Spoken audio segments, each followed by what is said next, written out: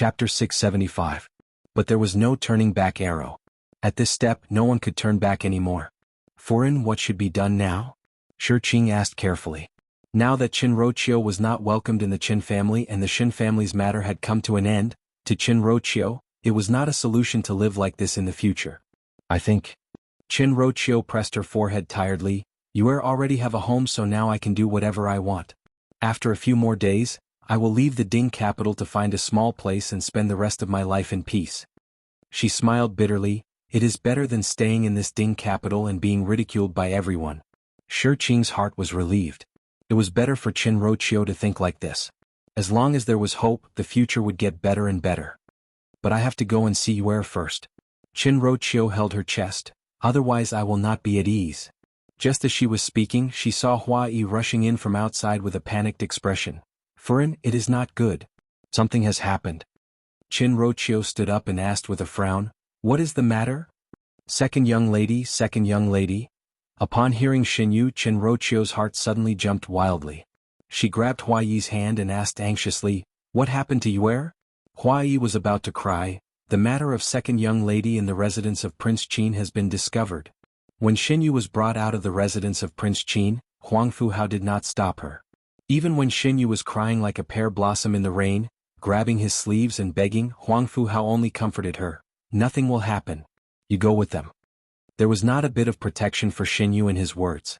Those officials that came were smart, and when they saw Huang Fuhao's attitude, the last bit of concern was gone. Almost rudely they escorted Xinyu out. Huang Fuhao looked at the group of people leaving with Xinyu and could not help but frown. He asked the guard beside him, Go and inquire about what exactly happened in the Ming-Chi's palace. Early in the morning, there were officials that came knocking and said that they wanted to take away the daughter of the third household of the Shin family, Xinyu. Ever since Xinyu entered the residence of Prince Qin, she had never told anyone about it. No one would have thought that the daughter of an official would become the crown prince's concubine. But now, these officials had somehow gotten the news and had come to King Qin's mansion to demand for him. At the end, Emperor Wen Hui left some leeway for Huang Fuhao to be polite.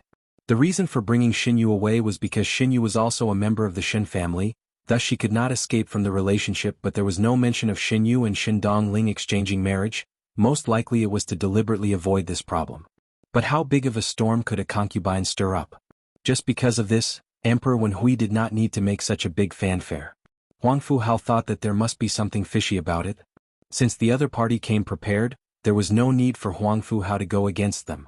To him, Xinyu was just a means to understand Xin Miao, and coincidentally there were some good looks that he could play with, thus he did not really put Xinyu in his heart. It was not worthwhile to make things ugly for Xinyu and Emperor Wen Hui, thus he went with the flow. But Huang Fuhao still knew nothing about what happened in Ming-Chi's palace, and because of this, there were still many things that he did not understand. After pondering for a moment, Huang Fuhao summoned the attendant beside him and said, Make a trip to the residence of Prince Ding and help me bring a message. These matters in the Shin family were enough to be called a pot of chaos. It was as if a thread had suddenly sprung up on a calm bandage, and when the thread was pulled, the originally embroidered pattern was instantly messed up and one could not see the original appearance. Chapter 676. First it was Shun Wan who did not do his job well and was sent to prison. Afterwards there were husbands and sons who were often in Qinglu province who knelt at the Yaman's doors and beat the drum to complain about their grievances. Until now, it was discovered that the daughter of the third household had become a concubine of the crown prince residence in the Qing country, thus implicating the matter of the third household's daughter and the second household's Shu daughter in exchanging marriage. This made one sigh at how chaotic the inner courtyard of the Shin residence was, and at the same time made one wonder if the Shin family had offended any ghosts or gods that they would have such bad luck. It was really strange. It was in the afternoon and Xin Miao pulled the curtains back, intending to take a nap. The Shin family's matters had already progressed according to the steps that she had planned. Xin Miao could roughly guess what Emperor Wen Hui would do. She just took off her cloak when she suddenly felt that something was wrong. She turned her head and saw that in the shadows, one did not know when Xie Jingxing had come over and was leaning on her couch. His hand was carelessly touching a furry thing, and that thing was arching up and down.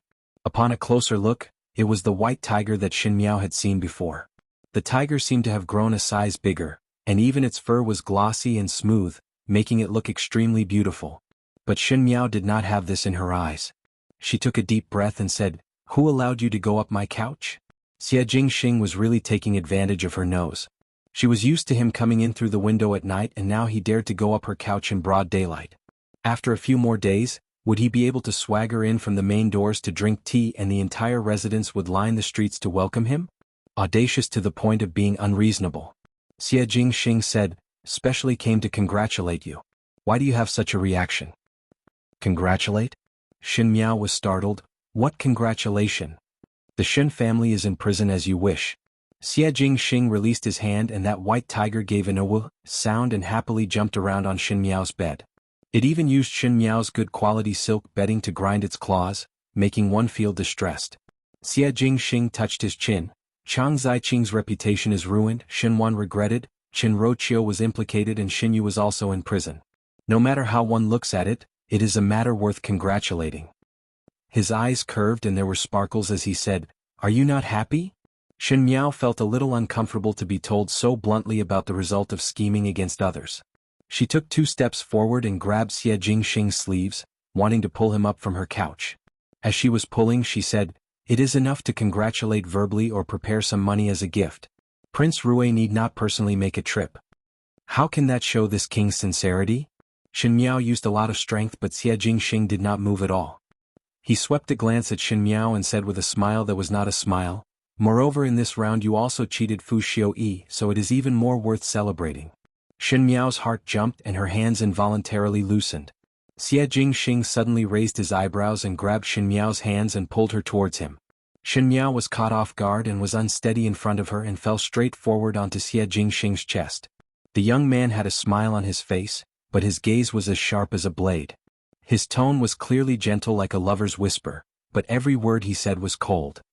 He said in a low voice, "Huang Fu Hao was also dragged in, thus the old emperor would not easily let Fu Xiu off.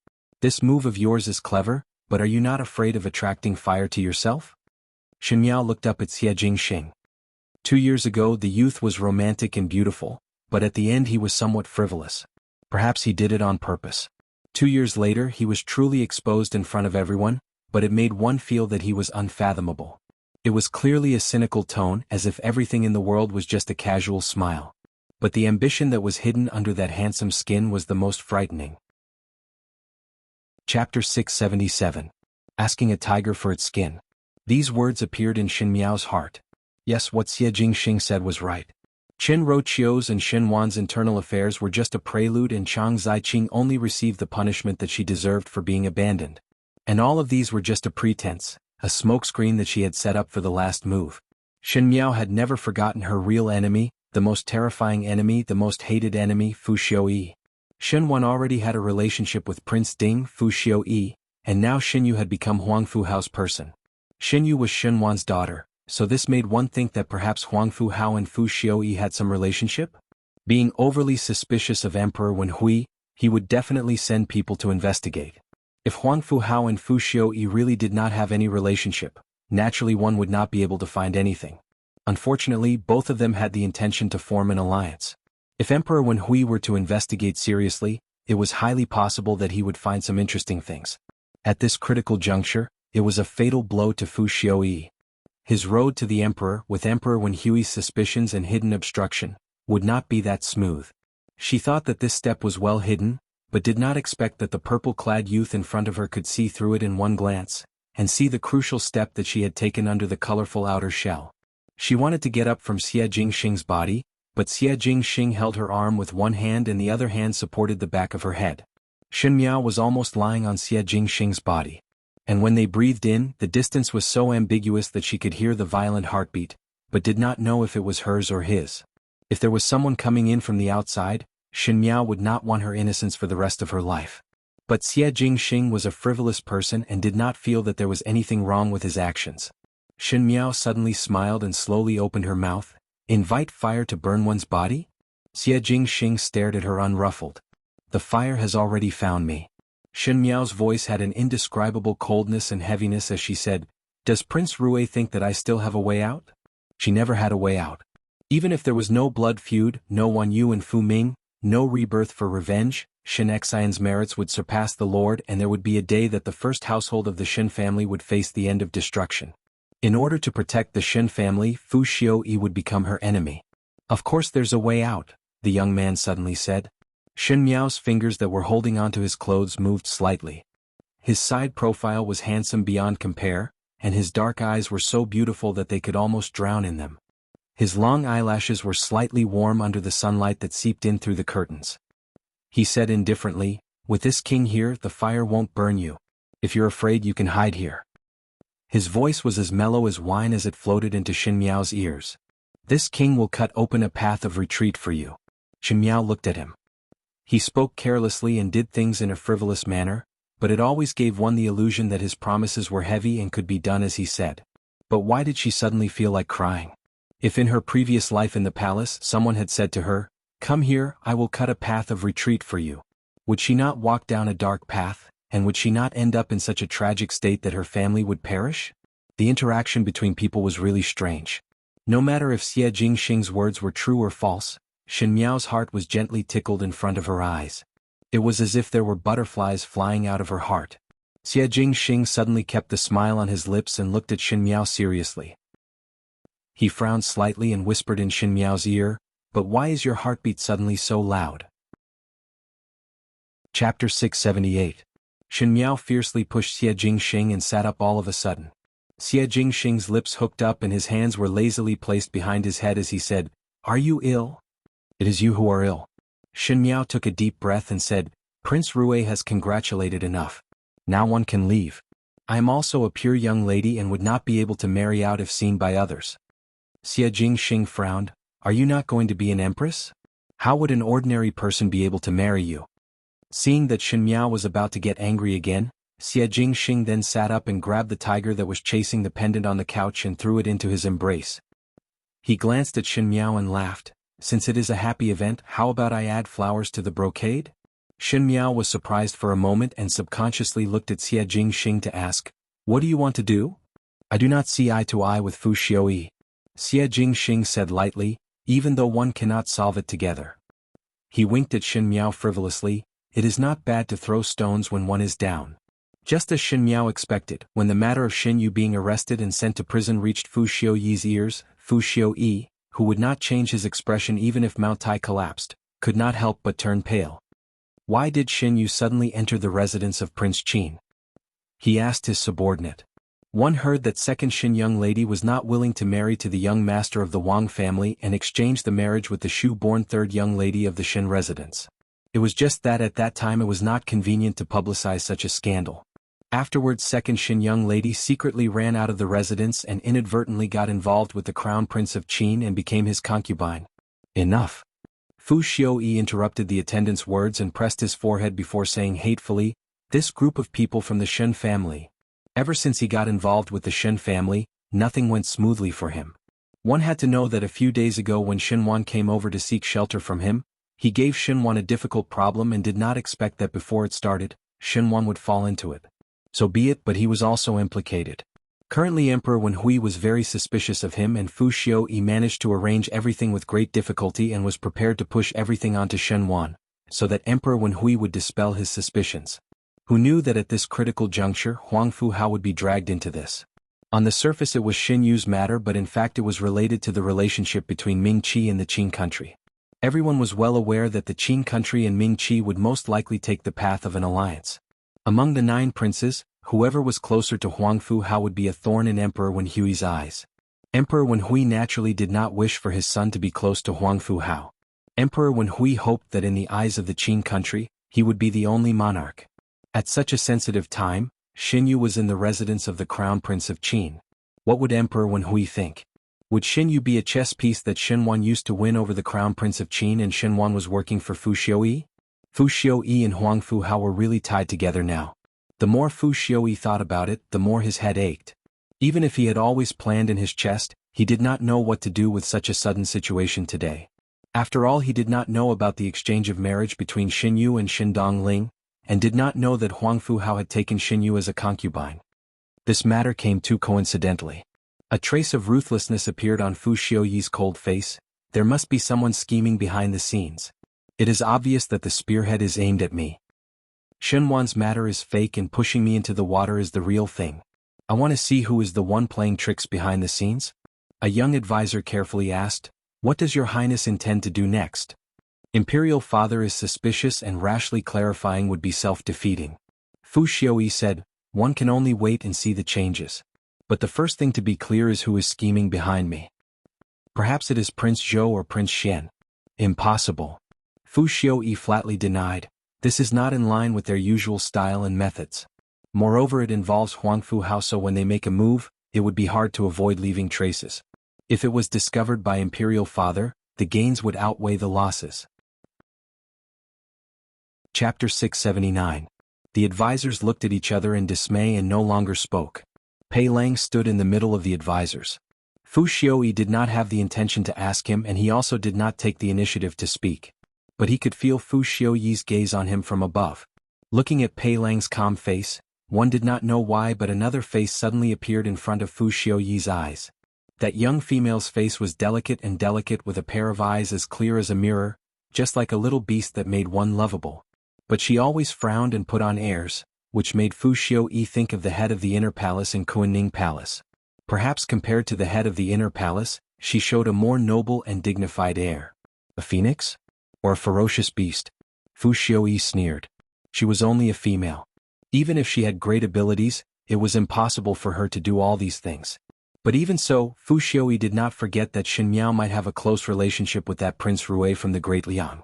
Prince Rui from the Great Liang had a lukewarm attitude towards the entire imperial family of Mingqi and occasionally deliberately targeted him. Was it because of Shen Miao? If it was really because of Shen Miao, this Prince Rui made a move and Fu Xiaoyi had grasped the other's weakness.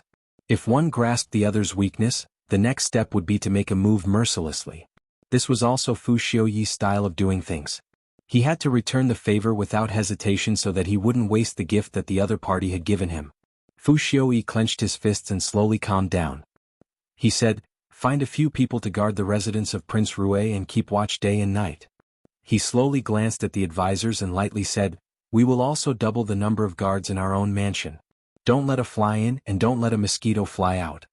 Pei Lang's heart jumped as he felt that Fu Xiaoyi's words seemed to be pointing at something. But his sleeves were still hanging down and his face was indifferent. On the other hand, when the advisors around him heard this, they all whispered to each other as if they had smelled some clues. Fu Xiaoyi's anger dissipated and a smile floated up as usual. It was just that his smile was only halfway when a guard came in from outside and said, Your Highness, His Highness the Crown Prince had sent someone to pass a message to you. Fu Xiaoyi was startled and said, Call him in. Just as he was about to get up, he suddenly realized something and his expression changed greatly. Bad. Emperor Wen Hui knew about Xin Yu's matter and suspected that Fu Xiaoyi and Huangfu Hao were involved. One feared that at this time he would spare no effort to investigate the relationship between Fu Xiaoyi and Huangfu Hao. Huangfu Hao did not know what had happened, and did not know the real reason why Shen Wan had been arrested. He thought that he had come to ask, but unfortunately he had bumped into the muzzle of the gun. One feared that she had already been caught by Emperor Wen Hui's people. Thus she would not be able to wash herself clean even if she jumped into the Yellow River. At this moment, his crime was almost confirmed. Fu Xiaoyi suddenly sat down on the chair. In Ming Qi's heavenly prison, there were currently quite a number of people locked up. Shen Yu and Shen Roqiu did not expect that they would reunite with Shen Wan's entire family under such circumstances. Shen Wan also did not expect that Shen Yu would actually become Huangfu Hao's concubine. Shen Wan was after all a person who had gone through many trials and tribulations in court. Others could not see it clearly, but he understood it very clearly. Even though he knew that he would not be able to escape the death penalty this time, but Shen Yu had implicated Huangfu Hao, which made him feel even more hopeless.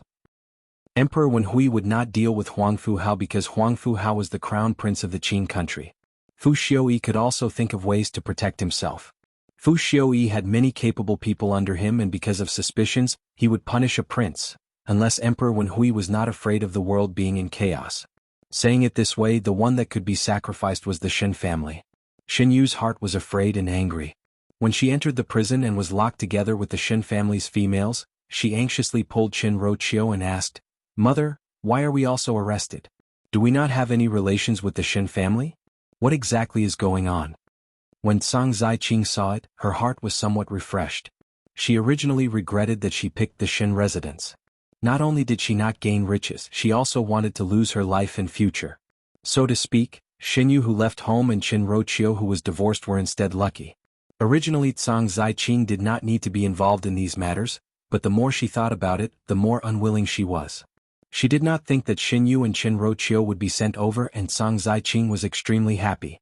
When one was unlucky, one would always want to catch a few of the same people to go to hell together. Zhang Ziqing said, "How is second young lady not a person of the Xin residence? You are master's daughter." Xin Yu sneered, "It is not your turn to interrupt." Chapter 680. That's not for a whore like you to interrupt. Zhang Ziqing was surprised for a moment.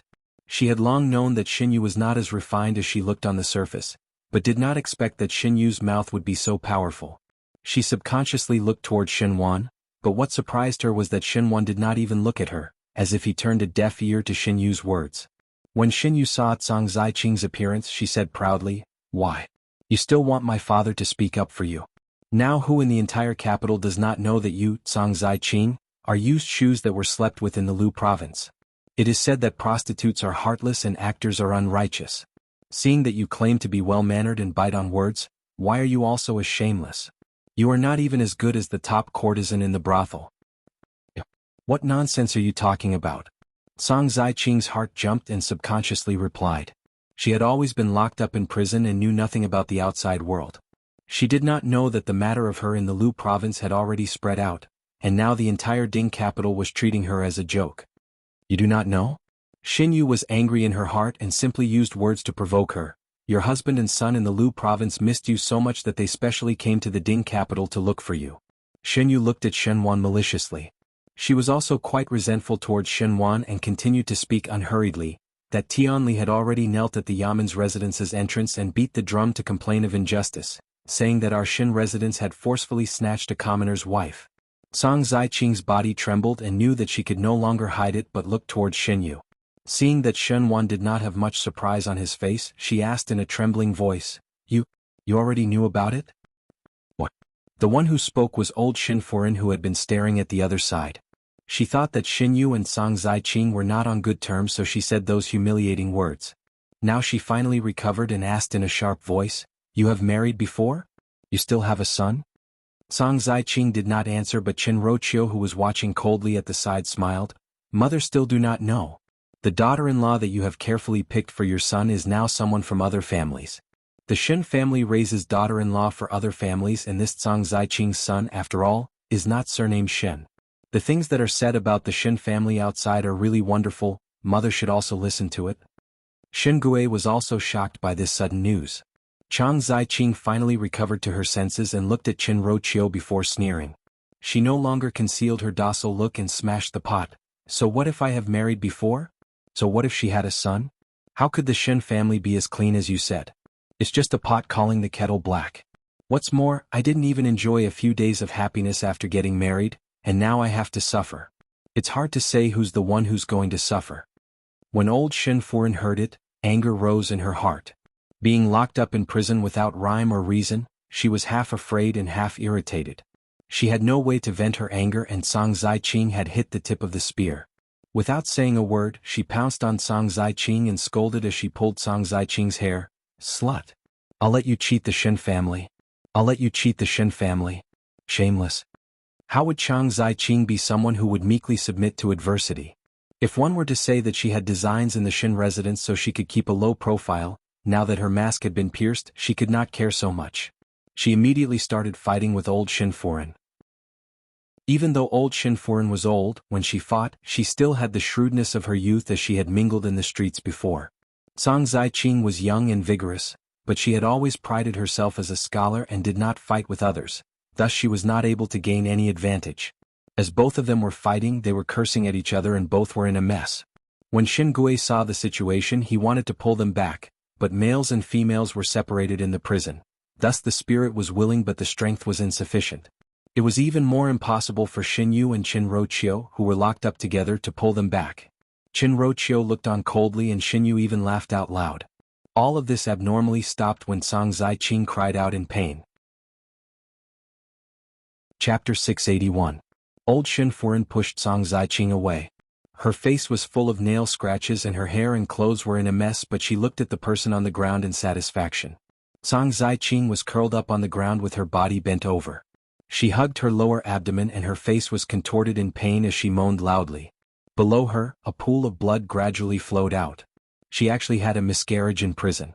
One did not know where old Shinfurin had touched Song Zai-Ching, but these days the food in the prison was not to one's liking and Song Zai-Ching's body was weak.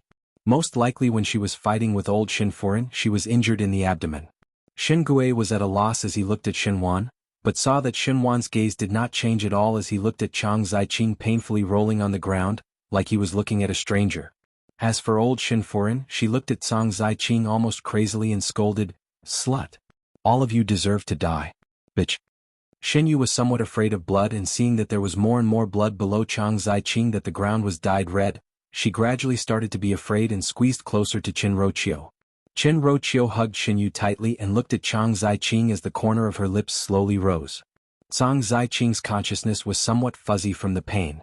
She tried hard to call out to the jailer, hoping that someone would discover that her body was unwell and find a doctor for her. However, the prison guards came and went, occasionally casting disdainful and mocking glances at her. They had no intention of helping her at all. One did not know how long she had been moaning for, but Chang Zai-Ching gradually could not even make a sound. Most likely she was only breathing in and not out, as if she was about to pass away at any moment. No one spoke in the cell. It was eerily quiet. Everyone of the Shin family looked at Chang Zai-Ching with disgust, impatience, ridicule, fear and disdain, but there was no sympathy at all. Disasters would distort human nature, and when one's status was on the opposite side, there would be no sympathy. From Shin Yu and Qin Roqiu's point of view, Chang Zai-Ching reaped what she sowed, and from Shinwan's point of view, Chang Zai-Ching deceived him and her death was not to be pitied. Shin Gui was not a good person and old Shinfurin could not wait to tear Chang Zai-Ching into pieces. In Song Zai-Ching's life, the first half of her life was most likely very smooth sailing, and even though the second half was not smooth sailing, she thought that with her own intellect, not to mention flying up the branches to become a phoenix, it was still possible to obtain riches and honor. She could fight and snatch for riches and honor, disregarding her conscience and face. But who knew that the riches and honor pit she plunged headfirst into was a burial ground, and the people she tolerated and dealt with were even scarier than jackals and wolves. At this time, Song Zai-Ching suddenly remembered the Lu province, the incompetent husband who loved to drink and the son who always silently chopped firewood to feed the chickens. She muttered in a daze, "Huai Xing?" Shin Yu frowned, "What is she talking about?" Qin Roqiu shook her head. "Mother, why do you look so lethargic?" Shin Yu held her hand tightly. "Is this matter very serious? When can we get out?" "Don't worry, this is just a small matter. His Majesty will let us out once he finds out. Don't worry. You should rest for a while so that you won't have the strength later." Qin Roqiu smiled as she answered. With Qin Roqiu's assurance, Shin Yu's heart was slightly at ease and indeed felt somewhat tired, so she leaned on Qin Roqiu and closed her eyes. When old Shinfurin heard Qin Roqiu's words, she gradually calmed down. Even though she was not very satisfied with Qin Roqiu, one would always know who was better after comparison. With Song Zai-Ching as a foil, old Shinfurin felt that Qin Roqiu was still not bad. She also closed her eyes to rest. No one cared if Song Zai-Ching was dead or alive. Chapter 682. Qin Roqiu glanced at Chang Zai-Ching and sneered before thinking of something, and her gaze became desperate. She lied to Shin Yu about whether there was a way out this time. They might not be able to make it out alive. No one understood Shinwan's eyes better than Qin Roqiu. If there was a glimmer of hope, Shinwan would not have such a reaction. He sat there coldly and somewhat woodenly, as if he did not care about anything, no matter if it was the Shin family becoming the joke of the Ding capital, or the scuffle between old Shinfurin and Song Zai-Ching, or Song Zai-Ching's miscarriage. Shinwan was expressionless. Shinwan was in despair. Even Shinwan was in despair, so there was no reason for Qin Roqiu to have any other way to survive. It was just that when she really knew this ending, Qin Roqiu was not as unacceptable as she thought. Perhaps it was because Qin Roqiu had seen the fickleness of human nature when the Qin family and the Shin family were in a lawsuit, or perhaps the matter of being divorced by Shinwan had left Qin Roqiu scarred. At the moment, Qin Roqiu was physically and mentally exhausted, and Chang Zai-Ching had ended up in such a state, so she did not care much. Since they were going to die, wasn't it better to die together? Even if they died, they would still be a family. Qin Roqiu thought. Third younger brother. In the silence, someone was the first to break the silence. It was Shin Gui. He asked, "Don't you feel that our Shin family seems to have encountered some evil in recent years?" When father was around there weren't so many things. Ever since Shen Gui was found to have damaged the root of his offspring, he had been muddle-headed every day. It was rare for him to be clear-headed for once. Whether it was true or not, he had asked a serious question. Shen Wan glanced at him and one could not distinguish between joy and anger in his tone. Is it when father is around or when Shen Xen is around? Shen Gui was at a loss for words. Indeed, it was not accurate to say that old General Shen was around. To be accurate, when the Shen residence went downhill, it started when the first household separated from the family. In fact, 2 years ago when Shen Xen had just returned to the capital, their careers were not smooth. It was just that at that time the Shen family had not separated yet and their colleagues in the official circles had to give face to Shen Xen and flatter them. After Shen Xen left the capital, those people did not have any misgivings and the Shen family deteriorated day by day. Even though one did not want to admit it, it was indeed a fact. Without Shen Xen, the Shen family was the same as those random official families in the Ding capital. There was nothing special about it.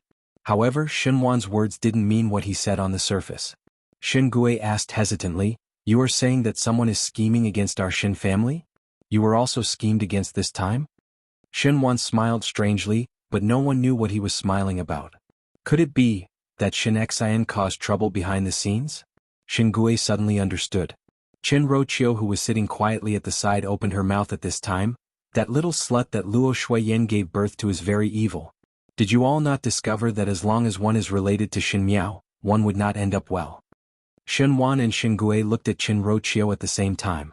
Chen Roqiu did not seem to see their gazes and continued. First it was the second household's Shen Qing and Shen Yuan and now it is the third household's turn. Initially second Sa did not gain any advantage in her hands. Come to think of it, if one were to say that the Shen residents had frequent mishaps, it would be better to say that it was the beginning of her great change in temperament. One was very strange as one's thoughts were constantly changing.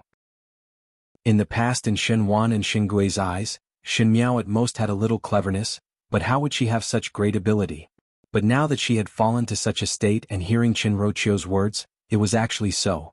Just take Princess Mingyan as an example.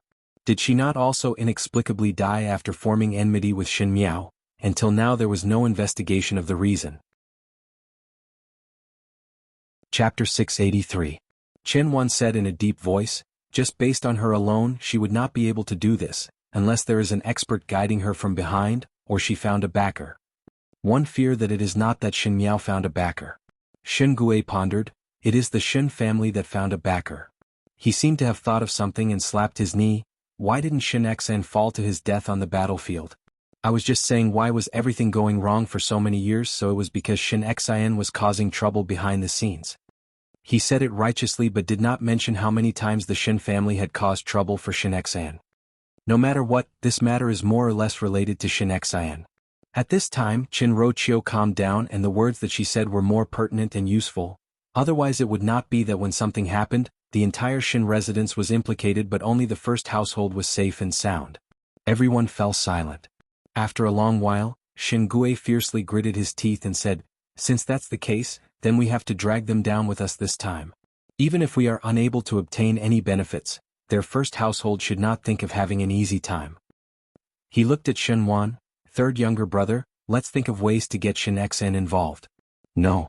Shen Wan calmly said, the matter has already reached the point of conviction. To implicate Shen Xen at this time, anyone with a discerning eye would be able to see that this is framing. The more it is like this, the more His Majesty will feel that the first branch and us are not the same kind of people, that we are treacherous officials, and the first branch is loyal. The first branch took advantage of it for nothing. Shen Gui said angrily, then are we just going to let him off like this? Shen Wan sneered, after suffering such a big loss, moreover father was biased toward Shen Xen and after fighting for so many years, I do not believe that we will still lose. Even if we cannot pull Shen Xen down, we will at least peel off a layer of Shen Xen's skin. Third brother you mean? Shen Gui was puzzled. Shen Wan lowered his voice, if His Majesty can't get through, there will always be someone else. Take a guess, now that this has happened, of course we are the ones suffering, but who is more angry than we are? Chen Roqiu frowned, Prince Ding? Not bad. Shen Wan looked at Chen Ruoqiu calmly. At this time, it was useless to blame Chen Roqiu for submitting the evidence in a fit of anger. Moreover the reason was that Shen Wan divorced Chen Roqiu because of Zhang Ziqing. In the long run, perhaps someone had set up a trap and schemed all of them, so what was the point of blaming anyone? However, all of them were disheartened and exhausted. However, even before death, a poisonous snake would never forget to take a bite out of its victim. The Shen family was such a poisonous snake. Shenwan said coldly, "Our every move is being monitored by others. There is no doubt that there are Prince Ding's people among them, and to talk more about the first household of the Shen family would make Prince Ding suspicious." Previously, when Prince Ding wanted him to matchmake Shen Miao and Prince Zhou, he already had some doubts about Shen Miao. Now that the eldest household of the Shen family was mentioned, once Prince Ding thought that it was the eldest household of the Shen family who cheated him and made him suspected by Emperor Wen Hui, one fear that he would immediately want to destroy the eldest household of the Shen family. What kind of person was Prince Ding? He was the one who hid the deepest among the 9 princes and was more like a smiling tiger compared to Prince Xian. Being stared at by Prince Ding, Shenwan believed that the eldest household of the Shen family would have a hard time in the future. Even if one could not change the outcome, one must still bury a malignant tumor for the eldest household of the Shen family. There would be a day when it would sprout. He muttered softly and said in a voice that only he could hear, "I will wait for you on the road to the netherworld, eldest brother." The case regarding Shenwan in the Ding capital was closed very quickly, so much that when the commoners knew of the news, they were somewhat baffled. Chapter 684. The former formidable great general Shen residence was searched, the servants were exiled and the masters were all beheaded. There had not been such a big case in Mingqi for a long time, and this case did not seem to be that serious. The officials seemed to be deliberately keeping it a secret, and the crime was only not doing a good job and causing a big disaster. It was just that no one knew what that big disaster was. Being an official was like this. If the monarch wanted the official to die, the official had to die. If Emperor Wen Hui wanted to execute any official, sometimes he would not even bother to think of a reason. Especially for people like the Shen family, the only officials were Shen Wan and Shen Gui, and these two people were gradually declining in their official careers, so there was no one to speak up for them. Of course, there seemed to be an invisible hand pushing it. In short, everything happened so fast that one did not expect it. On the day of the execution, Shen Miao wanted to go and see. Luo Tan looked at Shen Miao strangely and asked, "What is Biao youngest sister going to see?" That kind of bloody scene, the head would roll down and one would have nightmares at night. It is better not to go. Shen Xian and Luo Shuiyan would not go to see as they still had military affairs. Of course, even if there were no military affairs, they would also not go. Towards the Shen family, Luo Shuiyan did not have any feelings, but Shen Xian most likely had some, but those complicated feelings were all wiped out by the things that the Shen family did all these years. It was better to not meet and would not take the initiative to find trouble for oneself. Shen Miao said, "I want to go and see. I have not seen a beheading before." Luo Tan, she said in a flustered and exasperated manner, "What is there to see about a beheading?" But in her heart she was secretly anxious for Shen Miao. Females were always soft-hearted, and even though the entire Shen family was not a good person, Shen Miao had been with them for such a long time, and it was inevitable that there would be some sorrow. If she were to go up now, she would only be finding trouble for herself. "I will accompany younger sister," Shen Qiu said. Shen Qiu knew Shen Miao's stubborn character, and if he did not let her go, Shen Miao would sneak out herself to save trouble. He was not afraid, and with the guards by his side, they would be able to protect Shen Miao. "I will also go along," Luo Ling said with a smile. "I have not seen a beheading before." "What are you talking about, cousin?" Luo Tan glanced at Luo Ling. Previously in the northwestern region, it is not like one had not seen people being executed by military orders. One could not even bear to look at the beheading what first time. Luo Ling's smile was somewhat stiff, as he did not expect that his own Tang younger sister would tear him down like this. When Shen Qiu heard it, he looked meaningfully at Luo Ling until Luo Ling felt uneasy before saying, "Then let's go together." When Luo Tan saw that everyone had left, she gritted her teeth and stomped her feet before saying, "Then I will also follow. I don't want to stay in the residence alone. Biao youngest sister, you must cover my eyes properly later." When the group of people arrived at the execution ground, the onlookers outside had already surrounded the execution platform in 3 layers inside and 3 layers outside, so that not even a drop of water could trickle through. Because Shen Qiu and his entourage were accompanied by guards, the commoners took the initiative to clear the way. The surrounding people recognized Shen Qiu and whispered as they pointed at Shen Qiu and Shen Miao. One had long known that the first household of the Shen family and the second and third household were not on good terms, But one did not expect that when the second and third household were executed, the siblings of the first household would come to watch the execution. Some people said that the first household had gained a blessing in disguise. That year when they were forced by the second and third household to remove their names, they managed to escape this calamity. Some people also said that the siblings of Shin Xin were too cold-blooded, that they actually watched their family members being executed without being moved. On the execution platform, Shin Wan and his entourage were all kneeling with shackles on, wearing dirty prisoner's uniform and unkempt hair and dirty faces. There was no trace of the previous rich and powerful appearance. And Shin Yu and old Shin Furin's mouths were still stuffed with rags, and it seemed that one could see Shin Yu desperately shaking her head with fear in her eyes. Shin Yu and old Shin Furin had always been very afraid of death. Most likely they were unable to accept this fact up till now and were still thinking that there was still room for redemption. Chapter 685. Shin Miao's lips slightly hooked up. Her eyes swept across the people on the stage one by one. Shin Wan, Shin Rochio, Shin Gui, Shin Yu, old Shin Furin. Hearing that Chang Zai-Ching had a miscarriage in prison, when the jailer found her the next day and carried her out, her body was already stiff. It was better to let him bleed to death while he was still alive. At least he wouldn't have to watch helplessly as his head was chopped off and his corpse was left intact. But what was the use of that? Her life was gone and the entire Ding capital knew that she abandoned her husband and son. Biao, youngest sister, what are you thinking about? Luo Tan asked softly. Thinking about the past. Shin Miao gently answered. She thought of when she was fighting for power with Mei Furin in the inner palace. It was this group of people on the stage who stabbed the first household without leaving any leeway. They caused the death of Shin Qiu, caused the death of Luo Shuiyan, caused Shin Xian to be haggard and caused Wan Yu and Fu Ming to not have a strong support from their mother's family, and could only be sacrificed in the imperial family's throne room. They obviously had the most orthodox blood but lived like a lowly Shu son or Shu daughter. And all of these were given by these people in front of her. Shin Yu said, "Fifth younger sister, we are not a family. Not a family but an enemy. At least from now on, with the death of this group of people on the stage, she and those jackals, wolves, tigers and leopards of the Shin family no longer had any relationship at all." Shin Yu looked around in a panic on the stage but suddenly looked towards Shin Miao's direction. At the same time when she saw Shin Miao, a strong hatred burst out from her eyes. If it was not for the fact that she was being held in shackles, Shin Yu would have crossed the crowd to Shin Miao and scratched Shin Miao's face. Shin Miao smiled at her through the crowd and did not care if Shin Yu could see clearly, but she slightly raised her chin and looked at her with a critical and condescending gaze, like looking at a dog. Shin Yu was angered by Shin Miao's gaze and started to scream even more. The official who was holding her impatiently gave her a kick and Shin Yu seemed to be in pain from the kick and was momentarily quiet. But she looked towards another direction with an extremely angry expression. Shin Miao followed her gaze and saw that not far from her, there was a familiar figure. It was a young lady, dressed in luxurious clothes, slightly drooping eyebrows, pointed chin and big eyes. If it wasn't Shin Dongling, who else could it be? Shin Dongling also saw Shin Miao and smiled gently and actually walked towards Shin Miao.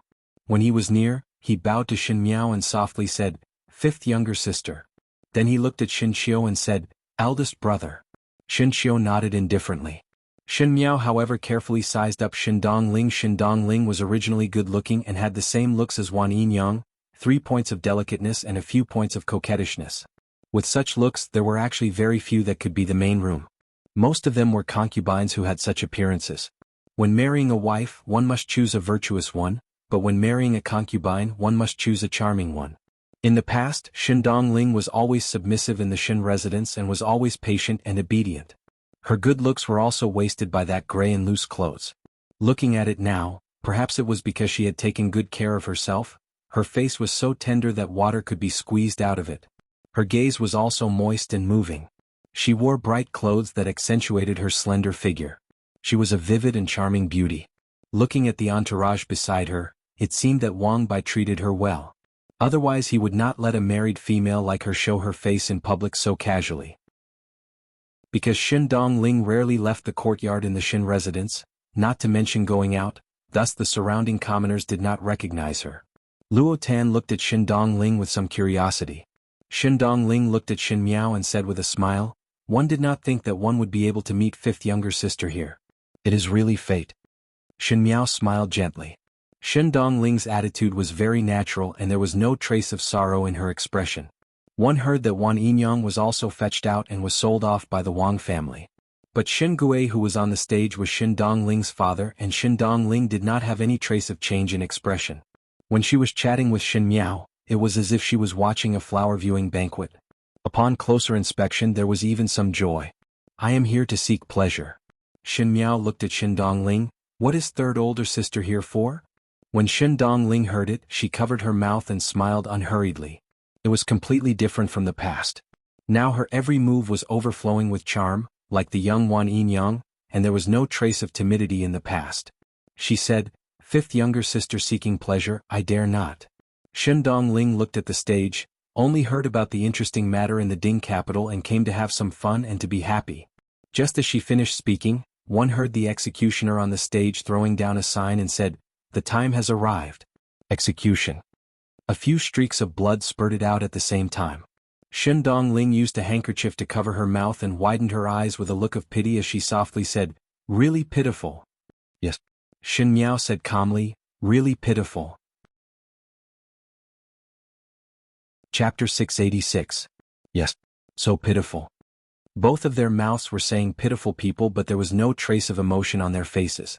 Xin Miao had a long hatred towards the first household of the Xin family, and with the blood debt from the previous lifetime, it was not too much to do so. But Xin Dongling was different. Even though in the early years she and Wan Yinyang were suppressed by Ren Wanyun until they were transparent people in the Xin residence, Xin Dongling had never shown any trace of dissatisfaction, and it was because of this that this kind of performance made one's heart turn cold. A few heads rolled down the stage into the crowd, and there were cries of alarm from the crowd.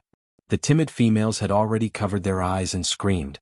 Because this family of Xin residents was a sinner, the corpses could not be collected and it had to be dealt with by the higher-ups.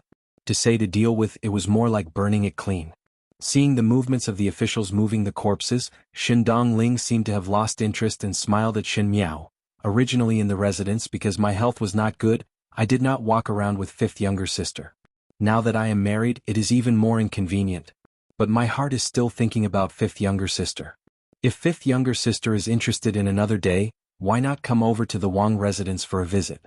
It will be good for us sisters to have some intimate words." Xin Qiu was listening at the side and his brows wrinkled up. He could not say how much he liked Xin Dongling as a person, especially when something happened to Xin Wan's side. Even Xin Yu and Xin Roqiu were not spared, but the married Xin Dongling was safe and sound. Of course she was a Shu daughter and perhaps she did not need to be so calculative, but it seemed that the Wang family was dealing with her. A timid person, but let her husband's family who had just married her to run circles around her. Xin Qiu was not a fool and felt that Xin Dongling was not as simple as she looked on the surface. Especially now that he saw that Xin Dongling was delicate and charming but had a cold temperament, he was even more displeased, not to mention to let Xin Miao get close to her. When Xin Miao heard it, she only smiled indifferently and asked back, "Looking at third older sister's appearance, young Master Wang treats third older sister very well." Xin Dongling lowered her head in embarrassment. "The Wang family is kind." Xin Miao smiled coldly. The Wang family was kind. That might not be the case. Regardless of whether the Wang family was kind or not, Xin Dongling would not be that kind. She did not pay much attention to Xin Dongling in the past life, as under Ren Wanyun's suppression. Xin Dongling would not dare to be a demon like this, but she had the same temperament as Fu Xiuyi and was good at hiding. One did not know that after Xin Miao's death in the future battles, Xin Dongling would have the upper hand. "Since that's the case, it's your fortune," Xin Miao said lightly. "We still have some matters and will not disturb third older sister's enjoyment." Xin Dongling hurriedly bade farewell and said, "Take care, fifth sister." Xin Miao did not want to speak more with her and took the lead to take a step and leave. Xin Qiu had a faint expression as he nodded his head in farewell. Luo Tan and Luo Ling quickly followed. After Xin Miao and entourage left, Xin Dongling's personal maid, Xing Hua, pouted her lips in indignation. Originally Xing Hua also had a somewhat foolish temperament, but now that she followed Xin Dongling into the Wang family and became the head maid of the dowry, and her mistress was also the young mistress, she straightened her back a little and was not as cautious as before and even a little arrogant. Xing Hua grumbled, "Furin treated fifth young lady in such a good manner, but fifth young lady did not appreciate it. It is really unreasonable. She is the D and I am a Shu, so naturally one would look down on one." Xin Dongling was not as angry as Xing Hua. "But you are now the young mistress of the Wang family, one cannot be like how it was in the past. Moreover, in the future when fifth young lady marries, One would not even have a sister and one would be a joke. One would not fawn over foreign but be so cold. One fear that one would not be able to beg in the future. Chapter 687. Shen Dongling smiled faintly. It is only a young mistress of the Wang family and is not worth mentioning in other people's eyes. Why is there a need to curry favor? Xinghua said unhappily, you are a proper official's foreign. Who would fifth young lady marry in the future? Could it be that she wants to marry a prince? Her reputation was already ruined a few years ago, so who would dare to marry from a good family? Xinghua. It seemed that she felt that the maid's words were too much and Shen Dongling frowned. Xinghua quickly kept quiet and did not dare to say more as her expression was still unjust. What is reputation? Shen Dongling said softly, with the backing of the Shen family army this big tree and the Luo family army this soil, even if you were to marry the current son of heaven, no one would be able to stop her. It's just that. Shen Dongling smiled meaningfully, it is not good to marry high up.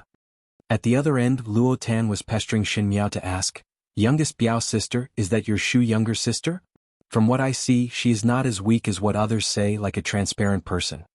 Previously, when Luo Tan came to the Ding capital, she was afraid that she did not recognize the people in the Shen residence and specially inquired about the temperament of the masters of each household.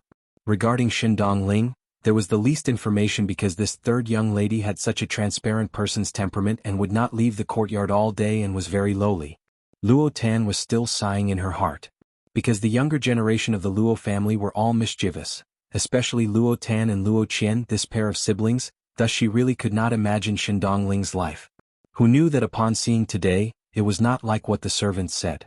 Shen Dongling was completely different from what she imagined. Shen Miao smiled, people will always change.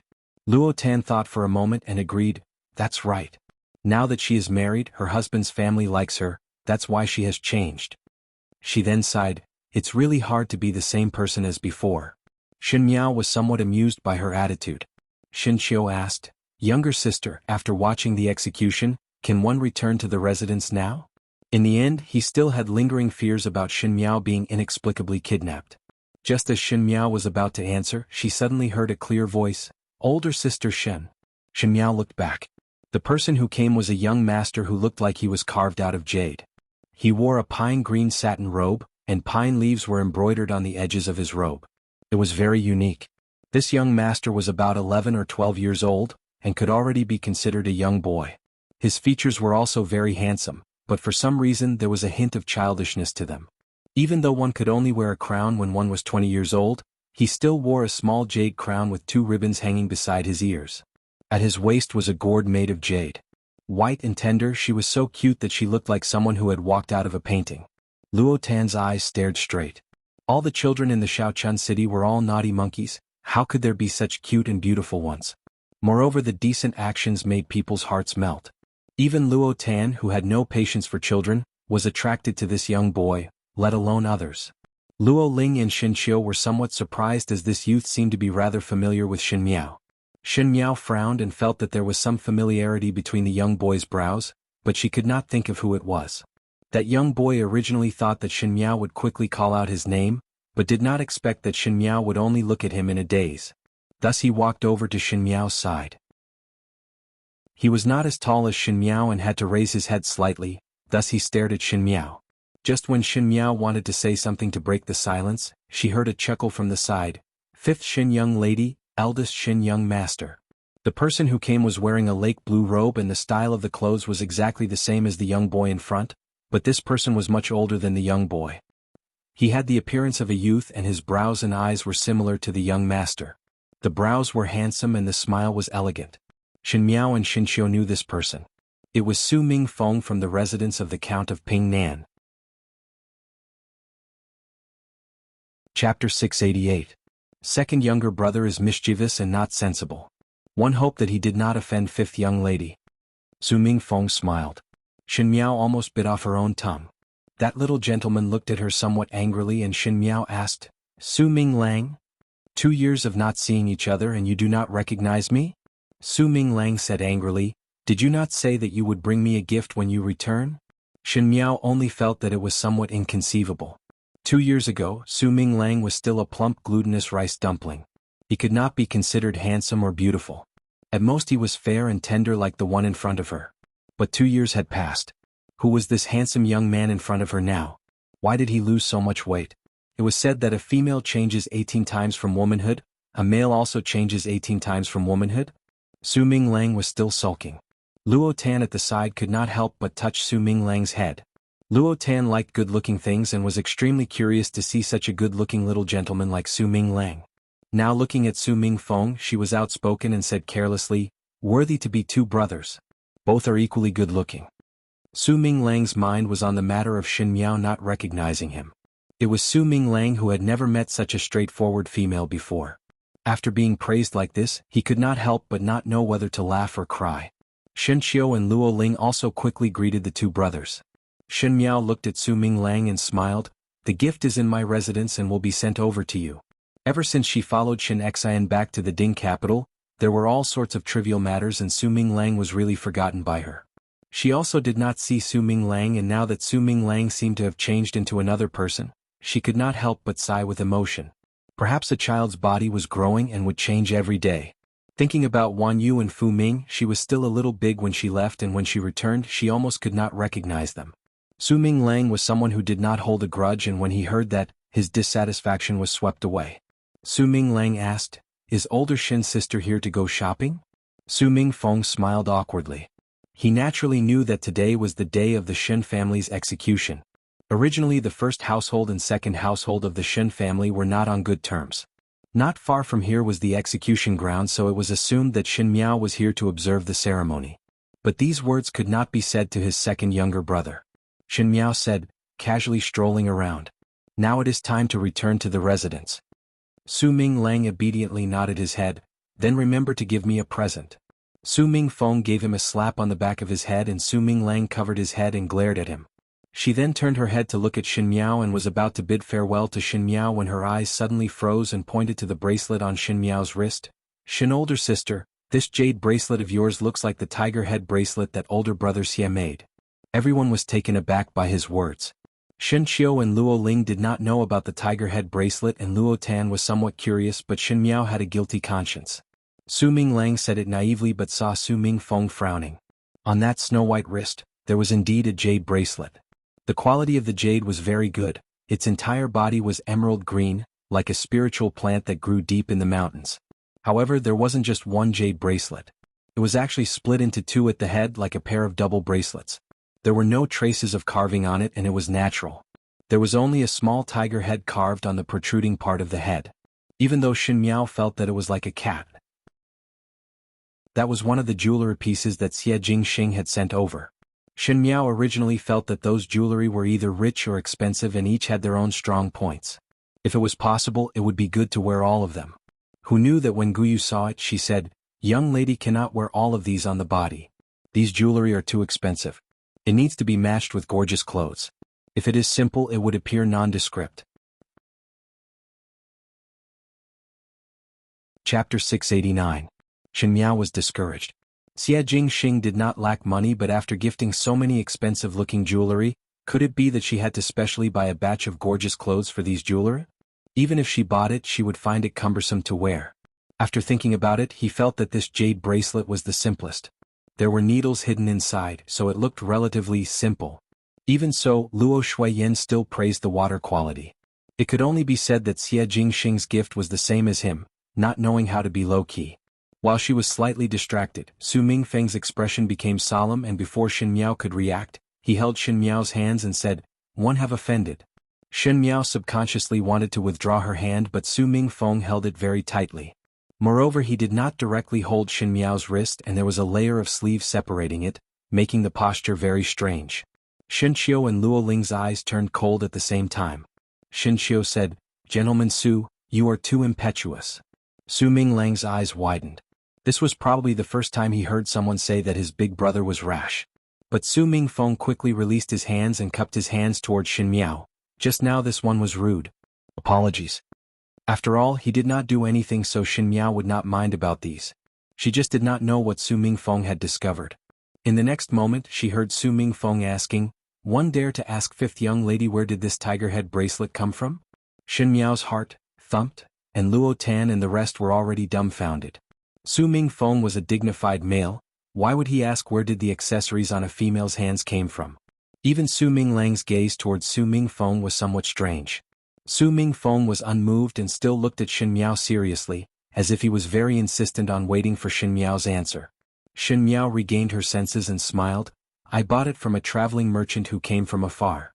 He said that it was an imported product. I did not expect Master Su to recognize it.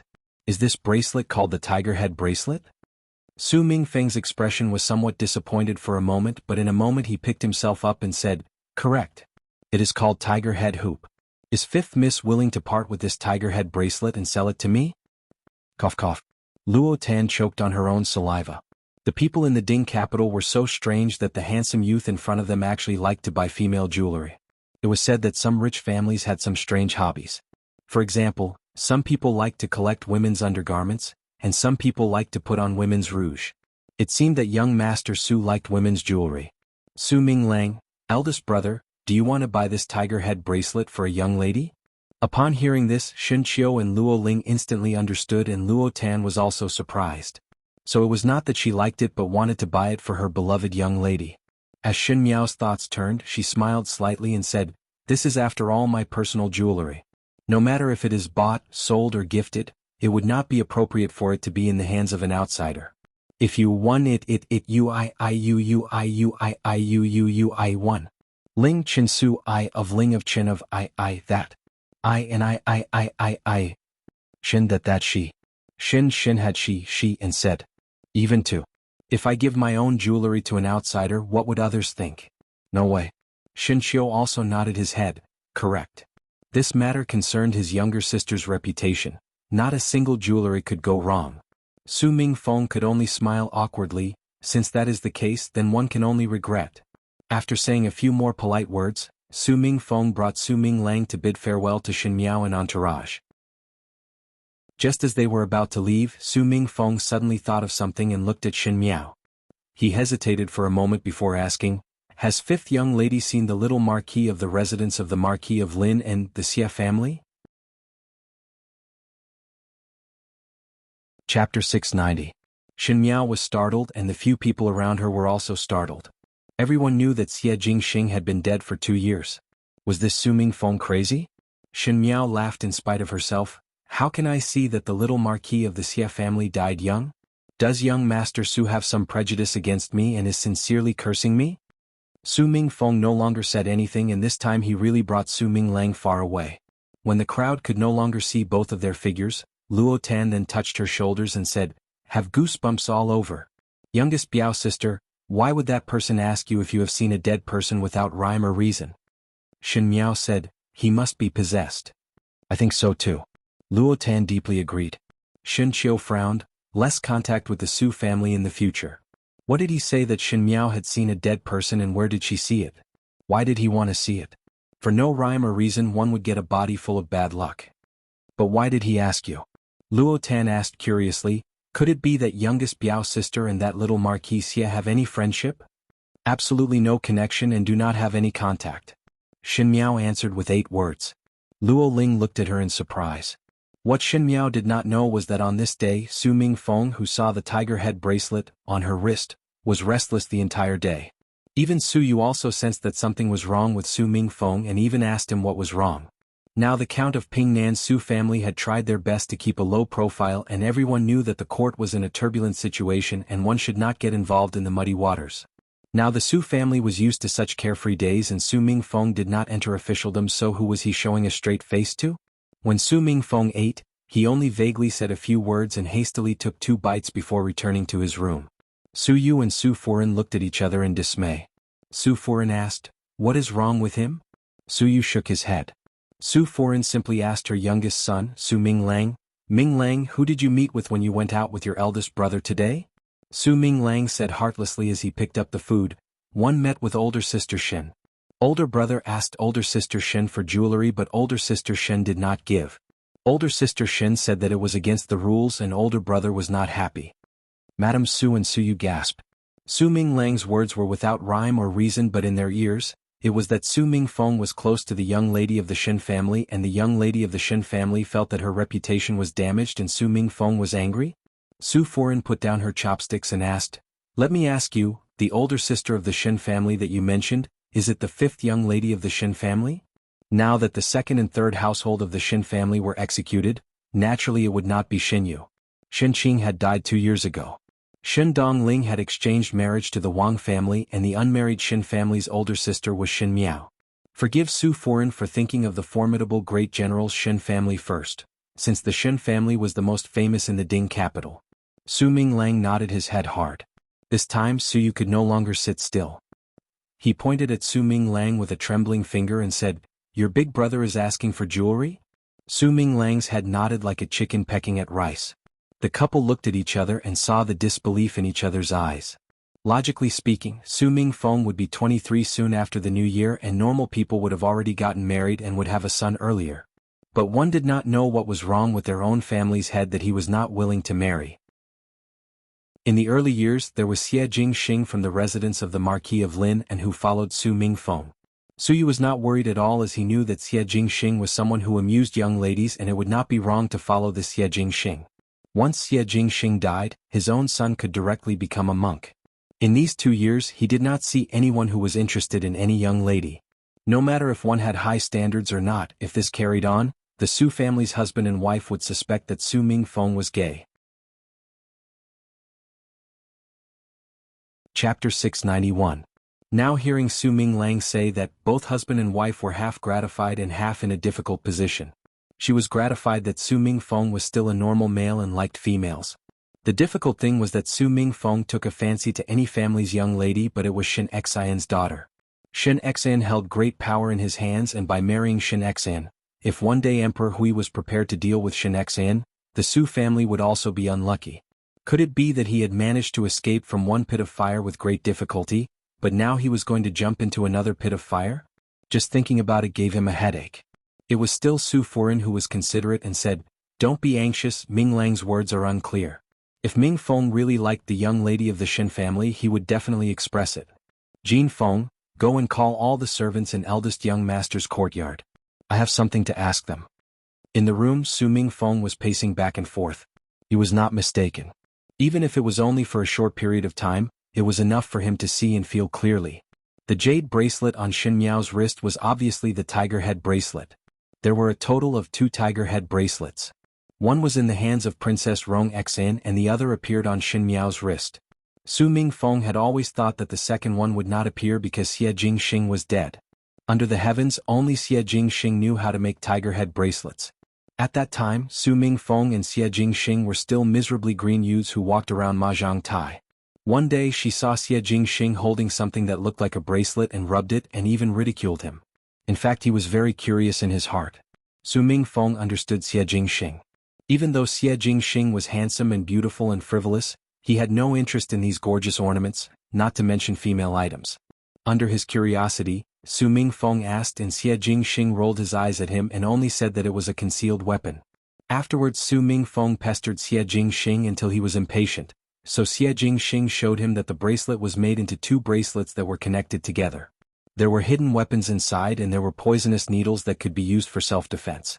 Su Mingfeng felt that it was very interesting and wanted it. Xie Jingxing despised, "This is for females to use. Who are you wearing this bracelet for?" Su Mingfeng then quieted down. Afterwards one saw Xie Jingxing giving the bracelet to Princess Rong Xen. Ever since the death of Princess Yuqin, Princess Rong Xen doted on Xie Jingxing very much, and Xie Jingxing had a deep relationship with her, so it was understandable for him to be gifted to Princess Rong Xen. Why was it called the tiger head hoop? It was because Xie Jingxing carved a tiger's head on it that his carving skills were not flattering, as it was as ugly as a dog's. Su Mingfeng kept on ridiculing, but Princess Rong Xen liked it very much. Xie Jingxing became interested and said that he wanted to carve another one. However, that jade material was very difficult to find, so he had not been able to find it. It was until 2 years ago when Su Mingfeng found a piece from the hands of a wealthy merchant, but the jade material was not as good as the previous one. There were shallow white marks, but one could still see it if one looked at it seriously. Before Xie Jingxing set off, he took that piece of jade and said that if he was bored along the way he would make a tiger head bracelet. Who knew that once he left he would be separated forever? As for the tiger head bracelet on Shin Miao's hand, there were faint white marks on the jadeite material under the sunlight. It was the same mechanism, the same workmanship, and that ugly carving was exactly the same as Xie Jingxing's. Xie Jingxing left the capital 2 years ago and Shin Xan went to the northwest region 2 years ago. Shin Xan left first and Xie Jingxing left after that, and when Xie Jingxing left, he still had that piece of jade material. Could it be that Shin Miao and Xie Jingxing had met each other in these 2 years? But at that time Xie Jingxing was already dead. Moreover, the carving on the bracelet was not old and seemed to be polished not long ago, as it was not smooth enough. Su Mingfeng's heart was thumping and he raised his hand to summon his servant. Call a few people to guard at the entrance of Shin Xian's residence and observe the movements of the 5th Shin young lady. It is also good to bribe the servants in the Shin mansion. I want to know every move of the 5th Shin young lady. Su Mingfeng naturally did not know how much of a shock his words would cause to Master Su and Su Furin's ears. Heavens! Su Yu said, Mingfeng really has deep feelings for this female. I originally thought that no matter how one looked at Mingfeng, he would not do such a rash action like snatching others' jewelry. One thought that it was Ming Lang speaking nonsense and did not think that it was true. Su Furin's head hurt and she drank a mouthful of tea before saying, how is it that he was so reserved previously but now it is like a different person? Still bribing others' informants. This is not the way to chase a young lady. What is the difference between him and those brats outside who cannot be seen in public? Perhaps it is because of his good feelings. Su Yu somewhat sighed, this child is like me, long affections. Su Furin rolled her eyes at him. According to this, if one does not let Mingfeng marry, would Mingfeng not die of disgust? One must first send an invitation to the Shin residence. Send an invitation for what? Su Yu was puzzled. What else can it be? To find a wife for your son. Su Furin's words were shocking. Chapter 692. The wind blew in the night and it was unusually cold. In the residence of Prince Rui, Gao Yang was reading a letter that was delivered with relish. Shin Miao lived in the Shin mansion, and even though there were many soldiers in the Shin family and the guards were not weak, due to various reasons, there were still dangers lurking around and one did not dare to relax. Xie Jingxing transferred a secret guard from the MOU army to quietly follow Shin Miao, so as to avoid any accidents. This secret guard called Song Yang was originally a spy in the MOU army. His skills were top-notch and his information gathering was also top-notch. It was just that he had a problem, which was that he was a chatterbox. Every day he would report to Xie Jingxing what Shin Miao did, and in this letter it was written who Shin Miao saw today and what she said. Basically, other than going to the toilet and bathing, everything else was written in detail. Gao Yang felt that this was quite abnormal, but Song Yang was such a cautious person. When he saw that Shin Miao and entourage met Su Mingfeng on the streets in the afternoon, his expression changed. Even though he did not know what Su Mingfeng had discovered, but Su Mingfeng and Xie Jingxing had such a long friendship, and this kind of strange action was not good. Just as he was thinking about it, Ji Yushu passed by from the back while biting an apple. When he saw Gao Yang in a daze with a piece of paper, he took a glance, but the main point was skewed. He said, ah, so that Biao young lady of the Shin family likes Su Mingfeng. Gao Yang was so shocked by Gao Yang that he almost fell off the stone bench. When he recovered to his senses, he said angrily, what is the fuss for? You are too timid. Ji Yushu patted his shoulder, don't use your fan all day long. Practicing martial arts is the right way. Finishing, he returned to the original topic. Young Lady Luo and young Master Su are quite compatible, and third older brother has a relationship with both sides. Why not be a matchmaker on another day? Gao Yang frowned. Which eyes of yours saw that they are compatible? Moreover, who said that Luo Tan likes Su Mingfeng? Both my eyes saw that they are compatible. Ji Yushu said and pointed to a line of words on the letter to Gao Yang. You see, young Lady Luo said to Su Mingfeng, worthy of being two brothers, both are equally good-looking. Let's not talk about Su Ming Lang, but young Lady Luo was using this method to express goodwill to Su Mingfeng. Otherwise, why would you praise someone for being good-looking? Luckily, Song Yang was a chatterbox, and not only did he write Shin Miao's words, he also included Luo Tan's words. Ji Yushu was considered to be a talent, as he was able to see this sentence in such a full page of paper. Gao Yang suppressed the slight displeasure in his heart and said, boring. You don't understand. Ji Yushu snatched the fan from Gao Yang's hands and imitated Gao Yang's unfathomable manner as he waved it and said with an I am the smartest look, only this young master who has seen all kinds of flowers can see the true heart of a young female. What do you know, if you fawn on me I can consider teaching you. Achoo. In the cold winter, Feng Ji Yushu sneezed as he was fanning himself. Gao Yang snatched the fan back and ignored him. Just as they were talking, Xie Jingxing came back from outside, followed by Tai Yi and Nan Qi. It was unknown where they came from, but they looked travel-worn. Third older brother. Ji Yushu greeted him warmly, but Xie Jingxing did not even look at him and walked into the room with a cold face. Nan Qi and Tai Yi also had a solemn expression. Ji Yushu did not notice that Xie Jingxing was in a bad mood and continued, "Third older brother, something happened to fifth Shin young lady." Xie Jingxing's footsteps paused and frowned as he looked at him.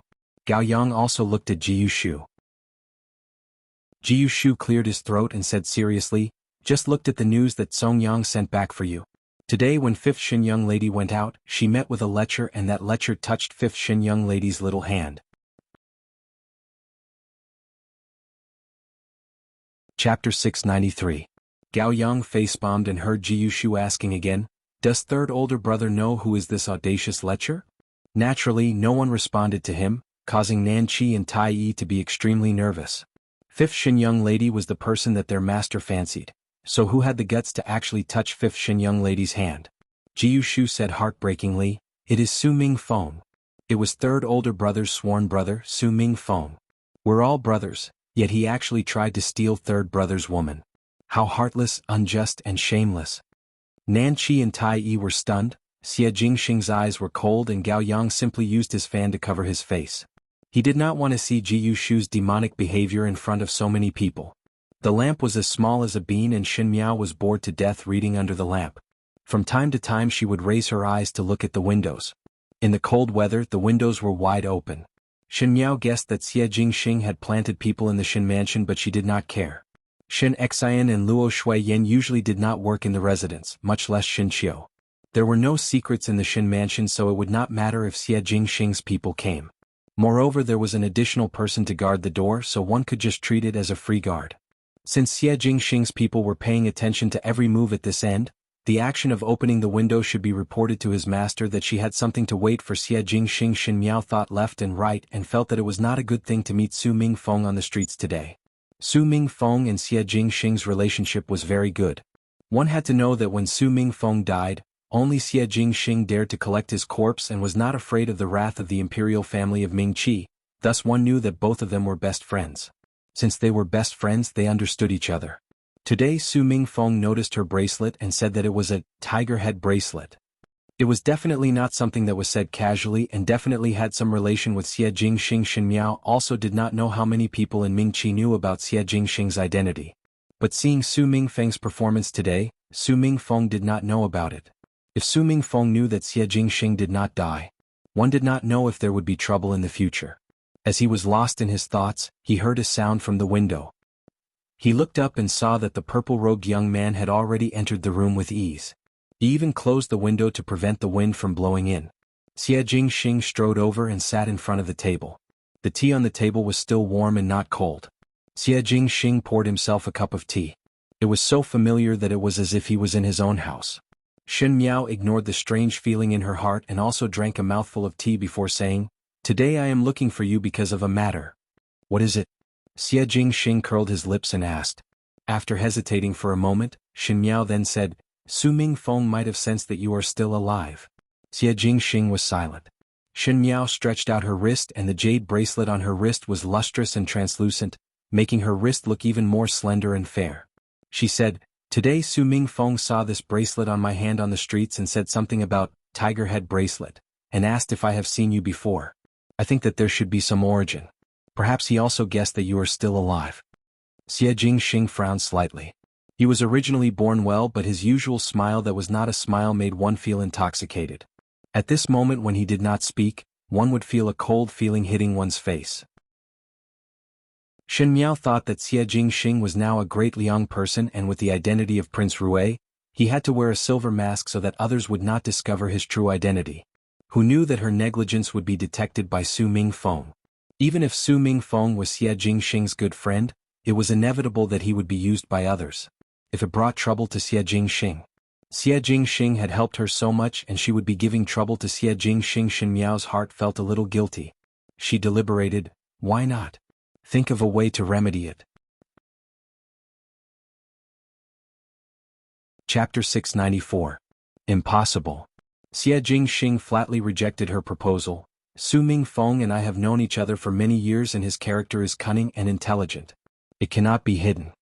Shen Miao had a headache but her heart was somewhat blaming Xie Jingxing. Since this tiger head bracelet had such a history, then one should not casually give it to others, alright? Unfortunately she was wearing that tiger head bracelet today, thus Su Mingfeng happened to see it. Then what should be done? Even if Shen Miao was intelligent, she did not know what to do. Everyone had their own specialties. She didn't know how to conceal her identity. Xie Jingxing shook his head. So be it if discovered. No need to bother about it. Will this not bring you trouble? Shen Miao frowned and asked. The Su family is after all an official family of Ming Qi and you are a great Liang person.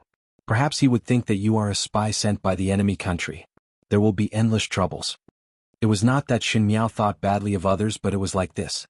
For a little benefit, the sisters in the inner palace would kill each other, not to mention that this was related to the interests of the two countries. The friendship between friends was the most precious, thus it could not tolerate deception and was the most fragile. Xie Jingxing slowly looked at her and his lips suddenly curled up as he said, Are you worried about me? Shen Miao was surprised for a moment before saying, I am concerned about myself. She paused before adding another sentence. I am now on the same boat as you. If you were to be discovered, it is difficult to guarantee that I would not be dragged out and the Shen family would also be dragged down. The gains do not make up for the losses. Xie Jingxing found it somewhat funny. Do not worry. One will not lose out by being allies with this prince. Shen Miao was used to his arrogance and did not put his words to heart. It was just that she suddenly thought of something and said, Speaking of which, you really do not intend to stop Su Mingfeng? How long do you think I need to wear my mask? Xie Jingxing suddenly asked. Shen Miao did not understand his meaning and did not speak. Sooner or later my identity will be known. Xie Jingxing lightly said, If it is not Su Mingfeng it would be others. Shen Miao was shocked and somewhat puzzled before asking, Then have you ever thought that if your identity was known your loved ones would think? The Marquis of Lin and Princess Rong Xen, Su Mingfeng and the others? Even if others knew about it they would at most be surprised. But how would Xie Jingxing's close family and friends think? Xie Jingxing would face the doubts of his closest family, which even Shen Miao did not dare to imagine. Even if she was betrayed and hurt in her previous life, she was still on the same side as the Shen family. But after Xie Jingxing's identity was revealed, that he was Prince Rui of the Great Liang, the situation became much more complicated. Xie Jingxing smiled casually, So what if I know? He said, There is no harm in the world hating me. He looked at Shen Miao and there was some evilness in his smile. I am not afraid. But one did not know why. Shen Miao felt somewhat sad when she saw his smile. She felt that this handsome and beautiful young man was not as heartless as he looked. Shen Miao was still thinking about it when Xie Jingxing suddenly touched her head and said, Do not take off the bracelet. Since it is given to you, one is not afraid of others recognizing it. Shen Miao actually did not like people touching her head. What would it look like if the Empress of a country was touched by others? Even if Shen Qiu touched her head, Shen Miao would also be unhappy but today she allowed Xie Jingxing to do it for the first time. She sighed in her heart. Today there was no need to haggle so much. Xie Jingxing stood up, Thought that you came over because of an urgent matter. If there is nothing I will leave first. He said, In the future if there is any problem just call Song Yang. He is now your secret guard so there is no need to open the window and wait for me. I will wake you up when I reach. He said it naturally and Shen Miao did not feel that there was anything wrong.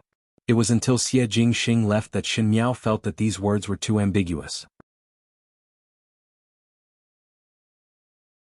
Chapter 695. She thought of Xie Jingxing's words and tried to softly call out, Song Yang. In a blink of an eye, there was a young man dressed in black like a guard in front of her. Shen Miao had a headache. Did Xie Jingxing stuff someone into her boudoir? In the future she would be watched even when she was sleeping? She asked, You stay in the room all day? Song Yang said, This subordinate lives on the tree at the entrance and when young Furen called the subordinate's name, this subordinate is a person who practices martial arts and would be able to hear it softly. Shen Miao looked at him in surprise. What did you call me? Song Yang bowed to her, Young Furen. Shen Miao said, Do not call me Young Furen. Yes, Young Furen. Shen Miao. After a long while, she waved her hands and said helplessly, Never mind. Let me ask you, what did Xie Jingxing go to do? Xie Jingxing left in a hurry and it seemed that he had something important to do. Shen Miao felt uneasy because of the matter in the day and thought that Xie Jingxing went to find Su Mingfeng to silence him. Song Yang said, "This subordinate do not know."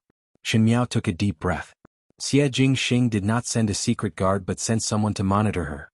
She sized up this person called Song Yang. He looked young and strong. Tomorrow he would follow the little kitchen to chop firewood. Xie Jingxing left the Shen mansion and instructed Tai Yi, in the future let Jiu Shu stay further away from Song Yang. Jiu Shu had the temperament of wishing for the world to be in chaos and felt that the days were too leisurely. To create trouble for him at this critical juncture, he really wanted to kick him back to the Great Liang. Tai Yi complied and suddenly thought of something. "Master, the traveling Great Master Guanzhen has arrived at Pu Tuo Monastery. Previously His Majesty let you go take a look. Now that he is in Mingqi, when do you plan to leave?" Xie Jingxing thought for a moment and said, "Tomorrow?" The next day the weather was extremely good. Luo Tan had recently fallen in love with cutting window flowers and thinking that it was the end of the year, she could cut some festive patterns to paste on the windows. She carried a large stack of red paper and scissors over and wanted to cut the window flowers with Shen Miao. As Shen Miao was cutting, she remembered some things. In her previous life in the state of Qin, those princesses and princes deliberately made fun of her, making her cut window decorations and do needlework. She had to cut and embroider day and night. Not only did she have poor eyesight, her vision became blurry at night, and her hands also developed a thick layer of calluses, making them very rough. Later when she returned to the palace, even if Shuangjiang brought a stone to help her grind, she was still unable to grind off the calluses. Coincidentally, it was Fu Xiuyi's birthday and all the beauties in the inner palace wanted to send birthday gifts to coax the emperor to be happy. Mei Foran's song lingered for 3 days and the way her slender jade fingers fluttered made everyone stare blankly. When it was her turn, Shen Miao presented an embroidered painting of mountains and rivers. She was the empress and it was not dignified to sing and dance. That mountain-river diagram was very imposing and Fu Xiuyi obviously liked it very much and the officials also praised it. Mei Foran did not let it go and insisted that Shen Miao also play a kongho. Shen Miao was unwilling and looked at Fu Xiuyi with some pleading eyes. Fu Xiuyi downplayed it. "Since Mayor is interested, then the empress can play a song for Zhen. Zhen had not heard you play the zither for many years." Shen Miao was forced to play helplessly and could only play. Shen Miao knew how to play the kongho. She actually learned a lot of things for Fu Xiuyi and even though it was not as moving as Mei Foran's zither, she was still able to listen to it. But it still provoked criticism from the officials, ridicule from the concubines and everyone pointed at it. What? It was because that pair of hands that were used to play the kongho was too ugly. The joints were thick due to working all year round and one could see thick scissors between the fingers. The entire hand was clumsy and rough, not like the hands of the empress of a country, but more like the hands of a peasant woman in the countryside. Chapter 696. Compared to that pair of delicate white and beautiful jade hands, it formed a sharp contrast. She was very afraid. Not afraid that she would make a fool of herself, but afraid that because of her, Wan Yu and Fu Ming would be pointed at. When she was playing the Chinese harp, she saw Mei Foran smiling charmingly at her and seeing Fu Xiuyi's cold and harsh expression. Her heart was so sad that she wanted to cry. It was just that Shen Miao could not cry. For Wan Yu and Fu Ming, she wanted to be a dignified and indifferent empress. She pretended that she did not care about anything, but when she returned to Kuaning Palace, she let Shuangjiang bring double the grindstone and grind off a layer of skin on her hands. Luo Tan saw that Shen Miao was lost in thought and asked, "Youngest Biao sister?" Shen Miao recovered to her senses and saw that the picture of a magpie in spring had been cut off. She could not help but smile bitterly. Now that she had a second life, her hands were still tender and flawless, but it seemed that the calluses were still there, constantly reminding her of her embarrassing past. Shen Miao threw the scissors away and said, "Not cutting anymore." Luo Tan made an sound and asked, "Why?" Shen Miao casually said, "Calluses will grow." Luo Tan, who had always worshipped Shen Miao, could not help but have a strange expression. "It is not like cutting day and night, how would calluses grow?" She then said, "No wonder your little name is Jiao Jiao." Shen Miao picked up the teacup and took a sip when she saw Guyu walking in from outside. "Young lady, Fern wants you to go to the main hall." Luo Shuiyan did not have any official duties today and was in the residence. Shen Miao asked, "What matter does mother call me for?" Guyu hesitated for a moment before saying, "This servant also do not know, but Su family's foreign came to our residence and is currently talking to foreign in the main hall." Su family? Shin Miao's hands paused and put down the teacup. The Count of Ping Nan's Su family. Exactly. In the main hall, Luo Shuiyan was talking to Su Foreign. Su Foreign did not come empty-handed today, as she said that her master had obtained 2 snow sparrows, and these snow sparrows could only be found in the northern country. Su Foreign was afraid that they would spoil it and knew that Luo Shuiyan was from the northwestern region, so she specially came to ask how the snow sparrows could be raised. Luo Shuiyan previously thought that Su Foreign was here to laugh at her, but upon seeing Su Foreign's sincere expression, she did not have any intention of teasing. He also carried 2 baskets of fresh fruits from the countryside, which were fresh and tender. Previously the residents of the formidable great general and the residents of the Marquis of Lin were enemies, and the Su family was on good terms with the residents of the Marquis of Lin, and naturally the Shen and Su family were strangers and did not care about each other. 2 years ago the matter Shen of the matter of the resistance. The Shen family was of the Shen and Shen. Even though at the end it was self-defeating and made Emperor Wen Hui relax his vigilance, but Luo Shuiyan remembered this in her heart. Is there? And there, Luo and one of Shen of Luo of. One of one. Luo. It was just that her heart was somewhat puzzled. This Su Foreign said that she came to ask how to raise the snow sparrows, but after talking for half a day, she did not mention about the snow sparrows at all. She only pestered Luo Shuiyan to talk about the new and interesting things in the Shaochun city and repeatedly praised Luo Shuiyan for teaching her children well and for giving birth to a pair of good children. The praises made Luo Shuiyan somewhat red. After praising for so long, Luo Shuiyan thought that it was time to let Shin Miao come out to meet the guests and let someone call Shin Miao over. But her heart was suspicious. Could it be that the residence of the Marquis of Lin was about to fall and the Su family wanted to find a backer for themselves, so they wanted to curry favor with the Shin family? If that was the case, then the Su family really could not be associated. Thinking of this, Luo Shuiyan felt that her decision to call Shin Miao over was somewhat impulsive. Especially when she saw Su Foreign looking at the door expectantly, she felt even more depressed. It was just that the words that were said were like the water that was poured out, so it was not good to refute.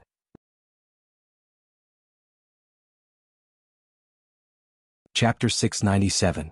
Until the maid outside came over to report that young lady had come over. Su Foreign immediately sat up straight and looked towards the door with some excitement. One saw a tall young lady wearing a light yellow dress walking in. She was quite handsome with some heroic spirit in her brows and wheat-colored skin. She was also hopping when she walked and her hair was combed into a deer bun. She only had 2 pearl earrings and there was a red dagger at her waist. Su Foreign? She did not think that Su Mingfeng would like such a female. One look and one could tell that she was lively and unruly. When that young lady saw Luo Shuiyan she laughed. Youngest Gu. Youngest Gu? Su Foreign was surprised for a moment before she saw clearly that there was another young lady behind this young lady. This person was wearing a lilac pleated skirt with pleated begonia, a small white coat and a snow-white cloak over her head. Her skin was as white as a peeled egg, her eyes were round and bright, her nose and mouth were small and her brows were delicate, making her look very lovable. But there was a strange posture that suppressed all the tenderness and naivety. She walked in a dignified and steady manner, looking like a person that came out from the palace. When Su Foreign just married Su Yu, she had seen the Empress before when the bride met the Empress Dowager. She felt that this petite young lady had the exact same posture as the Empress and was even more arrogant than the Empress. The one who walked over was a proud and cold noble lady with her chin up, and every move had the air of nobility that only a purple marquis would have. That young lady called Luo Shuiyan mother, before looking at Su Foreign. Luo Shuiyan quickly said, "This is the Foreign of the Count of Ping Nan's Su family. This is my daughter and niece, Tanner." Shin Miao and Luo Tan bowed to Su Foreign. Su Foreign did not go to the palace banquet previously and only heard of Shin Miao going against Princess Mingyan at the banquet. She knew that Shin Miao was not a docile person, thus when she heard Su Minglang say that Su Mingfeng was interested in Shin Miao, she was somewhat worried. But she had to come and take a look, thus she thickened her face and sent the invitation. After all, it was her son's lifelong event. Thinking that Luo Tan was definitely an unruly female hero, one subconsciously thought that Luo Tan was Shin Miao.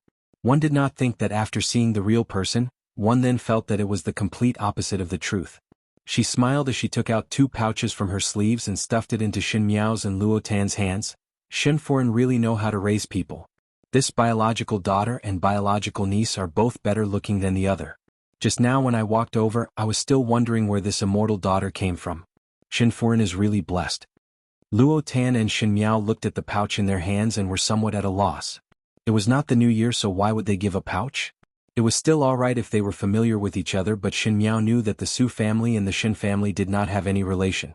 Could it be that the matter with Su Mingfeng yesterday was exposed?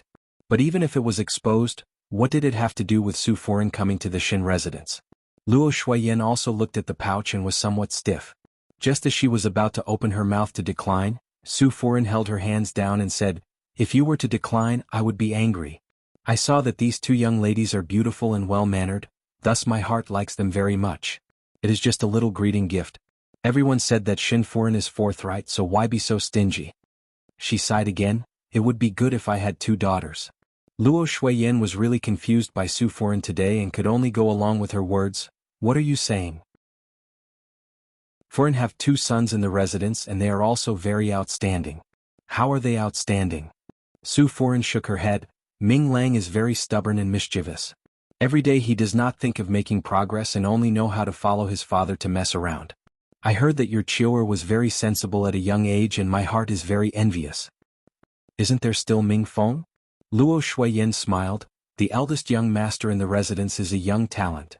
Su Foreign's heart was delighted and looked towards Shin Miao and Luo Tan. "Two young ladies, we are chatting about some boring things and you would find it annoying to listen. Go and play on your own. I will speak to Foreign." This was a tactful way of sending them away. Shin Miao's heart became more vigilant. Su Foreign would send her away upon the mention of Su Mingfeng. Could it be that she had guessed wrongly and Su Foreign was really here because of yesterday's matter? Luo Tan and Shin Miao walked outside and Shin Miao borrowed the opportunity to turn her back and said softly, "Song Yang, go to the main hall and listen to what they are talking about." She knew that no matter how soft her voice was, Song Yang would be able to hear it. When Luo Tan saw it, she asked, "Biao youngest sister, what are you muttering to yourself?" In the main hall, Su Foreign covered her heart and looked at Luo Shuiyan with melancholy. Not to hide from Foreign, Mingfeng is indeed not bad. For so many years he did not let his father and I worry about him. He is born with a talented appearance and high in learning. He entered the officialdom at a young age and is filial and well-mannered. One would not be able to find a second person like him in the entire Ding capital. Luo Shuiyan had a smile on her face, but her heart was muttering. Just now she said that Xinxiu was good and now she said that her own son was the best in the Ding capital. How would one boast like this? Just as she was thinking, she heard Su Foreign exaggeratedly sighing, "Just a little bad. My son is stubborn and likes one thing and would not look at other things. That is to the extent that he has not married until now. Really sinful." Chapter 698. Luo Shuiyan jumped in shock and did not know why Su Foreign suddenly said such scary words. She thought in her heart that it was just that they were not married and it was not like females were afraid of wasting their youth. Su Mingfeng's talent and appearance were placed there, so it was natural to be picky. But seeing Su Foreign's distressed look, she still comforted, "What is this? Foreign need not worry too much about it. Look at our residence's Chioer who is still not married until now. One must pick a wife well. One will not be able to eat hot tofu if one is anxious. If one were to pick one for him in a hurry and discover that it is not suitable in the future, it would be harming oneself and others." Foreign said it very correctly. Su Foreign pulled Luo Shuiyan's hands and said with a smile, "The younger generation have their own fortune. I originally thought so. But this child, Ming Feng, is a tight-lipped gourd and would not tell me anything. I do not know his thoughts at all." Luo Shuiyan listened perfunctorily. She had seen Su Mingfeng before and he had a good eloquence. Su Foreign really dared to say that he was a tight-lipped gourd when debating. She really did not want to continue talking about other people's family matters with Su Foreign, so she changed the topic. "Does Su Foreign not want to know how these sparrows are raised?" Su Foreign glanced at the 2 sparrows in the cage but pretended not to hear and continued, "It is better to talk about my good-for-nothing son. Luo Shuiyan, when Ming Feng was young, he liked a painting that his father found and afterwards other paintings did not enter his eyes. When others gave it to him, he would not even look at it, but when that painting was given away by his father, Ming Feng thought about it for many years." Su Foreign sighed. "Ming Feng is a sentimental person and the things that he fancied are the best, and because of this, he would not be willing to settle for anything else." Just as Luo Shuiyan was puzzled, she heard Su Foreign's voice, "This young lady is the same. He likes a young lady and other young ladies would not enter his heart." Luo Shuiyan suddenly understood and smiled, "So eldest Su young master already has a sweetheart. One do not know which family's young lady has such good fortune. This was originally a polite remark, but one did not think that Su Furen was waiting for this sentence. She immediately clapped her hands and said, "It is the young lady of your residence." Luo Shuiyan's face instantly turned from green to white, then from white to green. Her feelings had come knocking on her door in a roundabout way, waiting for her. Luo Shuiyan was wondering why the other party brought 2 bird cages over but didn't even ask about the birds. Instead he kept on praising his own son. Now she suddenly understood. He was here to claim marriage. Su Furen saw that Luo Shuiyan's expression was not very happy and her heart was anxious. She knew that the Shen family had a big business and did not need to place the Su family's little property in their eyes. There were many families like the Su family who were willing to marry into the Shen family in the Ding capital. In addition to seeing Shen Miao with her own eyes today, she did not see any of the rumors of a weak and vulgar young lady. Such a dignified bearing, a girl who knew when to advance and when to retreat. If he were to marry her and make her the mistress of the household, she would be able to control the situation. Both the inside and the outside were very satisfied. It all depended on the attitude of the Shen family. Luo Shuiyan's face turned cold as she said, "Su Furen came today just for this?" Su Furen was somewhat embarrassed as she knew that it was not right to look at one's daughter-in-law under other pretexts, but she still said, "Shen Furen must not be angry. I know that I was rude today, but you are also a mother and should be able to understand my thoughts." Luo Shuiyan's expression slightly relaxed. When Su Furen came today, her attitude was indeed not bad. One would not slap a smiling person, so she said, "Without any reason or rhyme, why would Su Furen come and talk to me about this?" Luo Shuiyan's heart thumped. Could it be that Shen Miao and Su Mingfeng had secretly arranged a marriage? Even though the folkways of Ming Qi were considered to be more open, it was not a glorious thing for both families to privately make an alliance without knowing about it. Chapter 699. Su Furen said, "I heard from Ming Lang that Ming Feng is secretly interested in 5th young lady. Initially one did not believe it because this son of mine is a blockhead. Until now he did not get close to any young lady. I don't know what kind of person 5th Miss is, so I came here today." After seeing 5th young lady, one finally understood why Ming Feng liked her. Good looks, good temperament, and this bearing was not bad. I guess that in the entire Ming Qi only the Shen family could raise such a young lady. Not to hide it from Shen Furen, not only Ming Feng, even I like it very much, so one could not wait to tell Furen about this matter. I know Madam is a straightforward person and likes to be straightforward, so I won't beat around the bush. These words were said with sincerity and praised Shen Miao without a trace. As a mother, how could she not like her daughter being praised? Luo Shuiyan's complexion gradually improved. But how could Shen Miao's marriage be decided with just one sentence? Firstly, the Shen family's position in Ming Qi was special, and it did not matter if the in-laws were strong or weak, thus it was really difficult to decide on Shen Miao's marriage. Secondly, even though Su Mingfeng had a good reputation outside, he was sick a few years back and delayed his official career. Luo Shuiyan did not want Shen Miao to marry a sickly person. Moreover, Luo Shuiyan and Su Mingfeng had not met before and did not know how this person's character was. Thirdly, and the most important point, was that Su Mingfeng liked Shen Miao, but one did not know if Shen Miao liked Su Mingfeng or not. Luo Shuiyan was an open-minded mother. Even though it was the matchmaker's words, Luo Shuiyan hoped that Shen Miao would be happy and that her future husband must be someone that she liked. Therefore he couldn't make a hasty decision like this. My daughter's marriage cannot be decided in such a short time. Luo Shuiyan smiled and said, "On behalf of my master, I thank Furen and Gongzi for their love. It's just that the marriage ceremony requires a lot of consideration. I can't give Madam an answer in such a short period of time. I'm afraid I'll have to think about it for a few more days." Just as Madam had said, everyone was a mother. As a mother, I love my daughter dearly and hope that Furen can understand. Luo Shuiyan did not dare to be too harsh with her words and left some leeway. This made Madame Su extremely satisfied. She said a few more words before leaving. After Madame Su left, Luo Shuiyan's eyes darkened and she looked a little dignified. All along, Luo Shuiyan and Shen Xan felt that Shen Miao was still young and there was no rush in marriage. But when Su Furen came to visit with the intention to claim kinship, it reminded Luo Shuiyan that at this age, it was time for Shen Miao to be engaged. But how many young talents were there in the Ding capital?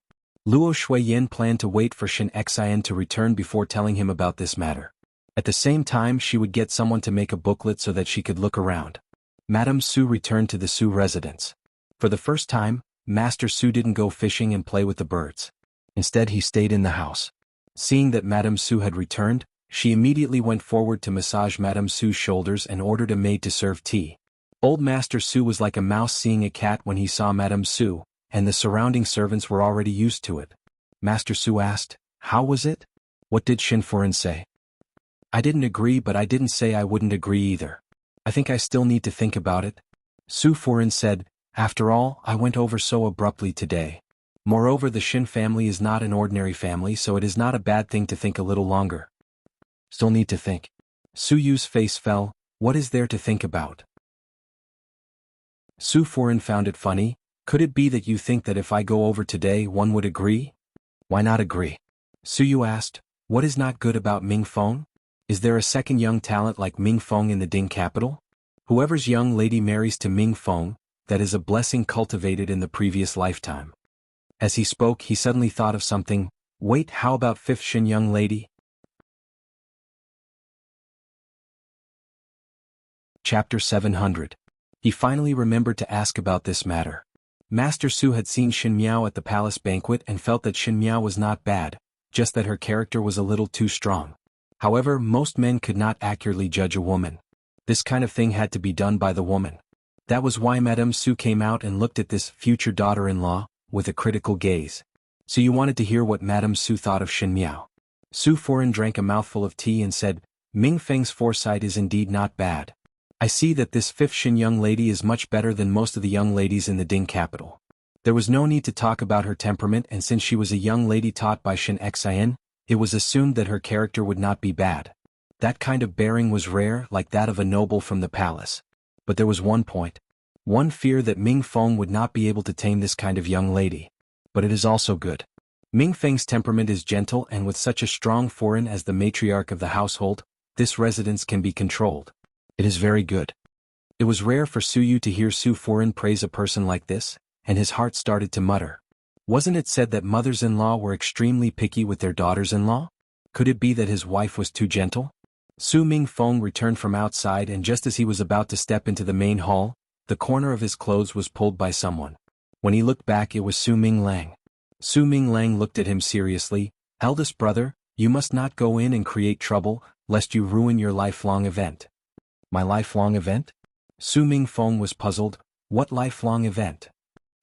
"Today I heard Jin Feng Jieji joking with other people, saying that mother went to look for a wife for you," Su Ming Lang said. Su Ming Feng was shocked when he heard it. "What, look for a wife? Who is it?"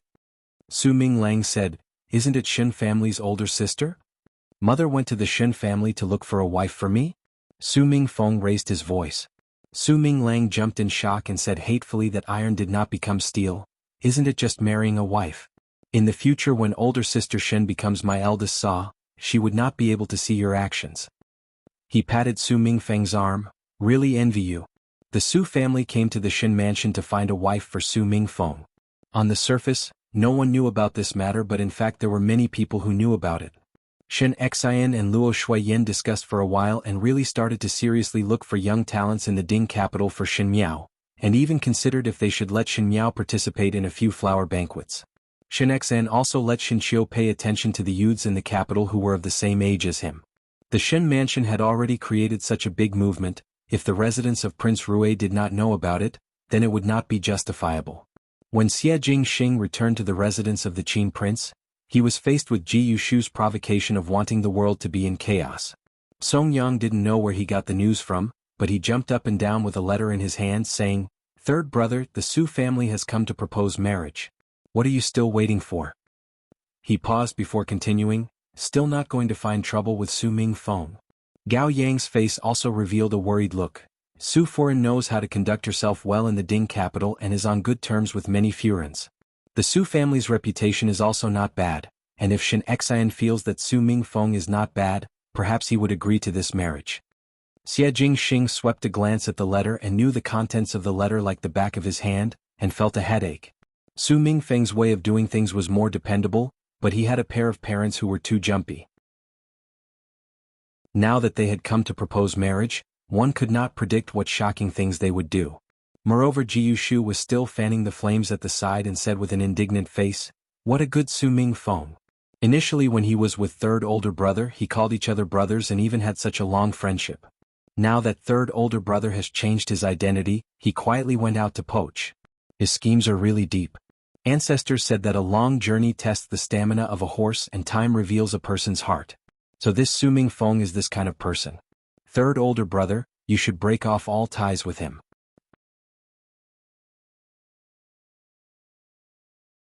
Chapter 701.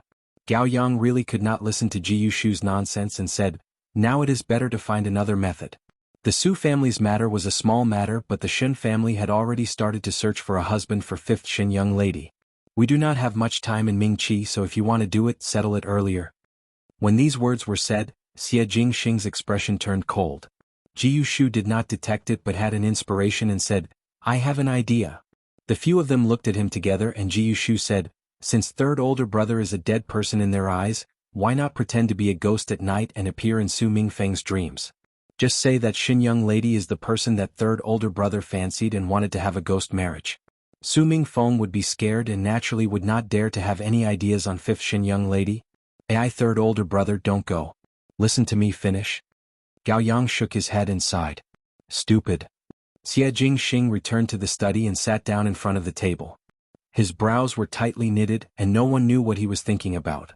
Tie, who was beside him, asked hesitantly, Master, today at Putua Temple what Great Master Guanzhen said? Great Master Guanzhen was a wandering monk. Some said that he was from the Great Liang, some said that he was from the Qing country and some said that he was from the Mingqi. But one thing was for sure. Whenever Master Guanzhen came to the temple, everyone would treat him as an honored guest. Great Master Guanzhen was a disciple of Buddha. It was said that he could see the past and future of a person.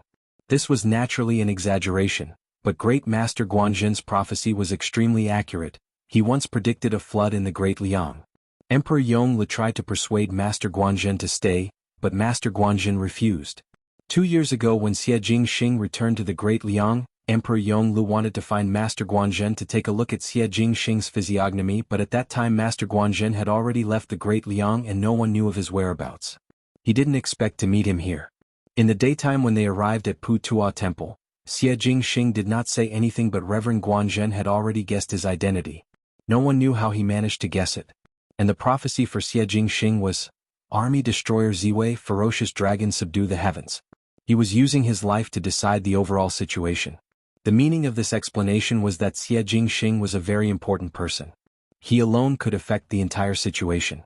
The army destroyer Purple Finger first broke and then established, using both kindness and might. When Xie Jingxing was in Mingqi, he claimed to be the heir apparent of the residence of the Marquis of Lin and died in the battlefield. Afterwards, when Prince Rui of the Great Liang reappeared in front of the world, it was established. The dragon was the leader of all living things. Unfortunately, it was a vicious dragon. Savage and ruthless. Xie Jingxing was asking about tribulation. However, Great Master Guanzhen shook his head. He only said that the fierce dragon doesn't get tribulated was actually helping people to pass the tribulation. When Xie Jingxing asked again, Master Guanzhen said that heaven's secrets must not be divulged and refused to say anything more. Tai was a little discouraged. It was not easy for Great Master Guanzhen to read his fortune, but he gave a vague answer. Then he thought about how his master had a temperament that was indifferent to external things. Fierce dragon doesn't get tribulated, helping others to overcome their tribulations. Listening to his master, he seemed to have become a bodhisattva. Who had such a big face to be able to let his master be his backer? Even if that person dared to do so, would master be willing? Xie Jingxing said, do not bother about this. First send this letter back to the Great Liang. His expression was somewhat stern. Shen Miao was unable to fall asleep on the bed. Song Yang's words in the afternoon were still lingering in her ears. She had never thought that Su Furin's purpose of coming to the Shen mansion was to seek marriage with Su Mingfeng. Thinking of Song Yang's wooden face as he repeated all the words of the two people in the room to her without missing a single word, especially when he was a man speaking in a woman's language and kept on saying, all are mothers, Shen Miao felt that it was somewhat funny. Xie Jingxing was indeed a talent. One did not know where did he find such a precious secret guard. Chapter 702. But as she thought about it, she could not smile any more. Why would Su Furin want to claim marriage for Su Mingfeng? From Song Yang's words, Su Mingfeng had deep feelings for Xin Miao, and Xin Miao would never believe in these words. Not to mention that Su Mingfeng had only seen her a few times. Moreover, that day on the streets, Su Mingfeng's gaze when he looked at her was not special at all. Could it be that this was Su Mingfeng's conspiracy? Xin Miao thought that because Su Mingfeng wanted to understand the secret of the tiger head bracelet, he decided to marry her. Was he not afraid that he would not be able to find out the truth by spending the whole day with her? Or did he think that after she became his wife she would tell him everything? But Su Mingfeng's actions were too much of a loss. In order to find out the truth he even threw in his entire life. Those people in the Supreme Court of Justice should be so ashamed that they would not have the face to face their fellow villagers. Guyu walked in from the outside with a stack of clothes in her hands and said with a smile, "Young lady, tomorrow one is going to Putua Monastery and Foreign said to wear some light colors." This servant brought some darker colored clothes for young lady to pick and wear tomorrow morning. As she spoke, she cut the wick of the oil lamp for Xin Miao and said, "Young lady must rest early today and wake up early tomorrow.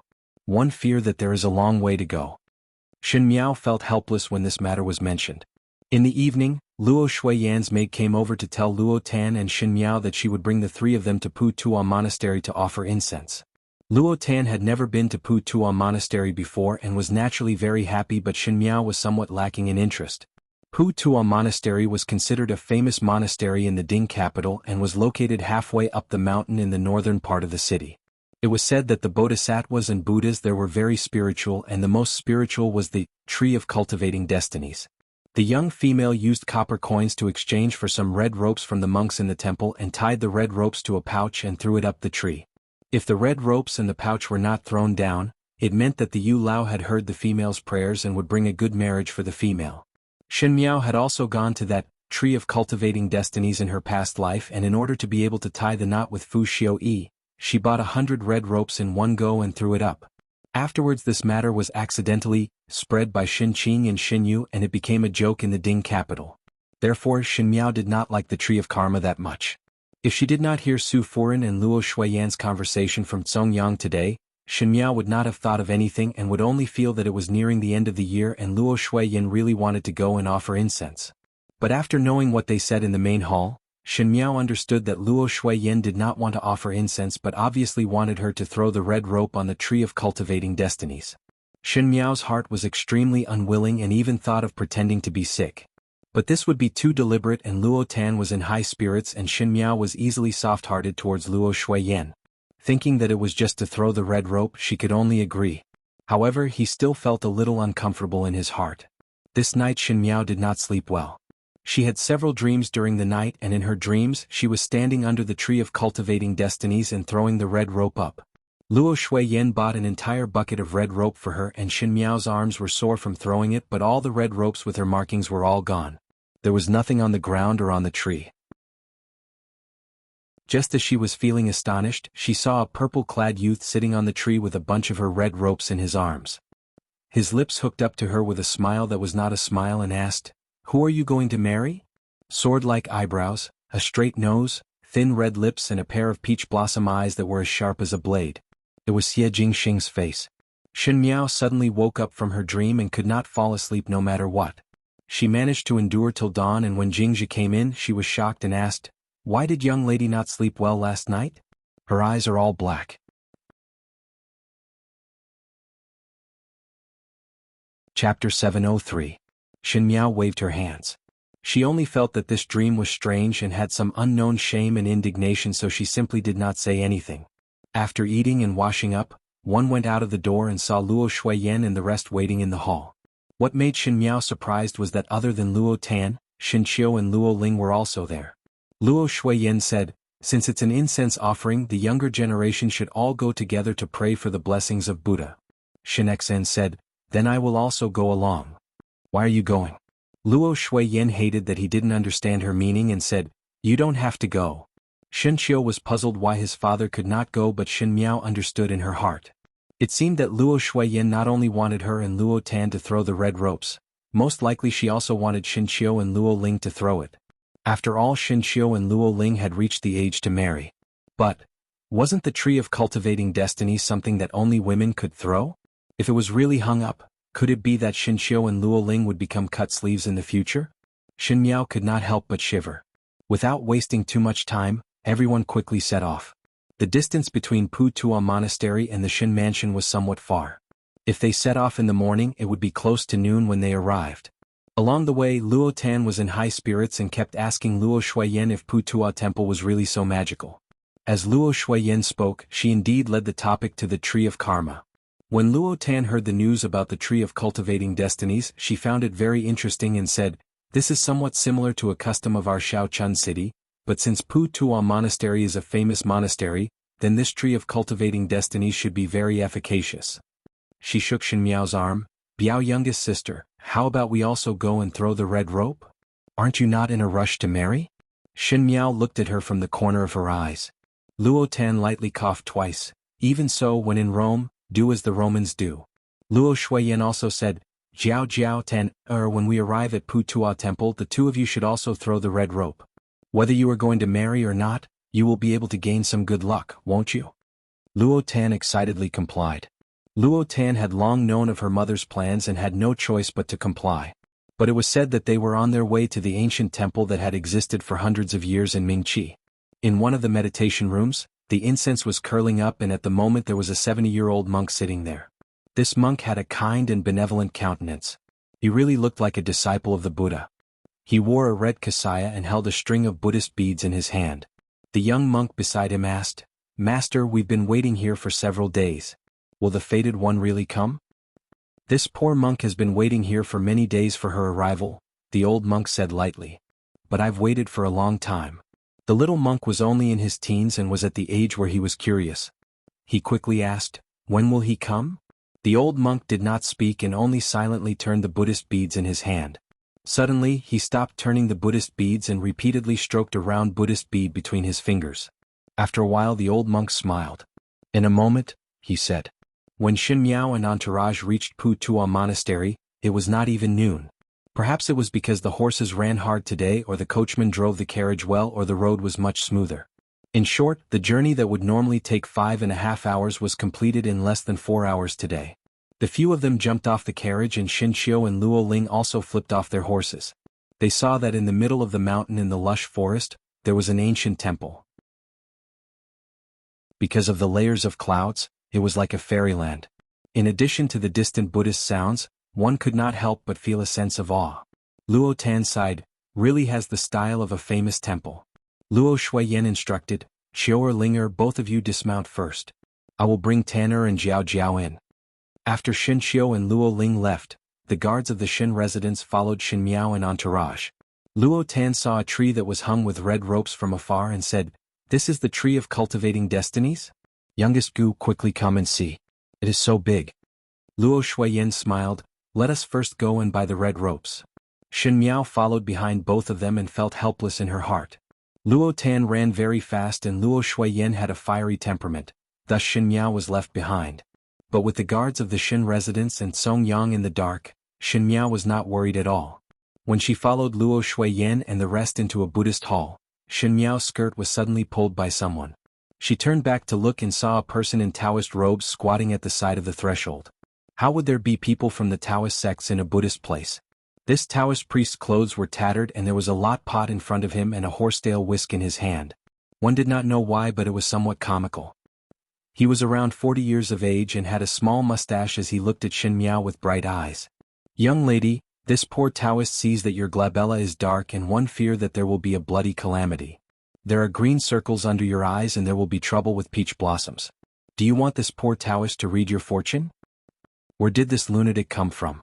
Full of nonsense." Jingzhe was extremely angry. Shin Miao pulled out the corner of her skirt and was about to walk forward without looking sideways. But she heard that person saying, "Even though a phoenix's life is good, it is a pity to be imprisoned for a lifetime." Chapter 704. Even though a phoenix's life is good, it is a pity to be imprisoned for a lifetime. Shin Miao's footsteps suddenly paused as she frowned at that Taoist priest and asked, "What did you say?" That Taoist priest, however, turned his head away proudly and started to sing a little tune. Jingzhe said, "Young lady must not take it to heart. Who knows where this swindler came from to speak nonsense?" Even though one did not know why would people from the sect come to a Buddhist place, but this Taoist priest did not look proper, not to mention the sage-like demeanor of an ordinary Taoist. It seemed that he was just casually saying it and was no different from those swindlers on the streets. Shen Miao looked to the front and Luo Shuiyan and Luo Tan had already entered, and behind her, there were a few guards following behind and did not move forward. She pondered for a moment before sitting down on the small wooden stool in front of the Taoist priest's stall and said, "I want to have my fortune read. This poor Taoist fortune is very precious." Before the words were finished, Shen Miao took out a golden peanut from her bag. This was the thing that Su Furen gave her in the pouch. Most likely she was afraid that it would be rude to gift it too expensive, so it was a pouch full of golden peanuts so that it would be convenient to buy things. Jingzhi and Guyu were somewhat anxious when they saw this. The most expensive fortune told on the streets was only a few taels of silver, so why was there a need to use golden peanuts? But once Shen Miao had decided on something, there was no room to change it. Even though the two maids were anxious, they were helpless. Shen Miao said, "If your fortune is accurate, then this golden peanut will belong to you. If it is not accurate, I will let people flip your stall and let the yamen come and arrest you for swindling." That Taoist priest smiled as he received the golden peanut and took out a pot of lots from his back. He shook it before handing it over to Shen Miao and smiled, "Young lady, draw 2 lots. Why do I need to smoke 2? Guyu could not help but ask, "Usually 1 is enough. Could it be?" She was suddenly enlightened, 1 for safety and the other for marriage? Luo Shuiyan began to worry about Shen Miao's lifelong affairs, thus she also reminded the head maid beside Shen Miao. Jingzhi and Guyu knew that the most important thing for Shen Miao to come to an ordinary temple was to throw the red string on the marriage tree. Now that the Taoist priest wanted Shen Miao to draw 2 lots, they naturally thought of this. The Taoist priest shook his head and said, "Fortune-telling. Why does one need 2 lots for fortune-telling?" Jingzhi did not understand. That Taoist looked at Shen Miao and stroked his beard as he smiled mysteriously, "Young lady's destiny cannot be calculated with 1 stick." Shen Miao's heart skipped a beat. Looking at the Taoist priest's confident look, she silently took the pot of lots and shook it. 2 lots fell to the ground with a clatter. That Taoist picked up the stick and looked at it. Jingzhi and Guyu were somewhat nervous. The Taoist priest shook his head and said, "Trapped in the phoenix cage, life is in danger, causing trouble. In front of the guillotine platform it's all empty." He said, "This is a great misfortune." When these words were said, Jingzhi's and Guyu's expressions changed. What was called great omen and what was called guillotine? Jingzhi said, "What a good fake Taoist. Full of nonsense, who are you trying to deceive? I think you're a liar. I'm going to report this to the authorities." Hey, the Taoist priest said, "What's the hurry? Why can't the little girl keep her cool? Isn't there another stick here?" Shen Miao's heart was pounding. Trapped in the phoenix cage was when she was trapped in the cold palace of the 9 palaces and her struggles were fruitless. To cause trouble and implicate others, the entire Shen family was annihilated. Wasn't this the guillotine platform? She worked hard and put in effort for Fu Xiuyi to sit firmly on the emperor's throne, but at the end it was all in vain. Fu Xiuyi only gave her 3 feet of white silk. Even Wan Yu and Fu Ming did not survive, and he did not leave anything behind. How was it not all in vain? Chapter 705. Shen Miao said, "Taoist priest, help me look at the other lot." Jingzhi and Guyu were somewhat anxious as they could not understand why Shen Miao would look at this Taoist priest in a different light and was even willing to let this Taoist priest look at the other lot. That Taoist priest chuckled and picked up the other lot. He glanced at Shen Miao and stroked his beard as usual before slowly saying, "Extreme negative brings bliss, purple air coming from the east, an auspicious omen. A very good lot." Jingzhi and Guyu were afraid that the Taoist priest would say something inauspicious. It was nearing the end of the year and everyone was afraid that inauspicious words would bring bad luck. Seeing him say that, they were relieved. Jingzhi did not let up and ridiculed, "I said that you are a liar. 1 lot is ominous and the other is auspicious. So which lot is true?" "Both lots are true." The Taoist priest said, "If you do not believe, ask your family's young lady if this Taoist priest is lying." Shen Miao's heart moved and said, "Jingzhi, Guyu, both of you go to the guards first. I have some words that I want to speak to this Taoist priest alone." Jingzhi wanted to persuade a few words as she felt that this Taoist priest was a swindler. However, Guyu shook her head at her and pulled her to one side to make space for Shen Miao and the Taoist priest to speak in peace. Shen Miao frowned as she looked at the Taoist priest. Does this Taoist priest know something? The Taoist priest was tidying up the lot pot as he spoke without turning his head. "I saw young lady's physiognomy and it is an extremely noble person. Looking at young lady's fate, it is a phoenix's fate.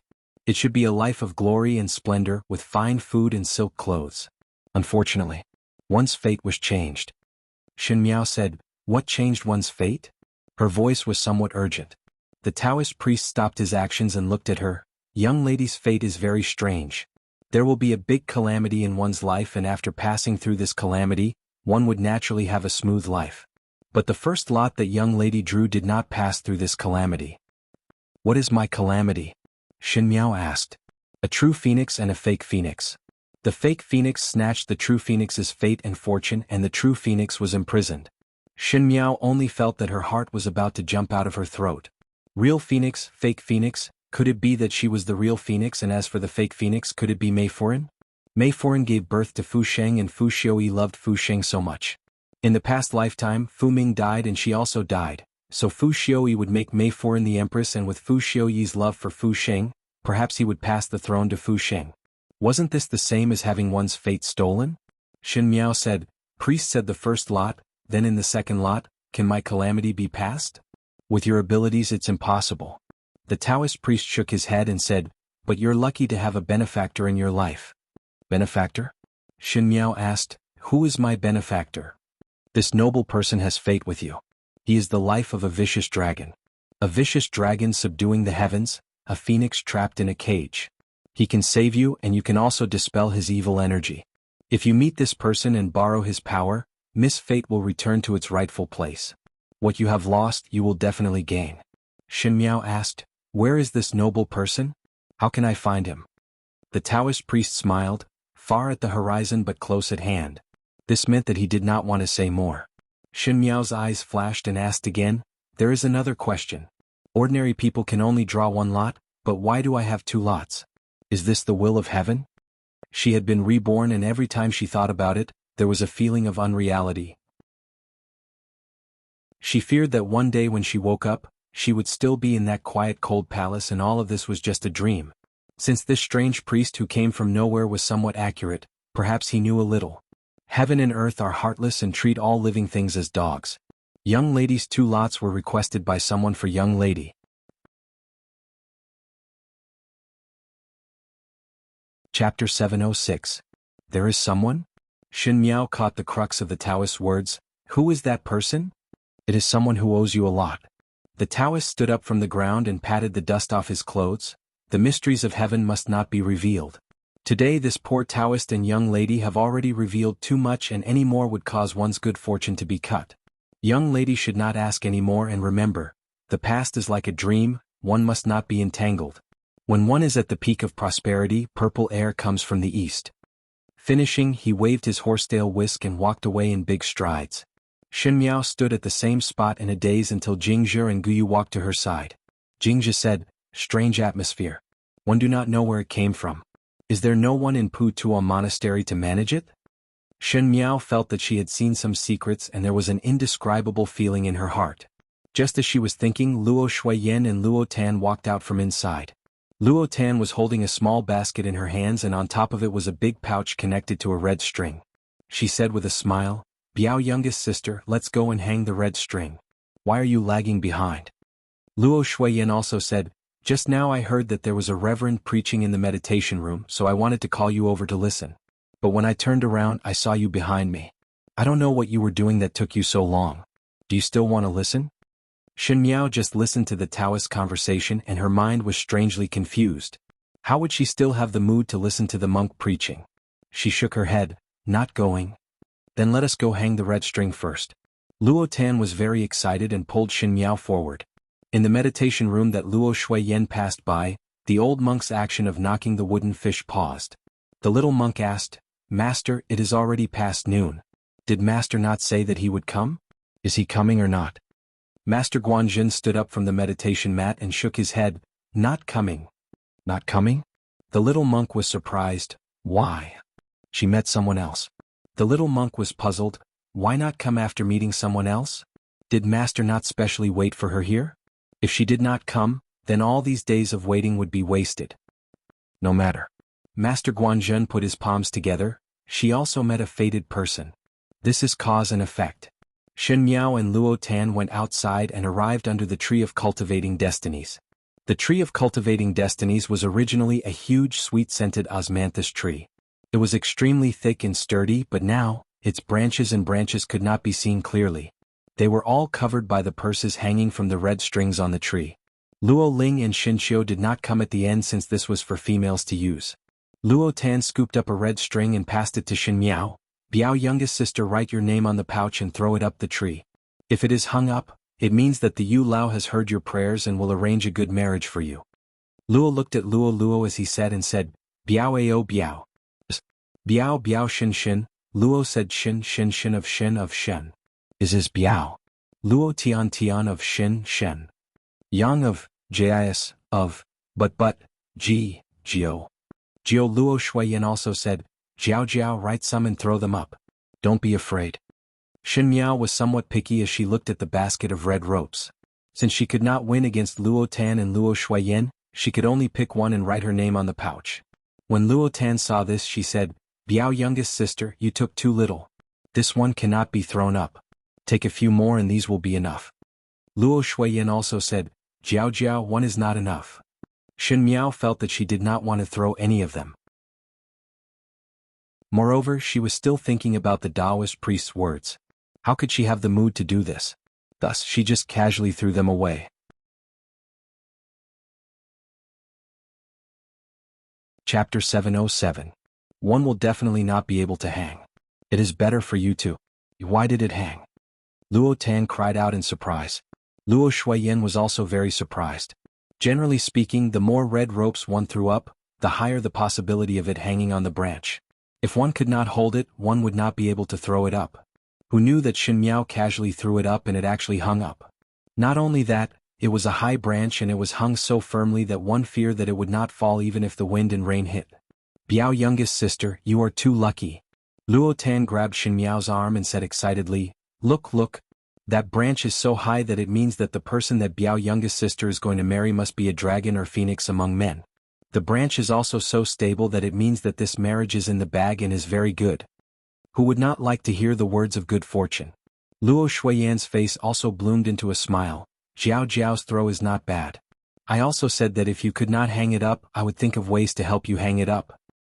But there are still many branches around this branch. Luo Tan touched her chin and explained in a serious manner, the direction of these branches are all extending towards Biao, youngest sister's pouch. What does this mean?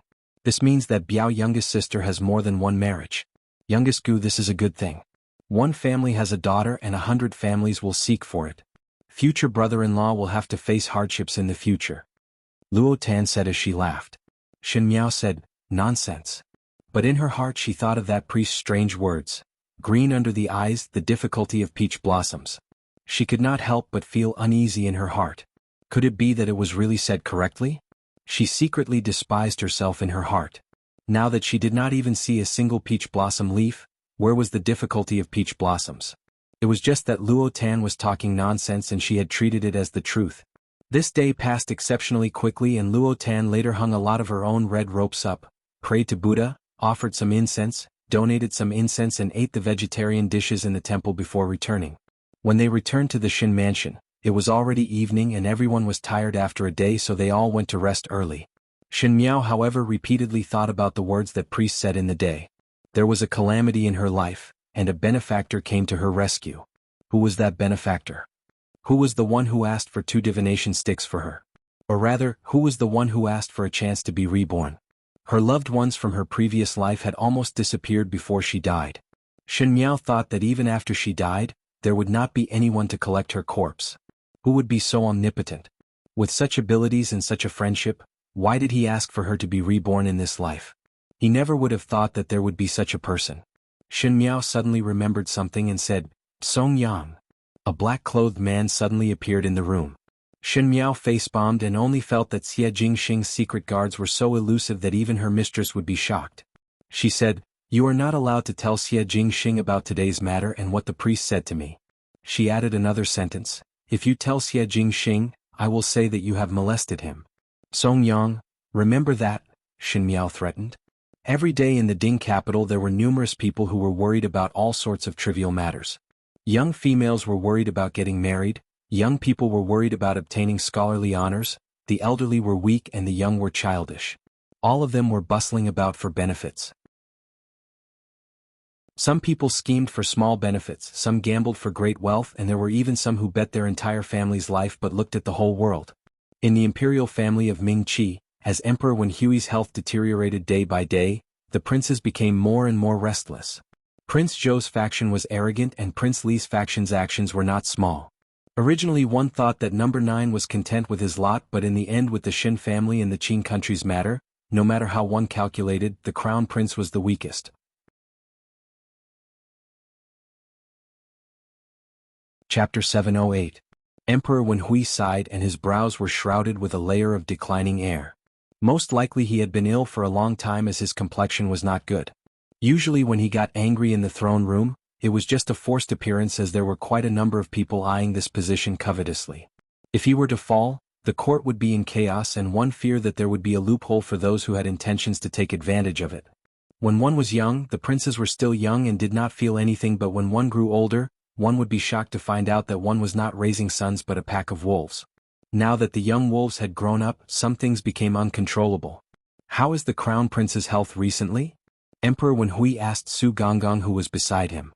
Su Gongong quickly replied, "Yesterday the Empress saw the crown prince's consort and the crown prince's consort said that the crown prince's condition had improved and the imperial physician also said that he would be better after a period of recuperation." Emperor Wen Hui shook his head. The crown prince's health is a problem. As the most legitimate successor to the throne, the crown prince was ill and weak. Even though there was a group of supporters and in the early years he was able to control the situation, but as Prince Zhou's and Prince Li's factions gradually grew stronger, the crown prince's power was suppressed. Especially with the addition of Prince Ding recently, Emperor Wen Hui only felt a headache.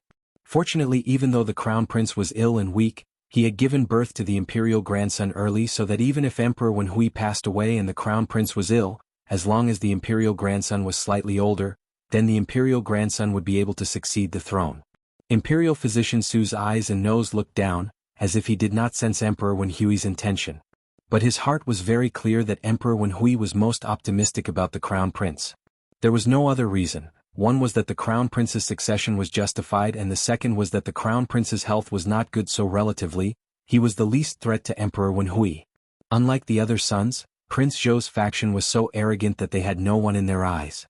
Prince Li's faction looked kind but had private dealings with many officials. Even Prince Ding, who was the most uninterested in power, had become a dog that would bite but not bark in Emperor Wen Hui's eyes. All of them were like wolves and tigers that Emperor Wen Hui had to guard against. A gust of cold wind blew in from outside the window, causing the Xian paper on the table to roll up.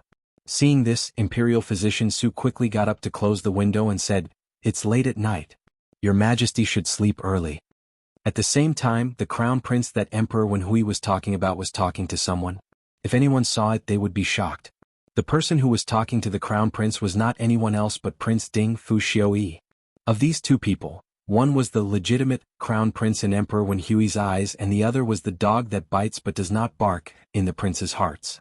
At this moment they were sitting at two sides of the table and Xiaohua snuggled up to the green plum wine on the table and was actually talking while boiling the wine.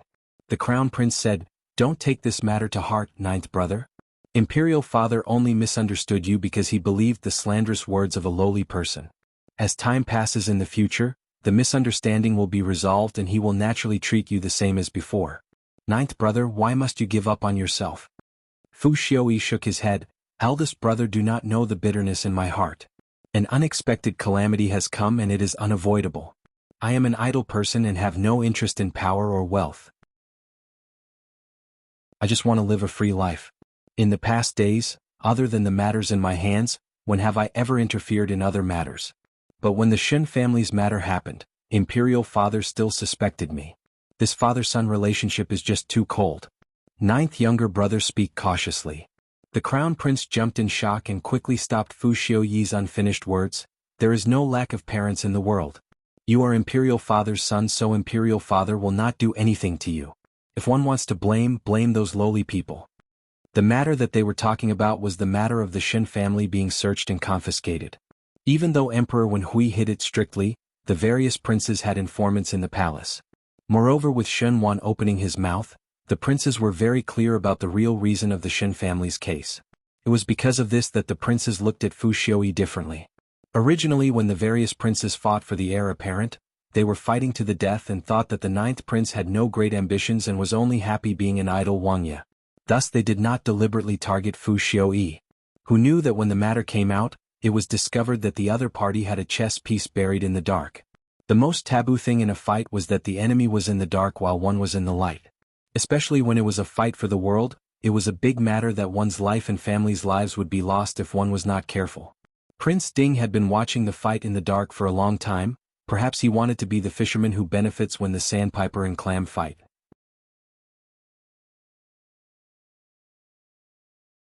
Chapter 709. Previously everyone treated Prince Ding politely, but now when everyone looked at Fu Xiaoyi, it was a common enemy. Fu Xiaoyi had made too many enemies for himself in a short time. And after Fu Xiaoyi became the brother's target, the first person he looked for was the crown prince. No matter if it was sincere or not, the crown prince was a soft-hearted master in front of everyone and was very kind but also easily deceived by others. Just like at this moment, he did not ridicule or attack but turned his head to comfort Fu Xiaoyi. Fu Xiaoyi smiled and said, "Never mind. Let's not talk about my matter and talk about eldest brother's matter." Meh. The crown prince was somewhat strange. What matter do I have? Now everyone is fighting till their heads are broken and bleeding.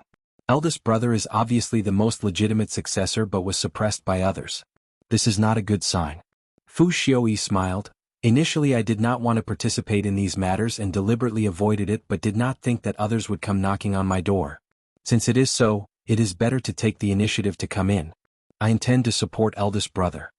The crown prince was surprised for a moment as he did not expect Fu Xiaoyi to say that. He first smiled bitterly before shaking his head. Ninth younger brother has good intentions and I will not thank you. It is just that. Ninth younger brother also know my body. If I am strong and healthy, naturally I can fight for it, but with my body, it is a problem how long I can be popular. All these, it is better to leave it to fate. At the end of the words, there was a faint sense of despair. Eldest brother must not belittle yourself. Eldest brother is born of the Empress and is the eldest son of His Majesty and is also the crown prince. Logically speaking, you are the future master of Ming Qi. If you were to let it go, one fear that others would laugh at Ming Qi for not having people to carry on. But I really do not have any ability. The crown prince was somewhat disheartened. The officials see my body and are not willing to follow me. There are not many followers left in the past. Ninth younger brother let me fight, but other than the title of crown prince, what other ability do I have to fight? When Fu Xiaoyi heard it, he poured a cup of wine for himself and the crown prince and took a sip before saying, "So at this time, eldest brother needs a strong assistant." The crown prince shook his head. A good bird chooses a tree to nest in. Why would those capable people choose me? Actually, eldest brother need not think so difficult. Fu Xiaoyi said, "It is indeed difficult to find many powerful people.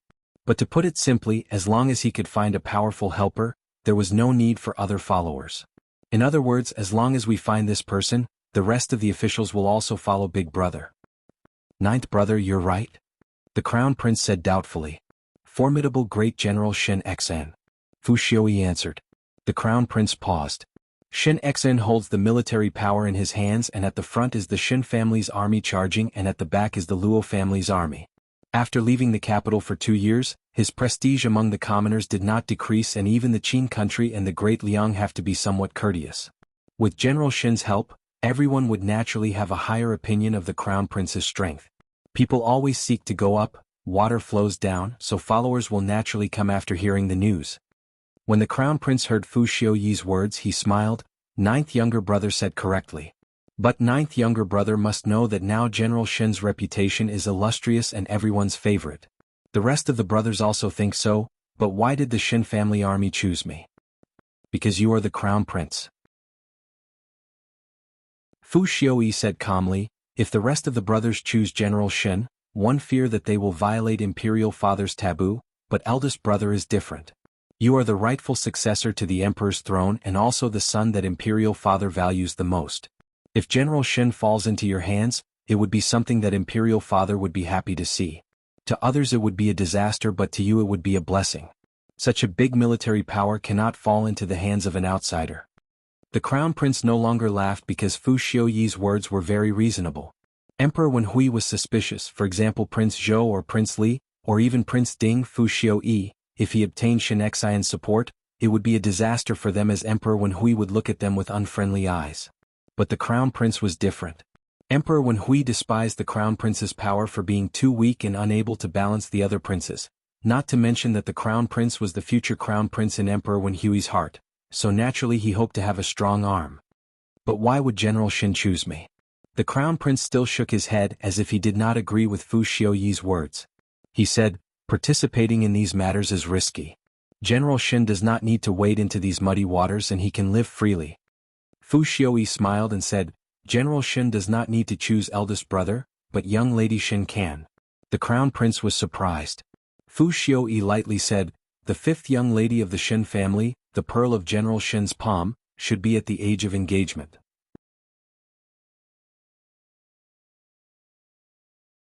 Chapter 710. 167-inch Shen family's young lady? The Crown Prince was first surprised for a moment before crying out involuntarily, Shen Miao? Fu Xiuyi looked at him but smiled and did not speak. Oh. The Crown Prince shook his head. The young lady of the Shen family is the pearl in General Shen's palm, and until now there is no engagement. One feared that he regards his daughter's lifelong event as very important, so how would he be willing to marry into the Eastern Palace? Moreover, the Crown Prince looked mischievously at Fu Xiuyi and said with a smile, everyone in the Ding capital knows that the one that the young lady of the Shen family admired was you, ninth younger brother. I cannot snatch away her affection. Fu Xiuyi smiled and shook his head. How would she admire me? It was only a joke when she was young. Otherwise all these years you see, how would she treat me with any feelings, and was even colder than an outsider? When the Crown Prince thought about it carefully, it was indeed so. In these 2 years, it seemed that when Shen Miao saw Fu Xiuyi, she did not seem to be as passionate as she was in the beginning. She was so cold that the two of them were very puzzled. Even though he said so, the Crown Prince still said, perhaps it is because you treat others unaffectedly that young lady Shen is angry with you. Big brother, please don't tease me. Fu Xiuyi smiled. Moreover, the Shen family is not a family that I can climb up to. I am willing to find a wife that does not have an illustrious identity, as it would be more comfortable. Speaking of which, Fu Xiuyi said seriously, why must eldest brother take action from General Shen and young lady Shen? It's best to leave this matter to Imperial Father. Father? Not bad. Fu Xiuyi saw that the wine cup in front of the Crown Prince was empty and filled the Crown Prince's wine cup before saying unhurriedly, Imperial Father dotes on eldest brother the most. Since Imperial Father has the heart to support eldest brother, one would definitely find a helper for eldest brother. If eldest brother wants to marry Shen young lady, Imperial Father would definitely be happy to see it happen. In this way, all we need is an imperial edict to bestow marriage and everything will be resolved. Ninth brother, your thinking is too simple. The Crown Prince shook his head. A melon that is forcefully picked will not be sweet. One must know that if the young lady of the Shen family is not willing to marry me, even if she had to enter the Eastern Palace because of the imperial edict, there would be resentment in the future. General Shen would have resentment towards Imperial Father and the marriage would not be successful and instead become enemies. That would be bad. Big brother, why do you think so? Fu Xiuyi looked at him in surprise. All the females in the world only seek for a rich and stable future. Marrying into the Eastern Palace, although she could not be the first consort, the status of the Crown Prince's secondary consort was not low. In the future, when eldest brother ascends the throne, the young lady of the Shen family will naturally be promoted to a consort. Eldest brother, you have a warm temperament, and as long as you treat the young lady of the Shen family well, in the future you will see a person's heart. How would she feel resentment towards eldest brother? Just like eldest sister-in-law when she married big brother, it was Imperial Father who bestowed this marriage upon her. But now she still wholeheartedly plans for big brother. When the Crown Prince heard it, he felt that Fu Xiuyi's words were somewhat reasonable. The Crown Princess had been betrothed by an imperial edict from the Emperor. Before this they had only met a few times. At first she was unwilling, but now she was deeply in love with the Crown Prince and always thought for him. Women are all like this. If you marry a chicken, follow the chicken. If you marry a dog, follow the dog. As long as you treat her well, she will follow her husband with all her heart. Big brother is a dragon among men, how could he not be able to subdue a woman? The Crown Prince was somewhat embarrassed by Fu Xiuyi's words and waved his hands repeatedly. The two brothers had a heart-to-heart talk and exchanged cups, and were extremely happy and harmonious. It was just that when it was deep into the night, after Fu Xiuyi left the Eastern Palace, the drunkenness on the Crown Prince's face was swept away and was replaced with some sobriety. The advisor walked out from the back and looked at the Crown Prince probingly. "Your Highness, just now Ninth Highness words."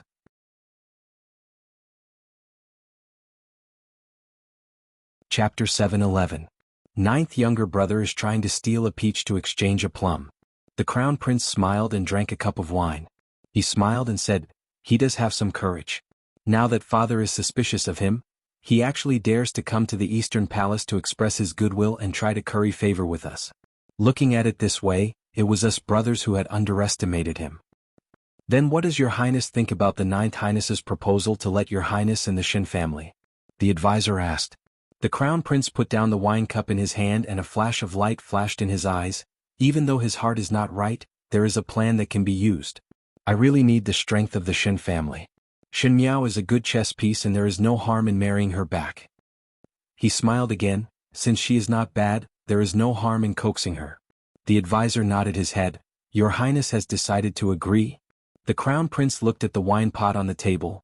"This prince will personally mention the matter to Imperial Father in a few days. After the matter is done, one will remember Ninth younger brother's favor." As what Fu Xiuyi expected, after a few days, the Crown Prince really mentioned the matter to Emperor Wenhui. Emperor Wenhui did not immediately agree but also did not reject it. He looked at the Crown Prince meaningfully and finally smiled. "Not bad. Zhen thought that you did not make any progress and finally you are aware of things." He then said, "Zhen will consider it." After the Crown Prince left, Emperor Wenhui then said to Su Gonggong who was beside him, "The Crown Prince actually wanted to marry Shin Miao. Zhen did not expect it." Su Gonggong said with a smile, "The Shin family's young lady's talent and appearance are all top-notch. The Crown Prince's eyesight is very good." "Forget it." Emperor Wenhui disdainfully said, "Zhen is not brainless. It is just that number 9 had pointed out a clear path for the Crown Prince this time. What is the meaning of this?" From his words, he knew that the marriage with the Shin family was Fu Xiuyi's idea. Su Gonggong was cautious and did not speak. These imperial family matters were linked with a death word, so he as a servant would not dare to get involved. But it is just as well. Zhen originally wanted to support the Crown Prince. Prince Zhou and Prince Li are not putting Zhen in their eyes and Zhen cannot understand number 9. With the Shin family behind the Crown Prince, he can balance Prince Zhou and Prince Li and also control the Shin family's military power in his hands. Save Zhen's strength. It is just that. Emperor Wenhui looked at the scroll on the table and smiled before closing the booklet and stood up, set out to Kunning Palace. When Luo Shuiyin received the message from the people in the palace to bring Shin Miao to the palace tomorrow, she was very confused. She thought that there was a problem on Shin Xian's end. When she asked Shin Xian was also at a loss. The couple was always very cautious when it came to the royal family. But he was cautious in his heart and did not dare to show it to Shin Miao, fearing that Shin Miao would be afraid. Even though Shin Xian and Luo Shuiyin said it in a relaxed manner, Shin Miao's heart could not relax at all. The Fu family would never allow Luo Shuiyin to bring her into the palace for no reason. But this time he had no clue what it was. Pei Lang had not sent her a letter for a long time and if there was a letter, she would be able to figure out Fu Xiuyi's next move. Shin Miao's heart suddenly moved. That's right, why did Pei Lang not send her a letter for such a long time? Even in the past, even if there was nothing major, Pei Lang would still maintain correspondence with her but after such a long time, a faint guess surfaced in Shin Miao's heart.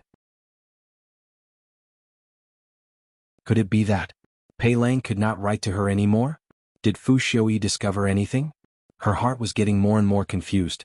Ever since she met that inexplicable crazy Taoist in Pu Tuo Monastery, Shin Miao's heart found it hard to calm down. She wanted to know who was the benefactor who had the fate of fierce dragon subduing the heavens and also wanted to know who was the person who gave her the chance to start over again in her previous lifetime. But no matter how she thought about it, there was no clue and it made her even more impetuous.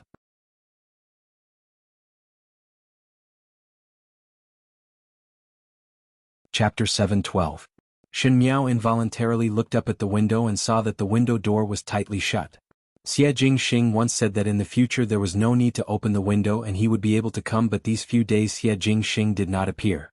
Shin Miao draped her outer clothes and walked to the window before opening it. It was the cold night wind outside and Shin Miao tightened her clothes. Suddenly a figure flashed in front of her as Tsong Yang stood up from under the wall and looked at Shin Miao before asking, Young lady is looking for master? Shen Miao was caught off guard and jumped in shock. She patted her chest in annoyance and said unhappily, no. Song Yang did not seem to have heard Shen Miao's words and continued speaking in a deadpan manner. Master is currently not in the Ding capital, so young lady need not wait for him here. I'm not waiting for him. Shen Miao emphasized, I am just taking a breather. Song Yang did not speak and Shen Miao thought of something and asked, Song Yang, if I enter the palace, can you enter together? When Song Yang heard this, he was stunned for a moment. Then he blushed and said, this subordinate is not from the palace and is not familiar with the layout of the palace. If I follow Miss in, there will be no place to hide and I am not confident that I will not be discovered. Shen Miao's eyes drooped down. Since Song Yang did not have the confidence to not be discovered by others, then forget about it. He thought about it again. No matter what the imperial family was up to, they would not do it openly in the palace. After all, Luo Shuiyan was there. Thinking of this, he felt relieved and said, it's fine now. If young lady has anything to say, you can tell this subordinate and this subordinate will bring the letter to master. Song Yang looked at Shen Miao and spoke to himself. Shen Miao closed the window with a pa sound. Like subordinates like masters, they didn't listen to others at all. At the other end, in the residence of Prince Rui, Gao Yang and Ji Yushu were studying a map. There were many densely marked places on the map and if one looked carefully, one could clearly see that it was a military defense map. The guard outside came to report, Gao Darren, young Master Ji, young Lady Shen will enter the palace tomorrow. Do you want to bring a letter to His Highness? Enter the palace? Ji Yushu asked, what matter is there? The guard shook his head. Ji Yushu sighed, these few days one was busy with this drawing and did not help third older brother to look after Shen young lady. It would be bad if third older brother returns, one would not know anything and both you and I will be out of luck. He nudged Gao Yang. You have people in the palace. Has anything happened recently?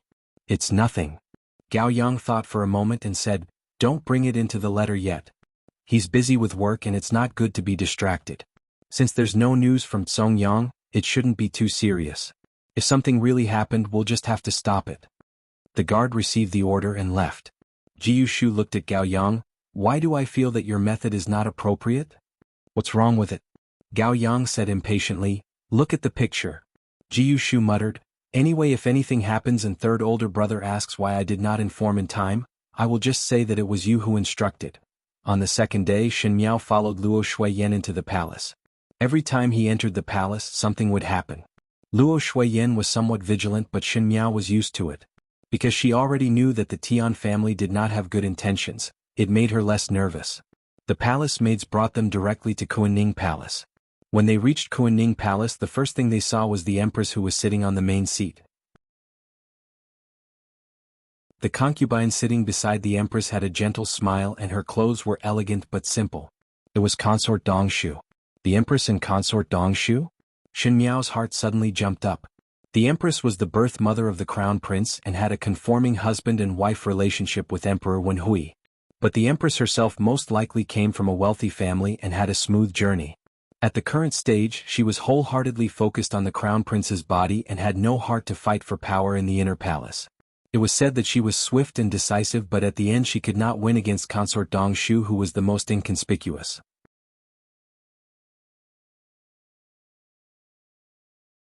Chapter 7:13. Consort Dongshu had always stayed out of the matters in the inner palace, just like Fu Xiu-yi, watching the other consorts fight until their heads were broken and bleeding. Oh, naturally there was another point. Among them, she had unknowingly contributed a little bit of strength, and it was that little bit of strength that often pushed the matter to the worst direction. Getting someone else to do his dirty work? No one played better than Consort Dongshu. If one were to say that Mei Furen was brazen and arrogant, then Consort Dongshu was warm and gentle, smiling as she handed over a knife. So this mother-in-law and daughter-in-law felt like old friends at first sight. Consort Dongshu looked down on Shen Miao but admired Mei Furen very much. Shen Miao looked at the situation in front and knew that the Empress would be used by Consort Dongshu as a knife again. After all, Consort Dongshu was the kind of person who would give herself a lot of benefits no matter what she did. The Empress smiled as she bestowed a seat to Luo Shuiyan but beckoned to Shen Miao to come forward. Shen Miao went forward as instructed and the Empress sized her up carefully before smiling in satisfaction and said to Consort Dongshu, "It is a neat and tidy person." Luo Shuiyan was somewhat restless and could not wait to grab Shen Miao and step out of the palace doors. But as an official there was too much helplessness. She didn't know what the Empress was planning, but as a mother she had a natural intuition, especially when it came to people who had designs on their children. "How old are you?" asked the queen. Replying to your ladyship, "This official's daughter is 16. Shen Miao answered. The Empress smiled as she held Shen Miao's hands. When Ben Gong was in the palace, one had heard that General Shen's daughter is talented and beautiful. He had met her at the palace banquet and found her to be extremely charming. Thinking of these few days of leisure time, I asked Shen Foren to bring young Lady Shen into the palace to see her. She sighed. Born to be so bright and intelligent at the age of 16, one do not know which family's young master has such good fortune to be able to marry the young lady of the Shen family as his wife. Luo Shuiyan's heart skipped a beat, and she immediately clenched her fists. Shen Miao's heart moved, but she had already understood the reason why the Empress called them to the palace today. Consort Dong Shu also laughed. Isn't that so? She's beautiful and well-behaved, and doesn't have the slightest bit of arrogance about her. It's rare to see girls like her nowadays. I wonder if Shen Foren and young Lady Shen is already engaged? The Empress asked with a smile. Luo Shuiyan's heart was conflicted for a moment, but she quickly replied, I'm not afraid that your ladyship will laugh at me. Recently, I've been looking for a suitable marriage between young master and my daughter. If the imperial family had this idea, then one feared that they had clearly inquired about Shen Miao's current situation. However, he did not dare to lie to them. Otherwise he would be making a fool out of the royal family. So it is like this. The Empress' smile became wider. Then how about Ben Gong be the matchmaker for Shen young lady? No. Luo Shuiyan said without thinking. Seeing the Empress's unfriendly expression, she explained, my daughter is still young, and I cannot bear to marry her off. I still want to keep her for a few more years. When the Empress heard it, she smiled again and said, Shen Foren's words are not right. It is said that females cannot be kept as they will become enemies. If you keep delaying young Lady Shen's marriage, one fear that young Lady Shen will blame you in the future. Am I right, Miss Shen? Shen Miao glanced at the Empress and smiled. This official's daughter also want to accompany by mother's side. She did not give any face to the Empress at all. The Empress' smile was not that refreshing. She stared at Shen Miao and did not know if Shen Miao did not have a brain so she dared to be so arrogant or if she was deliberately slapping her face. Thinking that such a female would be her daughter-in-law, the Empress' heart was not happy. It was Consort Dong Shu who saw that the atmosphere was somewhat stiff and smiled to ease it. Shen Foren and young Lady Shen have a deep relationship between mother and daughter that makes one envious. But she changed the topic of conversation. Females would always have to marry. It is not that after marriage one cannot have a deep relationship.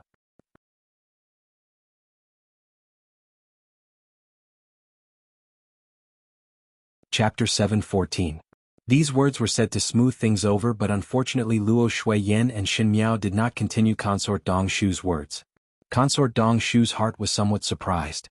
Previously when Shen Miao was infatuated with Fu Xiu-yi, Consort Dong Shu thought that Shen Miao was a brainless idiot female, but after looking at it, she felt that it was not the case.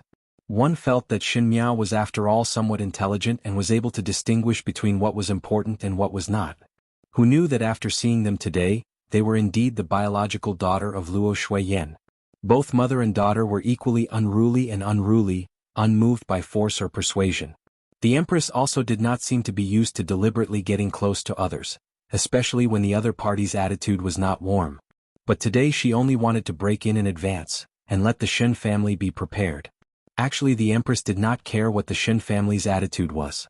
No matter how courageous Shen Xian was or how much he loved his daughter, it was impossible for him to defy the edict. The arm was no match for the thigh. Under imperial power, everyone had to lower their heads. Thus after a lukewarm chat, he let Luo Shuiyan and Shen Miao go back. On the way back, Luo Shuiyan did not say a word. Shen Miao was also thinking about her own matters, and this kind of silent atmosphere scared Jingzhe and Guyu as they thought that something had happened. Upon returning to the Shen mansion, Shen Qiu and Luo Ling had just returned from the Ministry of War and asked the Empress why did she summon them to the palace. Luo Shuiyan vaguely responded and pulled Shen Xian back to the room. Once they entered the room, Luo Shuiyan told Shen Xian what the Empress had said to her in the palace today. At the end she asked, I see that the Empress' intention is to appoint a marriage for Jiao Jiao. What should be done? Shen Xian's face had long sunk as he said, arranged marriage? Why should my daughter marry them? Jiao Jiao has been raised by us. What right do others have to give advice on Jiao Jiao's marriage? I'm guessing that the Empress wants Jiao Jiao to marry the crown prince. Luo Shuiyan said. Today, both openly and secretly, she mentioned that the crown prince's health has improved and mentioned it several times. This was unacceptable. The crown prince already had a crown princess. If Jiao Jiao married over, she would at most be a side concubine. A side concubine was just a concubine with a slightly higher status. I didn't want Jiao Jiao to have to serve tea and greet other women after marrying over. Thinking of this, my heart felt suffocated. Besides, so what if the crown prince has a high status and a good character? With his body, I don't dare to hand Jiao Jiao over to him. No matter which prince it is, Jiao Jiao cannot marry. The foul air in Shen Xan's chest was unable to be released and he simply slammed his fist on the table, causing the cup to shake a little. You are afraid that if Jiao Jiao marries over, our entire Shen family will be involved in the fight for the throne? Luo Shuiyan said, that's right. In these days, these people have ulterior motives and once they are involved with the imperial family, the Shen family would not be able to escape in the future. That's not the reason. Shen Xang gave a long sigh. The sons of the imperial family are fickle and have many wives and concubines. If Jiao Jiao were to marry in, she would not be happy. Even if the crown prince becomes the emperor in the future, so what? Even if his body is healthy, so what? 3 palaces, 6 courtyards, 72 concubines, reign and do all over. I don't want Jiao Jiao to live that kind of life. Moreover, as you said, they don't really want to marry Jiao Jiao. My son-in-law does not need to be bestowed the title of prince or minister, and does not need to wear brocade hat and marten coat, but he must treat Jiao Jiao wholeheartedly. If he cannot do this, then even the heavenly king would not do. When Shen Miao, who was eavesdropping outside the door, heard this sentence, there was a sudden surge of warmth in her heart. In this world, there were still relatives who would support her unconditionally. They were willing to offend the nobles but were not willing to let her suffer a little grievance. One heard Luo Shuiyan speaking again, that's right. Since that is the case, Jiao Jiao must not marry into the Eastern Palace. It is just that when the imperial edict comes down, things would be bad. What should be done now?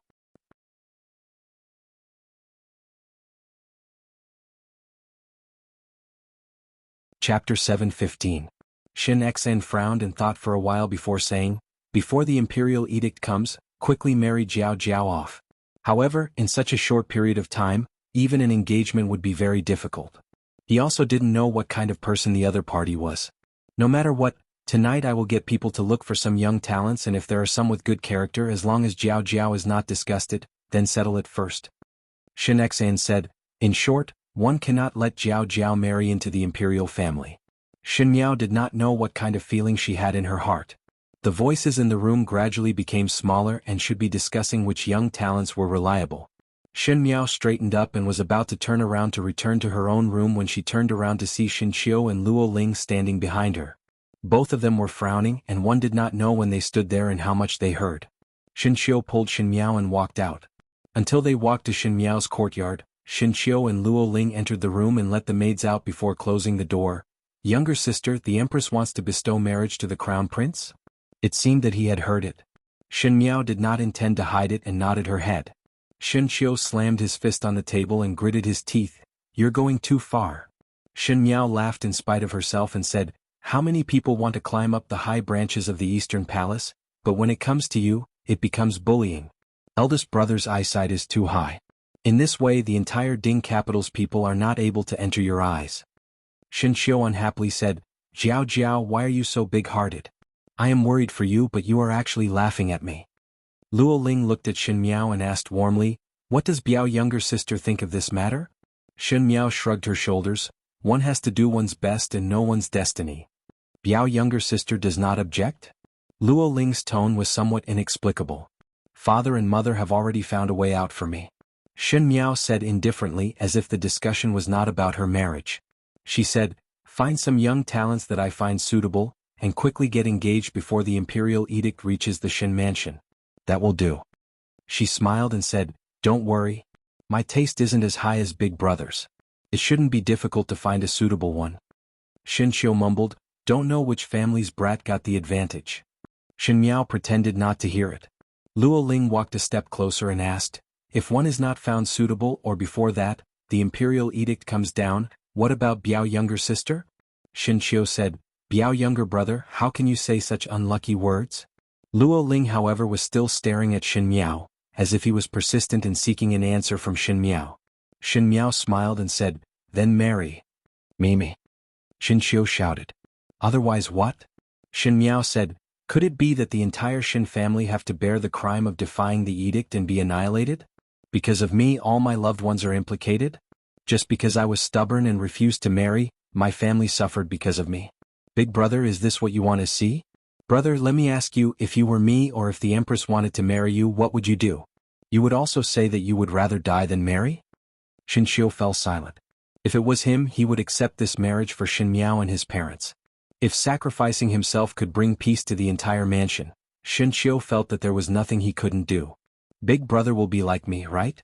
Shin Miao said lightly, not everyone in the world can do their own things as they wish. Everyone have their own choice. One will do one's best to know one's destiny, and I will try my best to avoid this result. If it cannot be avoided, then it is not a big deal. If one marries, then so be it. Shin Miao looked at Shin Xiu. A husband, a marriage, in my heart it is not as important as one's loved ones. But that is the happiness of your life. Shin Xiu's eyes were somewhat sour. He did not know why his younger sister's expression was so cold when she talked about marriage and husbands, and even had some disgust. But he instinctively felt that Shin Miao, at the age of a young female, did not have the expectations and dreams that a young female should have, and that was because he did not take good care of his younger sister. Happiness is to be fought for by oneself and not depend on someone to obtain it. Shin Miao said, could it be that marrying a good person can guarantee my lifetime of happiness? No matter if it is the crown prince or other people, is there anyone who can be sure that in the next few decades he would not take in concubines and be fickle? I do not believe. Younger sister, you cannot think like this. You are not married yet and cannot think of others so scary and cannot see vicissitudes of life. Just like a married woman who had seen thousands of ships. Luo Ling however looked at Shin Miao thoughtfully and moved his lips but in the end did not say anything. Shin Miao's eyes drooped. Husband? Marriage? In her previous life she had suffered a terrible setback because of this. To her, this was a word that carried the weight of pain. Do not fall at the same place twice. Without expectations there would not be any harm. Her smile was cold. It is not that I am thinking too badly, but big brother is thinking too complicatedly. It is only marrying. Females all have to marry, and if one marries well, one would have a peaceful life. Even if one does not live well in the residence of the crown prince, I will not let the person who hurt me live well.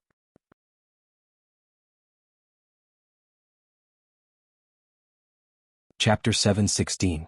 The news that the Empress suddenly revealed made the Shin family fall into an anxious situation. There was no doubt that Shin Xian and wife were not willing for Shin Miao to marry into the imperial family. The most ruthless imperial family, other than many political considerations, it was also because of the complexity of the imperial family's inner courtyard. If Shin Miao were to marry in, there would be intrigue and it would not be easy. Compared to this, glory, splendor, wealth, and supreme honor were not worth it. Shin Xian had the intention to marry Shin Miao out before the imperial edict. Originally before entering the palace because of Su Furen's matter, Shin Xian and Luo Shuiyan had discussed to start paying attention to Shin Miao's lifelong matter. Luo Shuiyan even ordered the servants to specially make a booklet, and on it were all the young talents in the Ding capital. The booklet recorded in detail these people's character, where they lived, how many people were in the house and how many places were in their hometown. Luo Shuiyan also beat around the bush to inquire about Shin Miao's intentions, and when she heard that Shin Miao did not mind this way of looking at her husband, she was relieved and really intended to help Shin Miao look for a match. The Shin family held great power in the Ding capital and was a very special existence in Emperor Wen Hui's eyes, thus it was not easy to casually pick the family. Shin Xian did not even consider those officials who already had monstrous power because it was to prevent Emperor Wen Hui from thinking that they were deliberately forming an alliance. Thus Luo Shuiyan and Shin Xian picked those families that were above average, did not have any ambition and were upright aristocratic families.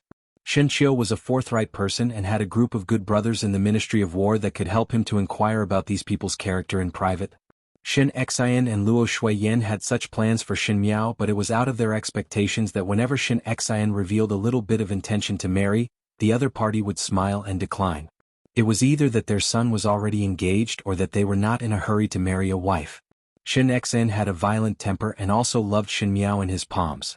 Others did not fancy Shin Miao, but Shin Xian also did not fancy others. thus he would brush his sleeves and leave. But in the end it was always this kind of situation. Those talented youths that they had taken a liking to with great difficulty would all find excuses to decline. One or two of them would be a coincidence, but if there were too many, it would make people feel that something was wrong. Shin Xan also sensed that something was not right, and it was a military general who was on good terms with Shin Xan who told him that the current court officials knew that the imperial family had the intention to introduce Shin Miao to the current His Highness the Son of Heaven. Shin Xan was looking for in-laws for Shin Miao, but who would dare to fight for a woman for the imperial family? By marrying over, Shin Miao would escape the fate of marrying into the Eastern Palace, but it would also make the imperial family unhappy with Shin Miao's in-laws. It was all for self-protection. Even if the Shin family had a big business and Shin Miao was intelligent and steady, no one would dare to marry her. When Shin Xian heard of the news in the residence, he immediately flew into a rage and said that he originally saw that those noble families did not associate with the secular world, but did not expect that they were all cowards. It was fortunate that Shin Miao was not married to them, otherwise how would they be able to support Shin Miao in the future? When Shin Miao heard the information that Bai Lu and Shuangjiang inquired, she only smiled faintly. Jingzhe anxiously said, "Why is young lady not anxious? Now foreign and master are extremely anxious, and if this goes on, even if the imperial edict was not sent down, they would not be able to find a suitable person. The Fu family are not fools." Shin Miao picked up the hot tea on the table and took a sip. How would one not know what father and mother are planning? Shin Miao knew from the beginning that Shin Xian and Luo Shuiyan's method would not work. As for how the news of her marrying the crown prince was spread out, needless to say, it was naturally the imperial family's doing. The imperial family practically announced to the world that Shin Miao was the person that they fancied. How would the officials of Mingqi dare to openly go against the imperial family to snatch a person? Thus Shin Xian and wife's plan to let Shin Miao marry out as soon as possible was destined to fail.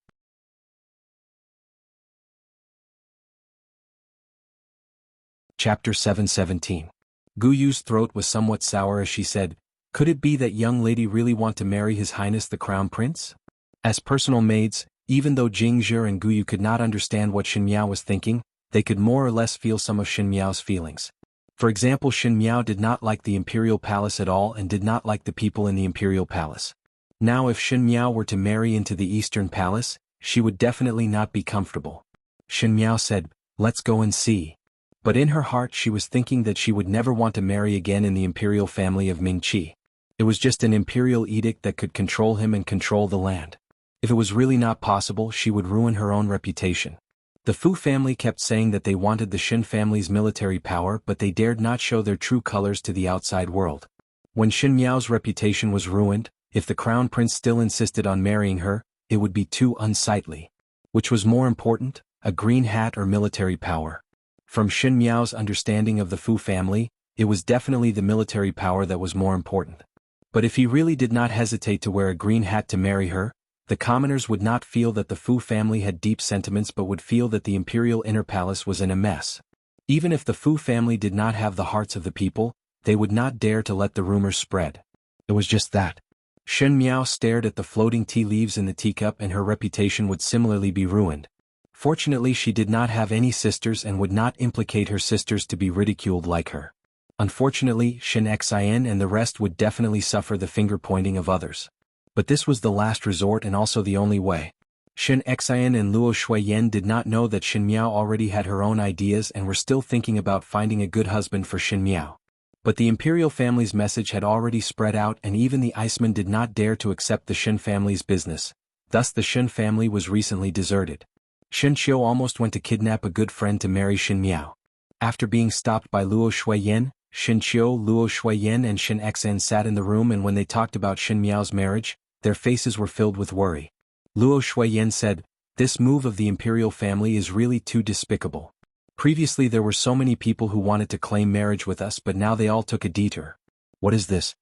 It's all my fault." Shin Xian said, "One should have arranged a marriage for Jiao Jiao in the beginning. One thought that she was young and it would not be a problem to wait for a few more years, but one did not expect to fall into the trap." Shin Qiu scratched his head. No matter what, younger sister cannot marry into the crown prince residence.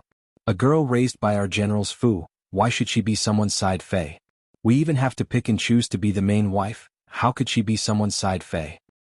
Now that no one dares to marry into our family, what should we do? Luo Shuiyan's expression was somewhat anxious as she probed.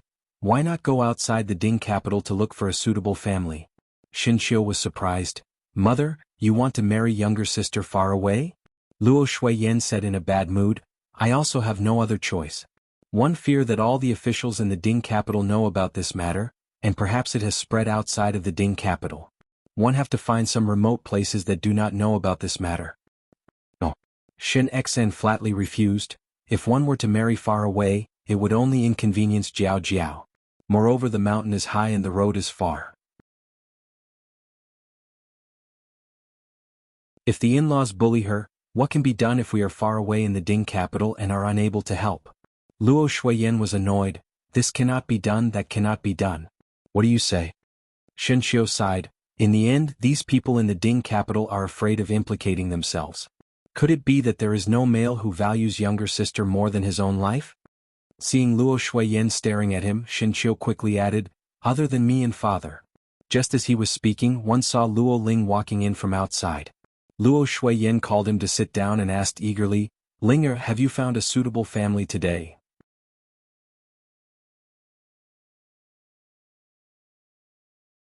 Chapter 7:18. Luo Ling shook his head. Shin Xian and Xinqiu were somewhat disappointed. Luo Shuiyan also lowered her head and looked worriedly at the teacup in front of her. In the silence, one heard Luo Ling softly saying, Gugu Gufu Biao older brother. The three of them looked up and saw that Luo Ling's expression was somewhat strange, like he wanted to say something but stopped. Xinqiu asked, younger Biao brother, what happened to you? If you have anything to say, just say it. We're all family here. Luo Ling took a deep breath and said, until now younger Biao sisters still have not found a suitable person?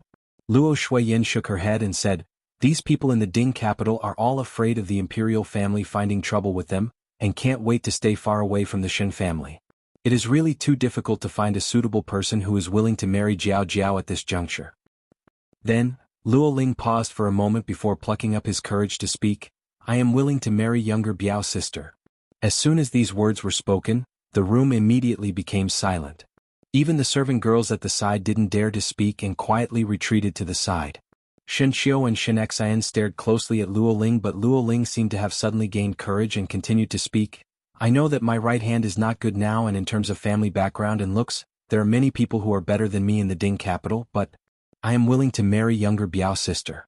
I will always treat her well and not take in any concubines or tongfeng, and only her alone in the inner courtyard. Moreover, Luo Ling smiled gently, if Gugu and Gugufu are worried that there will be any movements from the imperial family, I can bring her back to the Shaochun city. Father, mother and great-grandfather are all there, and they will take care of younger Biao's sister and not let younger Biao's sister suffer grievances.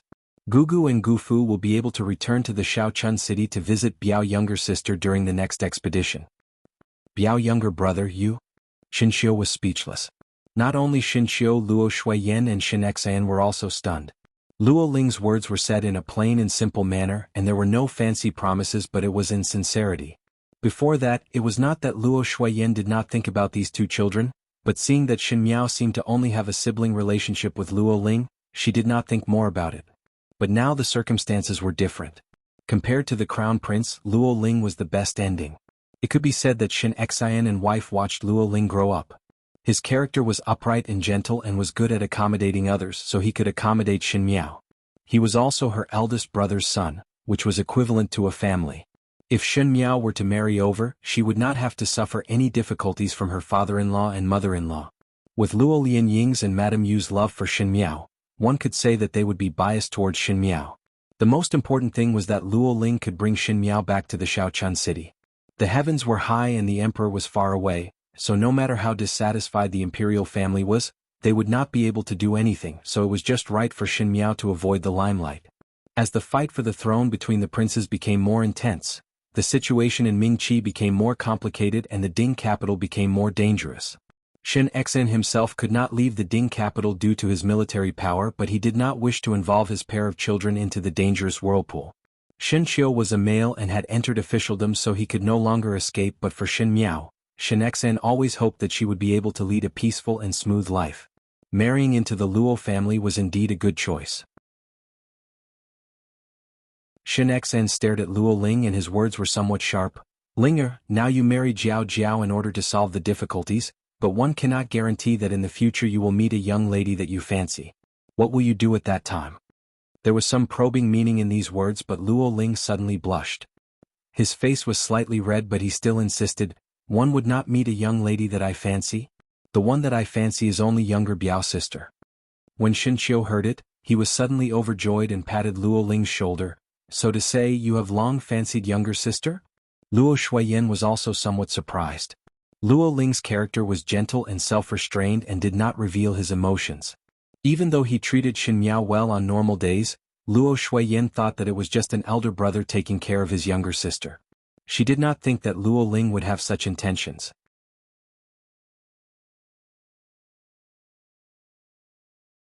Chapter 719. Luo Ling nodded his head. You're really lucky, you stinking brat. Xinqiu was suddenly slightly dissatisfied and spoke resentfully. Shut up, Qiu'er. Luo Shuiyan glared at Xinqiu and looked at Luo Ling. The more she looked, the more satisfied she was. Shen Xian and Xinqiu, however, did not have a good feeling as their emotions were extremely complicated. Both father and son were not happy that no one married Xin Miao, but they were also unhappy that someone married. Especially Shen Xian, he felt that he had brought up his beautiful daughter to marry this brat in front of him. He felt that Luo Ling's nose was not his nose and his eyes were not his eyes. Xinqiu said, I did not say anything wrong. If this matter did not happen to our Jiao Jiao, one could casually pick any of the Ding capital's disciples and it would not be too much to pick a heavenly immortal. Who knew that something like this would happen? Cousin got lucky, I don't know what good karma he accumulated in his previous life. Luo Shuiyan was furious. Brat, try talking nonsense again. No ivory comes out of a filthy mouth. Luo Ling smiled, older Biao brother is right, it is my fortune to be able to marry Jiao Jiao, but, he said, one still have to ask younger Biao sister's opinion on this matter. If Biaomei is unwilling, then there is no need to mention this matter again. In the end, he still had to respect Xin Miao's wishes. Luo Shuiyan and Shen Xian looked at each other and understood the meaning in each other's eyes. To marry or not to marry, at the end it all depended on Xin Miao's attitude. But with the current situation, one think that Xin Miao would not hesitate to choose to marry Luo Ling. After all, it did not seem to suit Xin Miao's preference to be a Sufei in the Eastern Palace. Moreover, compared to the Crown Prince, Luo Ling's appearance was handsome and his temperament was gentle and tolerant, obviously more in line with the appearance of a husband. Luo Shuiyan said, don't belittle yourself. No matter what, your uncle, your cousin, and I will always be on your side. Shen Xian and Xinqiu were very dissatisfied with being represented by Luo Shuiyan, but they did not refute. While they were discussing this matter, a manservant suddenly came to report, Master and Madam, someone is looking for you at the door. These few days, because of Xin Miao's matter, those people in the Ding capital who had some friendship with the Shen family avoided them and would not take the initiative to visit, thus one did not expect that there would be people who came to look for them at this time. Xinqiu asked casually, who? The manservant said, it's Madame Countess of Pingnan. Everyone, when Su Foran entered the room, she did not expect Xinqiu and Shen Xian to be there. Speaking of which, she was still a little afraid of Shen Xian. Because in the early years Shen Xian and Su Yu did not have a good political opinion, Shen Xian did not treat Su Yu well. Naturally, Su Yu did not think much of Shen Xian, let alone Madame Su. This time, if it was not because of Su Mingfeng, Su Foran would not be able to enter the Shen family's doors in this lifetime. Luo Shuiyan invited Su Foran to sit down and Su Foran greeted Shen Xian. Looking at Xinqiu with a smile, he said, this must be the eldest young master of the residence. He is indeed a young and talented man with extraordinary looks. One look and one can tell that he is not an ordinary man. Xinqiu repeatedly said that he did not dare. Su Foran then looked at Luo Ling and asked with a smile, this one? Luo Shuiyan explained, this is my maiden family's eldest brother's son Luo Ling. Su Foran's gaze towards Luo Ling was somewhat strange and asked without batting an eyelid, then does this Biao young master currently have a marriage partner? Replying to Foran's words, not yet. Luo Ling replied politely. Following that, he looked at Su Foran with some puzzlement. Most likely he did not understand why this matron, whom he had just met for the first time, would ask him about a marriage partner, as it was somewhat abrupt. The more polite Luo Ling was, the more strange Su Foran's gaze towards him was. Upon closer inspection, there was even some hostility. Naturally others could not make heads or tails of it, but who knew that Su Foran was complaining incessantly in her heart. One did not think that there was such a young Biao young master in the Shin family. Looking at this Biao young master's appearance, he was sensible and well-mannered, so it was not bad. One had to know that it was easy for something to happen between Biao brothers and Biao sisters. Shin Miao was still young and not sensible, so she might be cheated by this Biao older brother. As such, would Su Mingfeng still have a chance? Su Foran suddenly roused herself and was determined to fight for her son.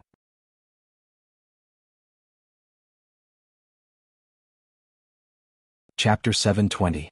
Because Shin Xian and the rest were males, it was not good for them to sit and listen to females, so they got up and left. Only Luo Shuiyan and Su Foran were left in the main hall. Luo Shuiyan asked with a smile, "Su Foran's visit today, is there any important matter?" She did not even send an invitation and was somewhat anxious. Luo Shuiyan had a faint guess in her heart but did not dare to think too deeply and only thought that she was imagining things. Su Foran said seriously, "The matter that I mentioned to Foran a few days ago, what is Foran's current consideration?" Luo Shuiyan was startled. The matter that was mentioned a few days ago? What was the matter that was mentioned a few days ago? Was it the marriage between Su Mingfeng and Shin Miao?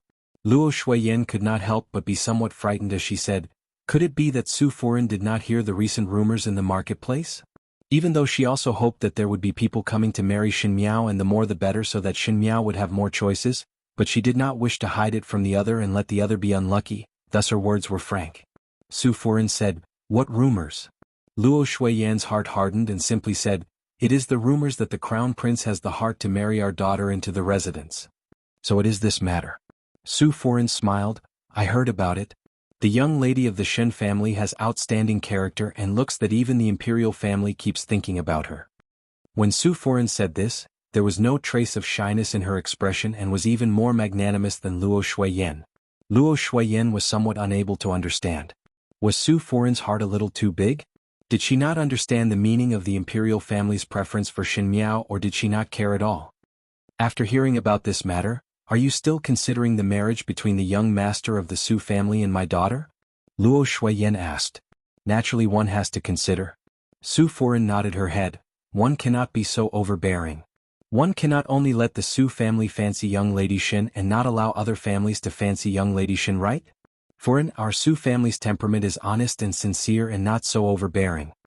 Luo Shuiyan felt that Su Foran's thoughts were not on the same point as her, so she made it clear to her in detail. She said, "The crown prince has the intention to take my daughter into the Eastern Palace.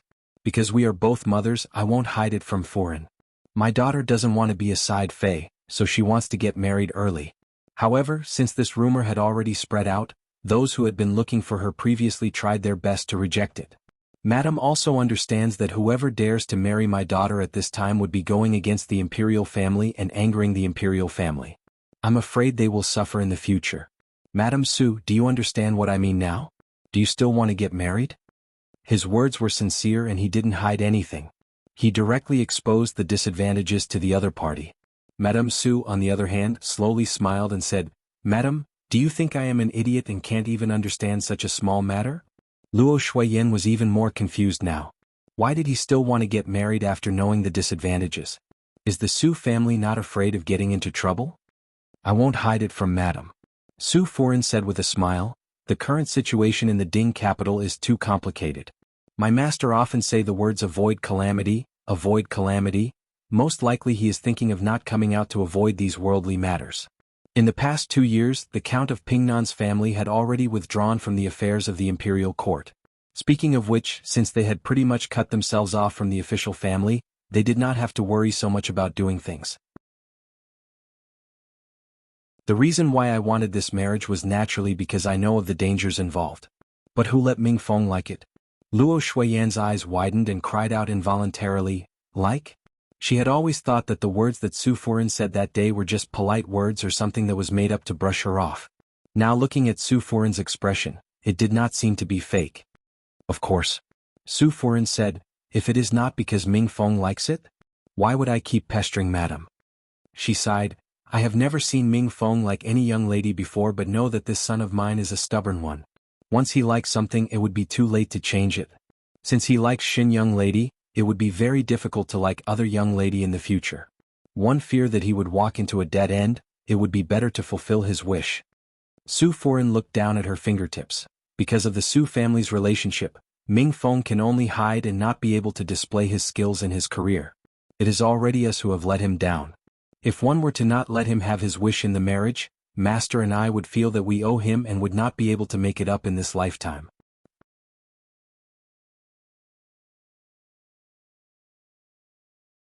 Chapter 721. As Luo Shuiyan listened, she gradually felt a sense of melancholy in her heart. They were both mothers, so naturally they could understand each other. She heard Su Furen continue, "But don't worry, madam. Although our Su family is no longer an official's family, we still have enough money. We also have many shops, so we won't have to worry about food and drink. After young lady Xin marries over, Master and I will treat her as our own daughter. Ming Feng's character is old-fashioned and honest, thus there would not be any other female in the inner courtyard. The population is simple, and even though Miss Shen cannot enjoy the splendor and wealth like in the Crown Prince's residence, she can still live a satisfied and free life." Luo Shuiyan's heart was moved. Madame Su's words could be considered to have hit the bottom of her heart. She did not wish for the person that Shen Miao would marry to be rich and noble, but as long as the other party was upright, had good character, treated Shen Miao well and had a simple mouth, it would be better. Su Ming Feng was really a good candidate. Thinking about Luo Ling just now, Su Furen started to hesitate. Luo Ling was also not bad, but Shen Miao had to return to the Shaochun city, and with Su Ming Feng, Shen Miao could stay in the Ding capital. This time, due to various considerations in her heart, Luo Shuiyan did not reject Su Furen immediately and only said to think about it. After Su Furen left, Luo Shuiyan went to look for Shen Xan to discuss the matter. Of course, the most important thing was to see Shen Miao's intentions. Both of them were young talents, and as long as it was clear that there was no problem with Su Ming Feng, then Shen Miao would be able to take a look at her future husband. One did not know how this matter was passed to Shen Miao's ears, and when Luo Tan came to look for Shen Miao, she was overjoyed and said, "Biao youngest sister usually do not leave the house, but one did not think that fragrant wine does not fear deep alleys. You see, older brother Ling and young master Su came over, and there is also that crown prince. This is a total of 3 peach blossoms. In the eyes of others, I'm afraid they would die of envy." Shen Miao felt very helpless. Luo Ling actually proposed to marry her at this time. Of course, what Shen Miao did not expect was that Su Furen would actually come over and help Su Ming Feng to grasp this marriage. The matter of Su Furen wanting to marry into the Shen family had already made Shen Miao suspicious. One feared that Su Ming Feng wanted to investigate Xie Jingxing's identity. Now at this stage, the Su family did not hesitate to become enemies with the imperial family to marry her. Shen Miao felt that Su Ming Feng was a dangerous person. She thought that it was best to hand Su Ming Feng's matter over to Xie Jingxing to resolve, but Shen Miao glanced at the window. She did not know when this person would return. It was in troubled times, and yet he chose to disappear at this time.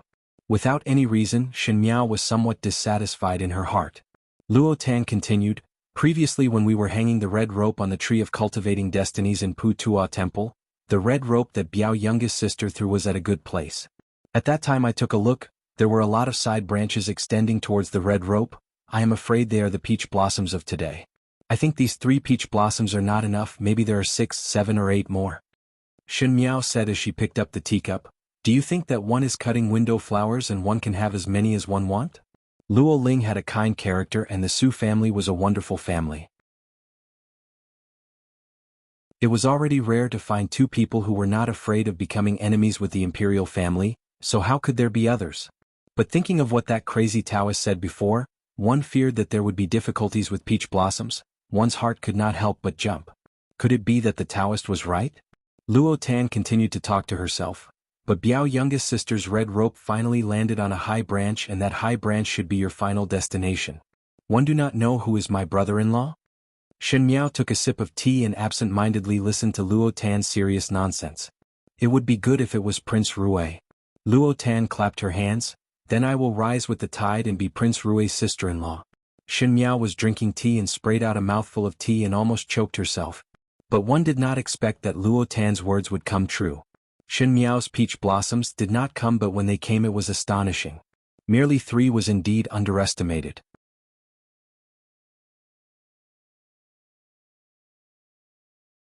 Chapter 722.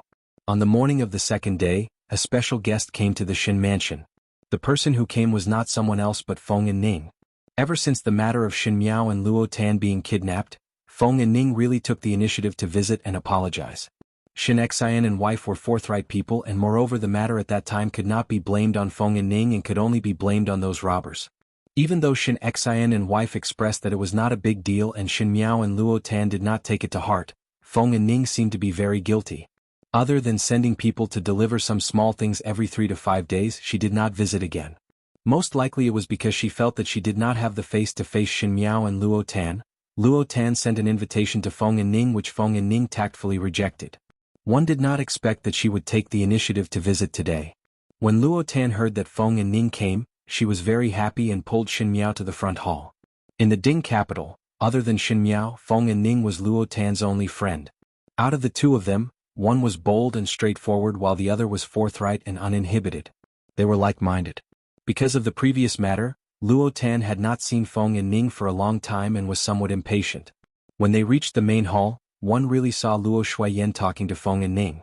Feng and Ning was wearing a moon-white short coat and skirt, her hair was combed into a bun and she wore pearl earrings and colored glass hairpin, looking much more quiet than usual.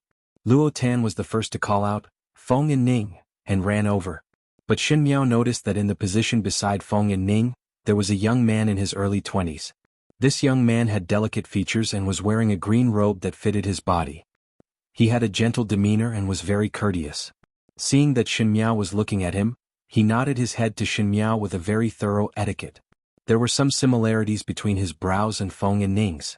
Luo Tan then noticed that there was another person and said, "This is..." Luo Shuiyan was somewhat embarrassed as it was not in accordance with the rules to let two young ladies meet an outsider without rhyme or reason. But thinking of the reason why Feng and Ning came today, she felt somewhat awkward and one could not tell if she was happy or worried. It was Feng and Ning who took the initiative to say, "This is my older brother." Xin Miao suddenly understood. Only Feng and Ning and her eldest brother Feng Zixian were Feng Di's children. This must be her big brother, Feng Zixian. Feng Zixian stood up and cupped his hands towards Xin Miao and Luo Tan. Xin Miao and Luo Tan quickly returned the greeting. Luo Tan looked at Feng Zixian with some doubts before looking at Feng and Ning and asked, "And Ning, did you not come here today to play with us?" If Feng and Ning was here to look for Xin Miao and Luo Tan, she would not have brought Feng Zixian over. However, this was also very surprising. He did not understand what Feng and Ning meant. Feng and Ning did not speak and only looked at Feng Zixian. Feng Zixian's expression was slightly embarrassed, but he still took the initiative to speak. "Today one came over because one heard that the Ministry of War's Xinqiu brother mentioned that your residence is looking for a son-in-law. This one is bold enough to recommend myself. Would young lady and foreign be magnanimous enough to forgive the rudeness?" Finishing, his face was slightly red as he avoided Luo Tan's probing gaze. Luo Shuiyan was a little embarrassed, but her eyes were filled with joy. Luo Tan's mouth was wide open, as she did not expect that the other party would come with such intentions. Xin Miao was surprised for a moment and was unable to describe the feeling in her heart. The words that this Feng Zixian said could be said to be very bold. But for those who came up to talk about matchmaking, they would either invite an Iceman to lobby or their own parents would come over to take a look. There were very few who came over personally. But even though he came over personally, he invited an elder to the side and did not lose his etiquette. If this was spread out, no one would say anything about Xin Miao's innocence. He was a person who understood the rules very well.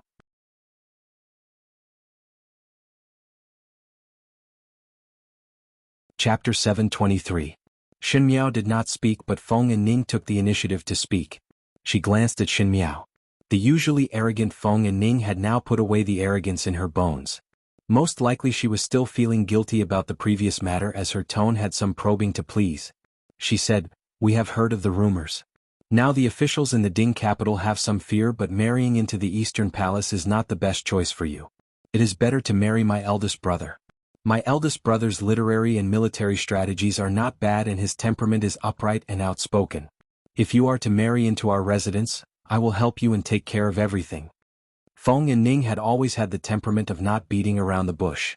These words were said honestly, but it was really for Xin Miao's sake. Luo Shuiyan's expression softened a lot. Xin Miao asked, "Do Feng Foreign and Master Feng know about this matter?" Feng and Ning hesitated for a moment before saying, "Initially father did not agree, but after our persuasion, he followed our temperament. My father has a sharp mouth but a soft heart. It is only that his mouth is stubborn, but he is very loyal. He will definitely not obstruct this matter. Shen Miao did not doubt this point. She only saw Feng and Ning's one-track mind and did not know how to play tricks, so she knew that Master Feng looked smart but was actually not so. She then looked at Feng Zixian and asked, "Does Gentleman Feng also feel that I am pitiful and want to lend a helping hand, that's why he married me?" When the words were said, everyone was surprised. Luo Shuiyan was surprised that when Shen Miao was facing a lifelong matter, there was no shyness or any other emotions at all. It was somewhat strange for her to treat it so calmly. Feng Zixian did not think that Shen Miao would ask this question so straightforwardly. He quickly recovered to his senses and said, "My younger sister had mentioned about young lady many times before. Zixian admires young lady's talent and temperament. This time it is only a coincidence and dare not say that one would lend a helping hand." Finishing, his face turned redder. Luo Tan laughed when she heard it, but Shen Miao was somewhat powerless. She did not know how Feng and Ning usually described herself to Feng Zixian, that she even said, talent and temperament. Feng and Ning looked nervously at Shen Miao and asked, "My eldest brother is definitely better than the crown prince." Shen Miao almost laughed. If these words were heard by others, one would say that Feng and Ning was being disrespectful. But for Feng and Ning to say such words, it meant that she really placed her in her heart. Shen Miao then looked at Feng Zixian, who looked similar to Feng and Ning. His brows were magnanimous and should be an upright person. Shen Miao smiled, "One cannot decide my marriage in just a few short sentences. This is too unfair to me and unfair to young Master Feng." When Luo Shuiyan heard Shen Miao's words, she had some thoughts in her heart. Shen Miao's meaning was obviously that she had other thoughts about her marriage. But as a mother, she did not know what Shen Miao's intentions were. Shen Miao was not willing to marry into the Eastern Palace and did not seem to be interested in these young talents. That Luo Shuiyan was somewhat anxious.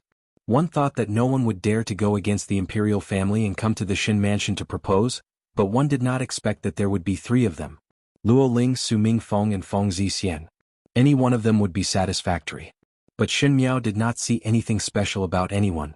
Feng and Ning said, "But if you are not anxious, then there is no time." These words were not false. Who knew when the imperial edict would come down? If it was in the past, naturally there would be a lot of time for Shen Miao to think clearly, but now that the imperial edict came down, there was no room for maneuver. Shen Miao waved her hands and was about to speak when she suddenly saw Jing Zhe rushing in from outside and said anxiously, "Young lady, people from the palace have arrived."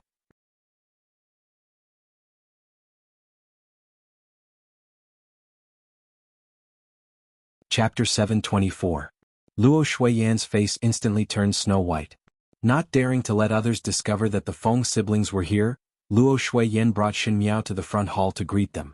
When the young eunuch finished speaking, one then knew that it was not an imperial edict but for Shen Miao to enter the palace alone tomorrow, as the Empress had something to say to Shen Miao.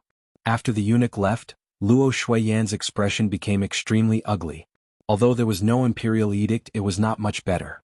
Tomorrow Shen Miao would enter the palace alone, and if the matter of the imperial edict was raised at that time, it would not be easy for Shen Miao to refuse. Even if she didn't mention it, who knew what kind of threatening words the Empress would say? It was a sinister thing to let Shen Miao meet the Empress alone. Feng and Ning and Feng Zixian were somewhat worried, but Shen Miao advised them not to take it to heart. After the Feng siblings left, Luo Tan then asked, "Biao youngest sister, what to do now? Why don't we settle the marriage in the near future?" Marriage is not something that can be settled in one night. One still need to exchange the 8 characters and invite the ice person to the scene. There are many matters and it would be too late before tomorrow. Shen Miao said. Luo Tan was startled, "So there are so many things." She then said, "Youngest Biao sister knows everything clearly." Shen Miao paused for a moment. Naturally she was clear that in her previous life, she was filled with joy as she watched all these things being completed one by one and could not wait to marry into the residence of the person she admired earlier. However, he did not know that it was a tomb that devoured people without spitting out their bones. Luo Shuiyan looked at Shen Miao seriously. "Jiao Jiao, tell mother, among these few people, who do you like?" "It can't be considered as liking." Shen Miao smiled. "Choose the most suitable one. Mother, you don't have to be too anxious. It won't be too late to decide when I return from the palace tomorrow. Perhaps there will be more suitable people appearing." Luo Shuiyan was startled. Shen Miao was always indifferent to her marriage and did not seem to have any expectations towards her future husband, which made Luo Shuiyan's heart somewhat flustered. It was until after Shen Miao left that he muttered to himself, could it be that Jiao Jiao still has feelings for Prince Ding? Shen Miao did not know of Luo Shuiyan's thoughts at all. She had already prepared for the worst, which was to perish together with the royal family. She had the determination to be a martyr, but she did not know if the Fu family had the intention to abandon their reputation. Even in the worst-case scenario, he couldn't lose hope. After all, he was still alive, right? As she was thinking like this, she glanced at the window and finally felt a bit irritated as she instructed Guyu, close the window more tightly. I want to rest. The crown prince had the intention to take Shen Miao as a secondary consort, and this led to the current officials not daring to have anything to do with the Shen family. This matter was in an uproar, and since it could reach the ears of the officials, naturally it would also reach the ears of the princes. In the residence of Prince Zhou, the two brothers, Prince Jing and Prince Zhou, were sitting at the table discussing the matter.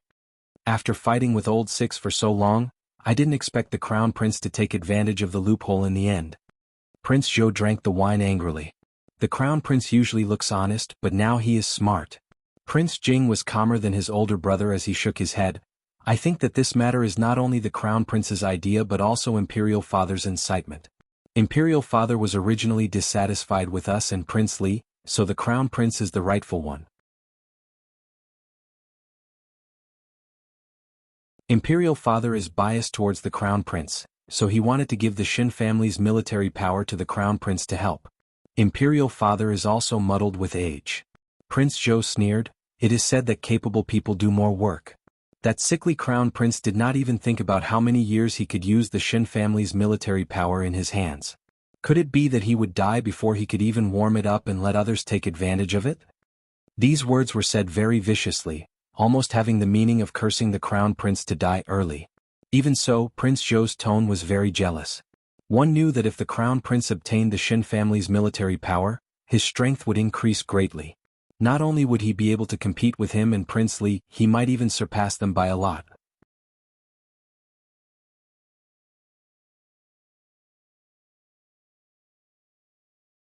Chapter 725.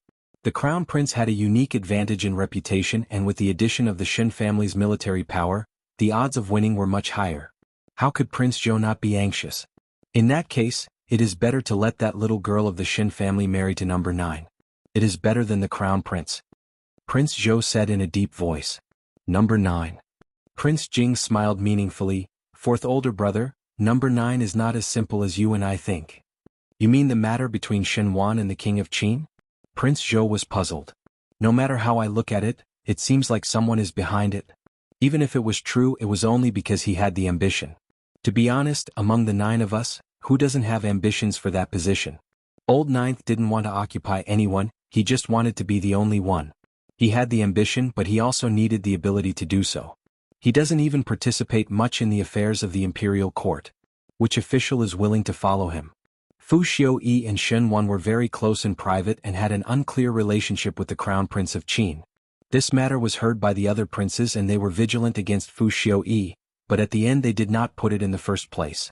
There was no other reason, as Fu Xiuyi did not participate in the court affairs for many years. Even if he had the ambition, he did not have the strength. He was just someone whose heart was higher than the heavens and his life was thinner than paper. Compared to him, there were more important enemies. Prince Jing shook his head. Fourth older brother must not underestimate number 9. I always feel that he hides very deeply. Zhou Wang waved his hand impatiently. Why do you keep mentioning 9th brother? I called you here today because I have something to discuss with you. Prince Zhou lowered his voice. We cannot look on helplessly as the Shen family's military power falls into the crown prince's hands. If the crown prince obtained the military power, and now that the imperial heir grandson has been born and imperial father has the intention to support him, the chances of you and I will be even smaller. I have been fighting with Prince Li for so long, I do not want to be taken advantage of by the crown prince. What does 4th brother mean? This marriage cannot be done. Prince Zhou smiled cruelly. It would be best if we become enemies. There are thousands of ways to form enmity. Which one does 4th older brother want first? Prince Jing asked. Of course it's a blood feud. Prince Zhou put down the wine cup and said, that Shen family's little girl also wholeheartedly thought of number 9 and would definitely not be willing to marry the crown prince. Since that's the case, we, the imperial family, will not force her to do anything against her will. Why don't we free her? It's not easy to make a move on Xin Miao. Prince Jing said, the last time Xin Miao was kidnapped, Xin Xan had doubled the number of guards for her and it was heavily guarded. How can one take action? Prince Zhou smiled. If we can't do it outside, we can do it in the palace. He said proudly, once we enter the palace, no matter who the guards are, they all have to wait outside. Once we enter the palace, it's our world. I have inquired about it. Tomorrow the little girl of the Shen family will enter the palace alone. After she enters the palace to see the Empress, it will be our chance. It will be the easiest to make a move at that time. Prince Jing said, it is easy to take action in the palace, but it is easy to be suspected when one investigates. So this is a matter of killing two birds with one stone. Zhou Wang smiled. What do you think about making it sound like old Six's work? Prince Jing's eyes lit up. The two brothers and Prince Li's faction had been fighting for so many years and were evenly matched. If this time Xin Miao met with an accident in the palace, Xin Xan loved Xin Miao dearly and would definitely put the blame on the crown prince. If it was not that the crown prince had the intention to marry Xin Miao would not have met with an accident and the crown prince and the Shen family would be enemies. At the end, when it was found out that it was done by Prince Li would not be able to gain any benefits. To be able to take care of two strong enemies without using a single soldier, why not? Prince Jing smiled. Fourth older brother's idea is not bad, but it needs to be arranged carefully so that there will be more flaws. Men, invite my aides in. Coincidentally, when the residence of Prince Zhou was discussing about the assassination of Xin Miao tomorrow, the residence of Prince Li was also racking their brains over this matter.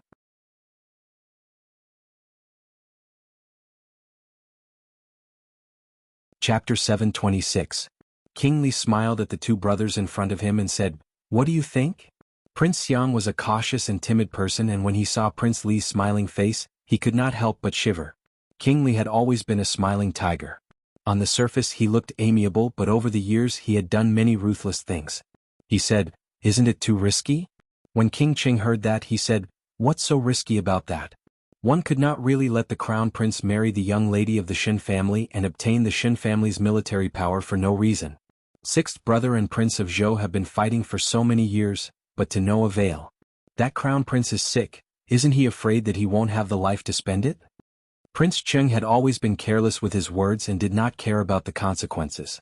His words were very presumptuous, but it was obviously in line with Prince Li's intentions. He said, eighth brother is right. It is indeed not my wish for the crown prince to obtain the Shen family's military power. If this marriage is successful, not only me, the two brothers will also be implicated, and that cannot be done. I propose to assassinate the young lady of the Shen family to prevent future troubles. Even though the young lady of the Shen family is innocent, but in the end she was implicated by the crown prince. Prince Li smiled as he talked about the assassination. Even though his words were full of sympathy for Xin Miao's innocence, there was no trace of pity in his tone. But how are we going to put this matter on Prince Zhou? Prince Yang asked softly. Prince Zhou is usually presumptuous, and it is reasonable for him to do such a thing on impulse. Imperial Father already had some complaints about him, and when he wanted to support the crown prince, Imperial Father would only blame him for losing the military power of the Shen family because of Prince Zhou. Prince Li pondered. Killing two birds with one stone. It's a good idea, Prince Cheng said casually. I support sixth brother. King Xiang did not speak, but it did not matter whether he spoke or not. He and King Cheng were both followers of King Li. King Li's decision also represented the two of them. If they succeeded, they would naturally ascend to the heavens. If they failed, they would suffer misfortune together. This was what he had understood from the very beginning, to share weal and woe together. Sighing slightly in his heart, he could only hope that the assassination of Xin Miao tomorrow would proceed smoothly. The night was as dark as ink and the winter wind blew on his face. It was bitingly cold, as if someone was shaving his face with a knife. The water collected during the day turned into ice at night and was left outside the house to dry. By the next day the ice was stuck to the ground and could not be moved. In front of the window on the upper floor of the inn, the purple-clad young man stood with his hands clasped behind his back. His brows were tightly furrowed and no one knew what he was thinking. A snow-white pigeon suddenly flew in from outside and landed on the windowsill in front of him. There was a thin layer of ice on its body. Flying outside in such cold weather, it was probably extraordinarily cold. Xie Jingxing removed a small silver tube from the pigeon's leg and threw the pigeon behind him. The charcoal fire was burning in the room, so it was warm and cozy. The pigeon tilted its body and flew to the desk in the room. It tilted its head and pecked the corn kernels in the small bowl on the desk. Xie Jingxing took out a small paper scroll from the silver tube and unfolded it to read. He threw it into the charcoal stove and turned it into ashes. Tai Yi walked in from the door and walked to Xie Jingxing's back. "Master, the carriage and horses have been prepared and will depart for the capital tomorrow morning." Xie Jingxing replied, "And." Tai Yi however did not retreat and looked at Xie Jingxing's back, seemingly hesitating if he should speak or not. "Speak if you have something to say," Xie Jingxing said without turning his head back. Tai Yi was shocked and quickly said, "Master, there is news from the Ding capital that these few days Shin Xan is looking for a suitable young talent for 5th Shin young lady, and seemed to have the intention to marry." Xie Jingxing did not turn back. Tai Yi looked at the other person's back and did not know why, but he felt his scalp tingling. He also did not know if these words should be said or not, and his heart was complaining incessantly. Jiu Shu and Gao Yang from the Ding capital did not mention about this matter in the letter that was sent back. Now that Tai Yi mentioned it, in the future when Xie Jingxing blamed the both of them, it would seem that Tai Yi was the one instigating it.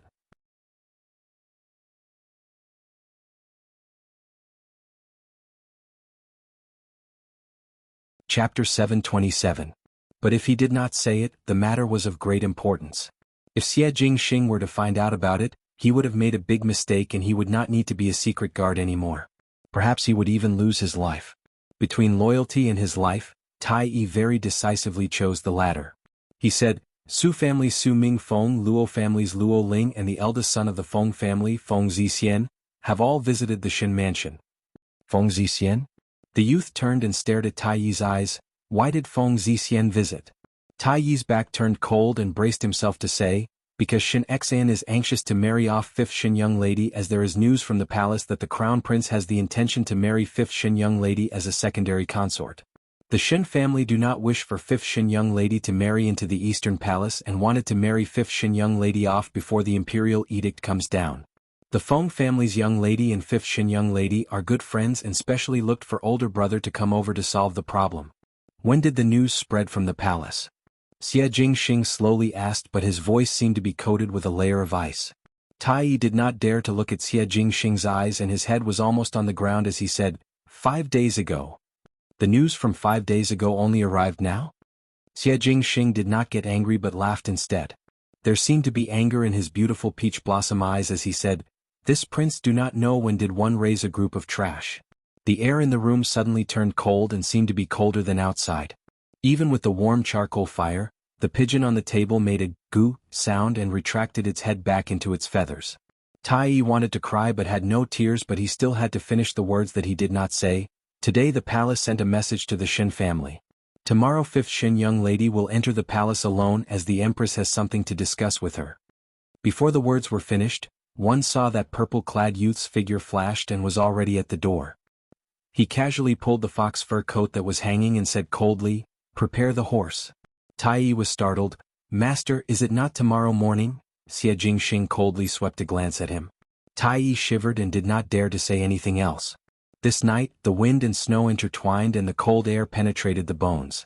Some people tossed and turned on the warm bed and were unable to sleep, while some people were in the magnificent residence discussing murderous plots. Some people naturally lived in the imperial palace, and there were also some people who rode their precious horses thousands of miles away.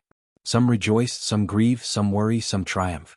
The vast rivers and mountains of Mingqi were picturesque, and the Ding capital was filled with songs and dances to celebrate peace. At the end of the year, there were cheers and laughter everywhere, but no one could see the turbulence under the calm lake. In one of the rooms in Prince Ding's residence, there was someone playing chess with himself. The man was dressed in a green robe. The chessboard on the table was in a mess. The white characters and black pieces were intertwined on the board. It looked extremely complicated. With every step he took, he had to think for a long time. It was as if he had reached a bottleneck, but he just couldn't bring himself to play the black piece in his hand. The flame of the lamp swayed slightly and was almost extinguished. He got up and refilled the lamp oil, and the room became bright again. This man's eyes were bright and clear, and he had the air of a modest gentleman. It was as if he was proud and unyielding in his heart. However, there was sadness in his eyes that could not be dispersed. This person was Pei Lang. Pei Lang looked at the snowy night outside the window and sighed deeply. Fu Xiuyi's move in chess was indeed not bad. Shifting the trouble to the east, no matter if it was a success or failure, it had nothing to do with Fu Xiuyi. No matter what the result was, whether it was the Crown Prince being unlucky, Prince Zhou or Prince Li being unlucky or the Xin family being unlucky, it was a good thing for Fu Xiuyi. In this kind of chess game, Xin Miao had almost no other path to take. Even if there was, it would be the last resort. With this game, Fu Xiuyi would definitely win and not lose. Pei Lang was somewhat worried for Xin Miao. He also did not know why he was worried for Xin Miao. If Xin Miao died, then he would be able to follow Fu Xiuyi. Fu Xiuyi was very reliant on him, and if he did not see wrongly, this person had the talent to become an emperor. In the future, his chickens and dogs would ascend to heaven and he would be able to enjoy endless riches and glory. He would also be able to better protect Luing in secret. But he was still not willing for Xin Miao to lose. These days Fu Xiuyi suspected that there was a traitor in the residence and doubled the guards in Prince Ding's residence. Even a fly would not be able to fly in, not to mention the news out. He had no way to communicate with Xin Miao through letters and could only be anxious in the dark. Hearing that Xin Miao was going to make a trip to the palace alone tomorrow, it just so happened that he was also going to the palace tomorrow. Even though he was Fu Xiuyi's aide, he was also a small official. Xin Miao had no way out, and at the end of the road, would there be any other way out? After a moment, Pei Lang looked at the chess game in front of him. It was already a dilemma and there was no need to continue playing. One of his hands was placed on the corner of the table and suddenly flipped it. With just a light flip, the entire board of chess pieces instantly fell to the ground, big and small, making a crisp sound. The ground was a mess. Nothing could be seen from the original situation.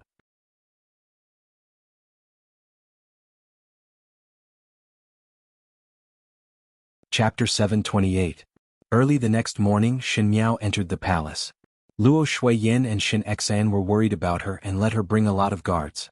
But the guards of the Xin residence could not follow Xin Miao at all times, and when they reached the palace doors, they had to wait outside. Before Xin Miao left, she wore all the big and small jewelry that Xie Jingxing gave her. Regarding the Ming Qi's imperial palace, she never feared to speculate with the greatest malice and was only afraid that there would be an accident, so she was fully prepared. When she reached the palace doors, Gu Yu and the rest were waiting outside with the guards, and Xin Miao was led by a palace maid towards Kunning Palace. Along the way, the palace maid felt somewhat strange. The path from the palace doors to Kunning Palace was not simple, and one had to go through several corridors and some gardens, but Xin Miao was very familiar with the path. She did not even need the palace maid to remind her as she lifted her feet to walk over the old and loose steps. The palace maid's heart was suspicious. Could it be that Xin Miao came to Kunning Palace once and remembered this path so well that she did not make any mistakes? She did not expect that this Kunning Palace was the place where Xin Miao lived in her previous life, and every grass and tree was engraved in her heart. Thus, in the face of the grand furnishings and exquisite displays, she turned a blind eye to them. If one looked carefully, one could see a flash of disgust in Xin Miao's eyes. Others did not know about these. When they reached Kunning Palace, the palace maid was combing the Empress' hair. Xin Miao waited for a while before the Empress let her in. Today Consort Dong Shu did not come over, and there was only the Empress as a master. She was wearing some formal court attire and had a 9 phoenix hairpin on her head. Her makeup was expensive and there was a sense of oppression coming from her. Xin Miao took a look and understood in her heart. Did this really think that she was a young lady who was not familiar with worldly affairs and wanted to use the imperial family's prestige to threaten her? Force her to take the initiative to let go? No wonder Xin Miao deliberately sent Luo Shuiyin away. If Xin Miao was really a 16-year-old young lady, dressed so formally in front of the Empress and with a few vague threatening words, she would feel that she was alone and helpless. Her heart would be flustered and she would not know what happened. But how was Xin Miao a young lady? The person in front of her was the Empress. She was the Empress in her previous life. She was more knowledgeable, arrogant, and suffered more hardships than this one. So, she really didn't care about the name of a fox borrowing the tiger's might. Xin Miao's eyes drooped down and a humble smile surfaced. The Empress slowly frowned. Xin Miao's reaction was somewhat different from what she thought. She did not know if Xin Miao was deliberately pretending to be confused or was originally stupid. Her eyes landed on the bracelet on Xin Miao's wrist and slightly narrowed her eyes before smiling. This bracelet is of good quality. Come forward and let Bengong take a look. Xin Miao went forward as instructed and the Empress held Xin Miao's hands. The bracelet was made of a rare jade material from an unknown place. It was bright green and extremely smooth. Just as she was about to praise a few words, she heard Xin Miao laughing, replying to your ladyship, this official's daughter's hairpin, necklace and earrings are also very good looking. The Empress was taken aback and looked at it seriously. Her mouth couldn't help but twitch. The cat's eye hairpin was matched with pearl earrings, and the pearl earrings were matched with an amber necklace. As for the bracelets and miscellaneous jewelry, there was no need to mention them. They were clearly all exquisite and valuable jewelry, so why did she feel so awkward stuffing them all onto her body? The Empress suddenly did not want to praise Shen Miao's jewelry and even lost interest in the bracelet. Her heart was filled with indescribable contempt. Initially it was said that the young lady of the Shen family was an idiot who only knew about gold and silver. Afterwards it was thought that she had changed her appearance, but looking at it today, she was not the same as before. Once she thought of marrying Shen Miao to the crown prince, the Empress was not happy. If it was not because the Shen family's military power could help the crown prince, the Empress would not be willing to let such a vulgar female marry into the Eastern Palace.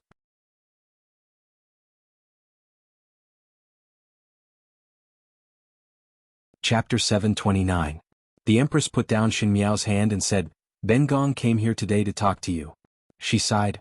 "That day I had mentioned to your mother that you are not engaged and your age is just right. Ben Gong looks like you and wants to be a matchmaker. Naturally Ben Gong will not force others and one must like to be a matchmaker." Shen Miao lowered her head and did not speak. The Empress patted her hand. "Do you think Ben Gong is living well? Is it glorious or not?" Shen Miao sneered in her heart, but on the surface she replied with a smile, "Your ladyship is living well and very glorious.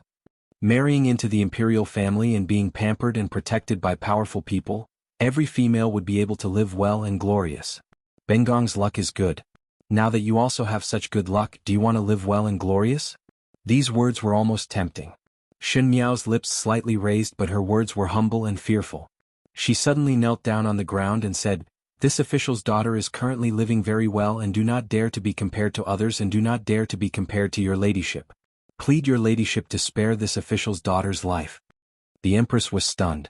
She did not expect that Shen Miao would have such a reaction.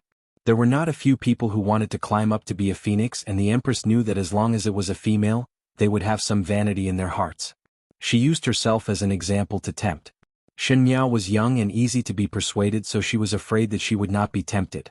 As long as Shen Miao slightly relaxed her mouth and followed her words, then the imperial family would be able to rightfully push the initiative to the Shen family for the bestowal of marriage. Even if one wanted to be a robber, one would have to cover it up a little. Who knew that Shen Miao would have such a reaction? There was no temptation, no hesitation, and instead fear? The Empress thought in her heart unhappily, could it be that it was so scary to be an empress? Or was it that this young lady of the Shen family was actually as timid as a mouse and as stupid as a cow? She did not understand her hints and thought that a disaster was imminent. Really mud that could not hold up the wall.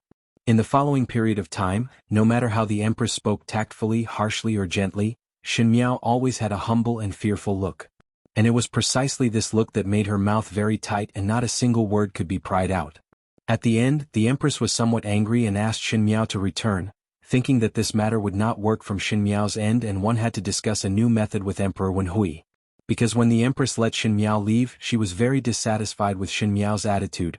Even the palace maids of Kuanning Palace did not care much about Shen Miao and handed Shen Miao over to a passing little eunuch to send Shen Miao out of the palace. The young eunuch naturally agreed. The little eunuch brought Shen Miao out of the palace, and after a few turns, there were many palaces in the depths of the palace. Other than some side halls where the concubines lived, there were even more small rooms where the eunuchs and palace maids lived. This little eunuch brought Shen Miao to a secluded place, and after bypassing a garden, almost facing an abandoned garden, Shen Miao stopped and said, "This is not the direction to leave the palace.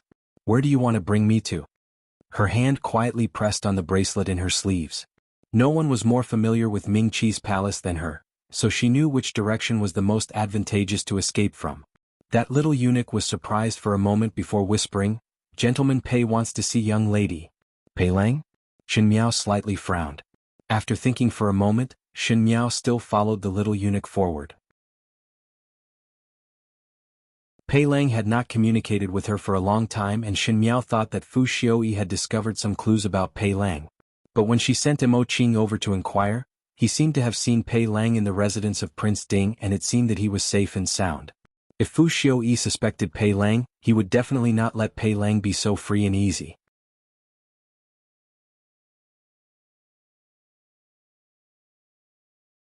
Chapter 730. If Pei Lang was looking for her, it must be something very important. There were many coincidences in the world. What Xin Miao did not know was that the imperial family had the intention to arrange a marriage for her and implicated everyone. Even though Xin Xian, Luo Shuiyan and Xin Xiu were relatives and ran around without stopping, some other people also rushed in wave after wave. For example, Luo Ling was able to express his sincerity, Su Mingfeng's marriage proposal by a freak combination of factors, and Feng Zixian lending a helping hand. There were thousands of connections in the world, and those connections were like the crystal threads spat out by spiders. They were arranged in their respective positions, and one day they crisscrossed and formed a fine and dense net, forming the most astonishing and unbelievable coincidence in the world. Princess Rong Xian entered the palace. Her health was not very good, and she had become thinner and thinner in recent years. Throughout the year, the number of days he would enter the palace could be counted, but today he seemed to be in a hurry. The palace maid wanted to inform, but Princess Rong Xian waved her hands and said, Ben Gong did not bring an invitation and have important matters to discuss with Imperial older brother. There is no need to inform. How would the guards at the palace doors dare to stop them? Even though Princess Rong Xian did not show her face much nowadays, she was after all the daughter that the late emperor doted on and had a strong temperament. If he were to anger her, there would be consequences for him in the future, so he immediately let her go. The palace maid wanted to find a sedan chair for Princess Rong Xian but was rejected by Princess Rong Xian. Princess Rong Xian said, "It would be inconvenient to use a sedan chair if walking on a small path. You guys support me, I'll walk slowly." Princess Rong Xian's heart was also anxious. She did not ask about the matters of the court and stayed in her own princess residence every day.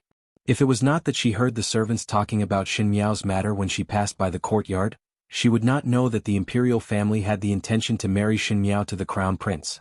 Not to mention Xie Jingxing, Princess Rong Xian also wanted to protect Xin Miao. Princess Rong Xian herself also admired Xin Miao very much. As a member of the imperial family, Princess Rong Xian knew that when a female married in, it would look grand on the surface but it might not be true happiness.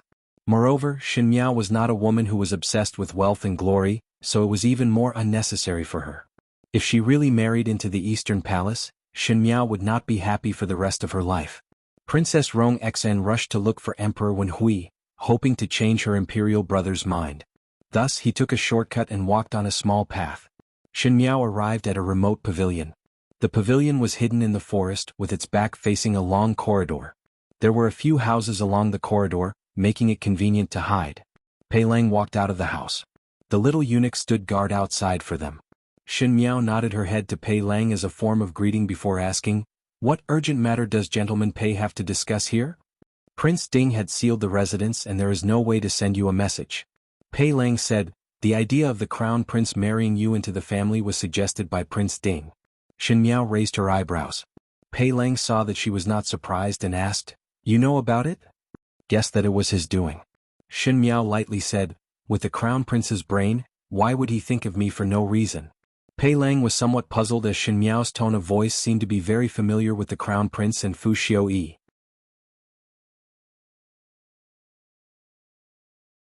But Xin Miao was an unmarried daughter and did not have the opportunity to interact with the princes, so how would she understand the personalities of the princes? One feared that Xin Xian was not as familiar as Xin Miao. This deserted garden had once been haunted by ghosts, so no one usually came here. Thus Pei Lang was not worried that someone would pass by. He frowned. "About the marriage, what do you plan to do?" Xin Miao was somewhat surprised. Pei Lang had always been a person who would only analyze the pros and cons and would not bring in personal feelings, thus it was rare for him to ask about her marriage. After all, how she saw this marriage was insignificant to the overall situation.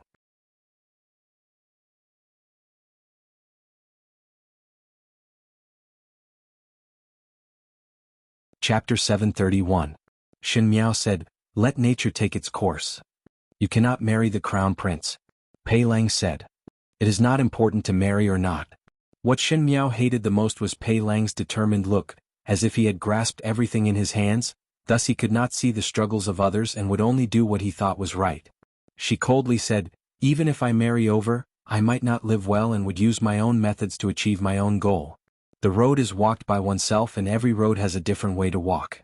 Gentleman Pei would not think that there is only one road in this world, right?" "I do not mean what you think." Pei Lang sighed, Marrying into the Eastern Palace would allow you to walk your own path. But to use your marriage as the price, this is too cruel to you and the gains do not make up for the losses. Shen Miao's heart moved slightly as she looked at Pei Lang. Pei Lang actually said, to use your marriage as the price, this is too cruel to you. One had to know that in the previous lifetime when Wanyu was going to marry the Xiongnu, Shen Miao once begged Pei Lang because Pei Lang was Fu Xiuyi's confidant and Fu Xiuyi would always consider Pei Lang's words. At that time Pei Lang told Shen Miao, your ladyship, using the princess's marriage to exchange for the safety of Ming Qi and the welfare of the people, is it not a good thing? Pei Lang, who was good at observing the world's overall situation, would actually put the overall situation in second place. Pei Lang did not notice Shen Miao's expression and said, the imperial family will spread the news and no one in the entire Ding capital would dare to marry into the Shen residence. Shen Miao said, so what about that? If it is not possible you marry me. Pei Lang said. The air seemed to have become extremely stiff in a moment but out of Pei Lang's expectations, Shen Miao's gaze that stared at him did not have any surprise or shyness. There was not even the slightest trace of being moved. Looking at it seriously it seemed to be somewhat cold. She asked, what are you talking about? Pei Lang's heart seemed to be poured with a basin of cold water, making it strangely cold. It was obvious that he was only judging the pros and cons of the matter but under Shen Miao's clear eyes, it seemed that some of his hidden wishes were seen by others. In a moment he became embarrassed. Pei Lang avoided Shen Miao's gaze and calmed himself down before continuing, since you cannot marry into the Eastern Palace, you have to marry someone else so that you can have a way out. If you marry me you might be able to resist for a while. Why is Mr. Pei helping me? Shen Miao softly opened her mouth and there seemed to be some other tone in her words which made it hard for one to understand. She said, we only have a transaction relationship because of Lu Ying, or rather a master and servant relationship. I am the master, you are the servant. From the beginning to the end I was the one who threatened you. If I was imprisoned wouldn't that be exactly what you wanted? Following Fu Xiuyi is 1,000 or 10,000 times better than following me. Gentleman Pei helps me so much that if one did not know one would think that you are sincere. There was a hint of mockery in her words, and Pei Lang felt uncomfortable when he heard it. He did not know why Shen Miao was sometimes polite to him and sometimes seemed to be hostile to him. Perhaps women were fickle like this?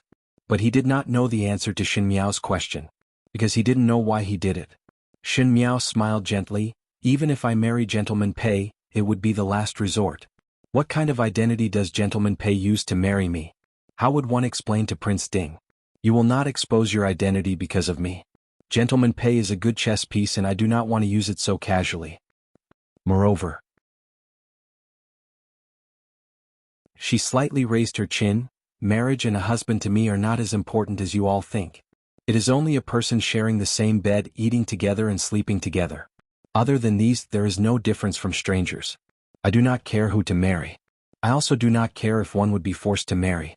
My happiness or happiness will not depend on this.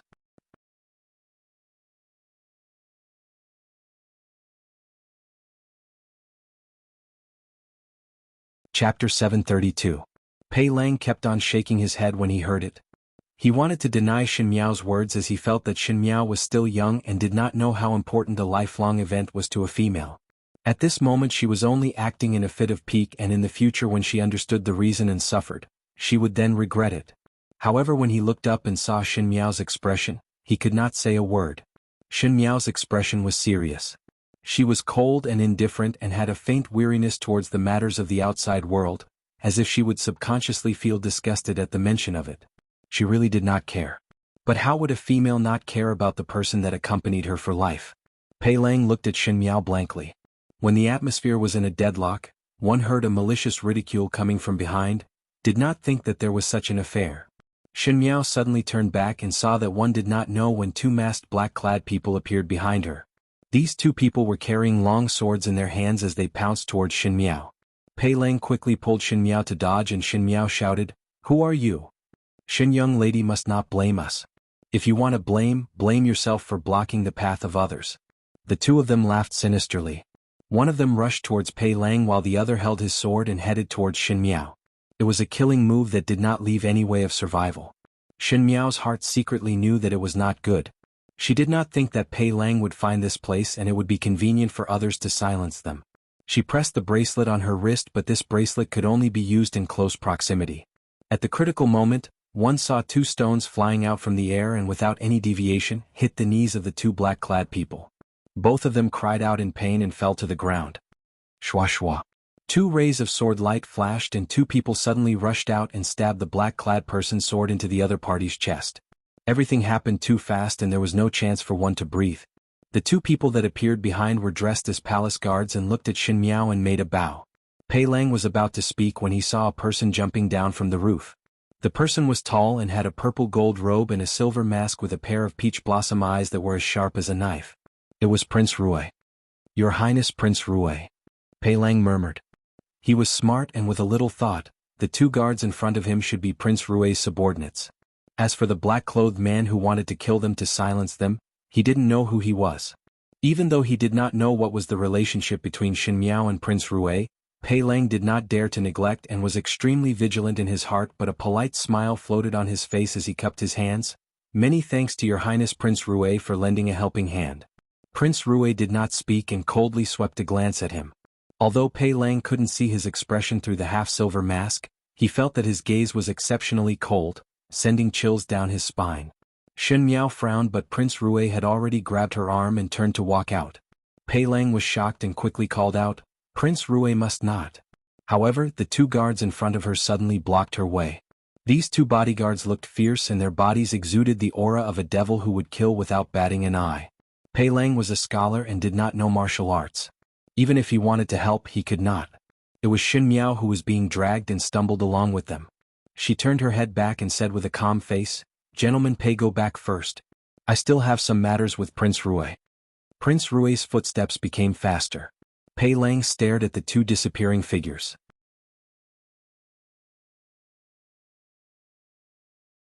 The two guards in front of him looked at him in confusion before they left. But there were still two corpses on the ground and Pei Lang could not stay for long. He did not know what was the relationship between Xin Miao and Prince Rui, but in his heart there was an emptiness in that instant.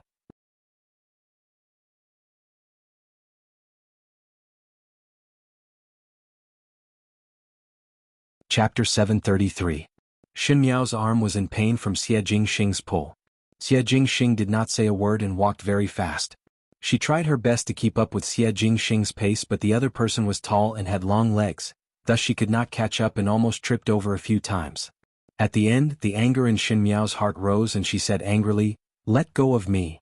Xie Jingxing walked to an empty corridor before suddenly releasing his hand. Xin Miao was grabbed by him for most of the way, and when her hand was suddenly released, she almost fell down. After he stood still, his anger surged and he said, You're crazy.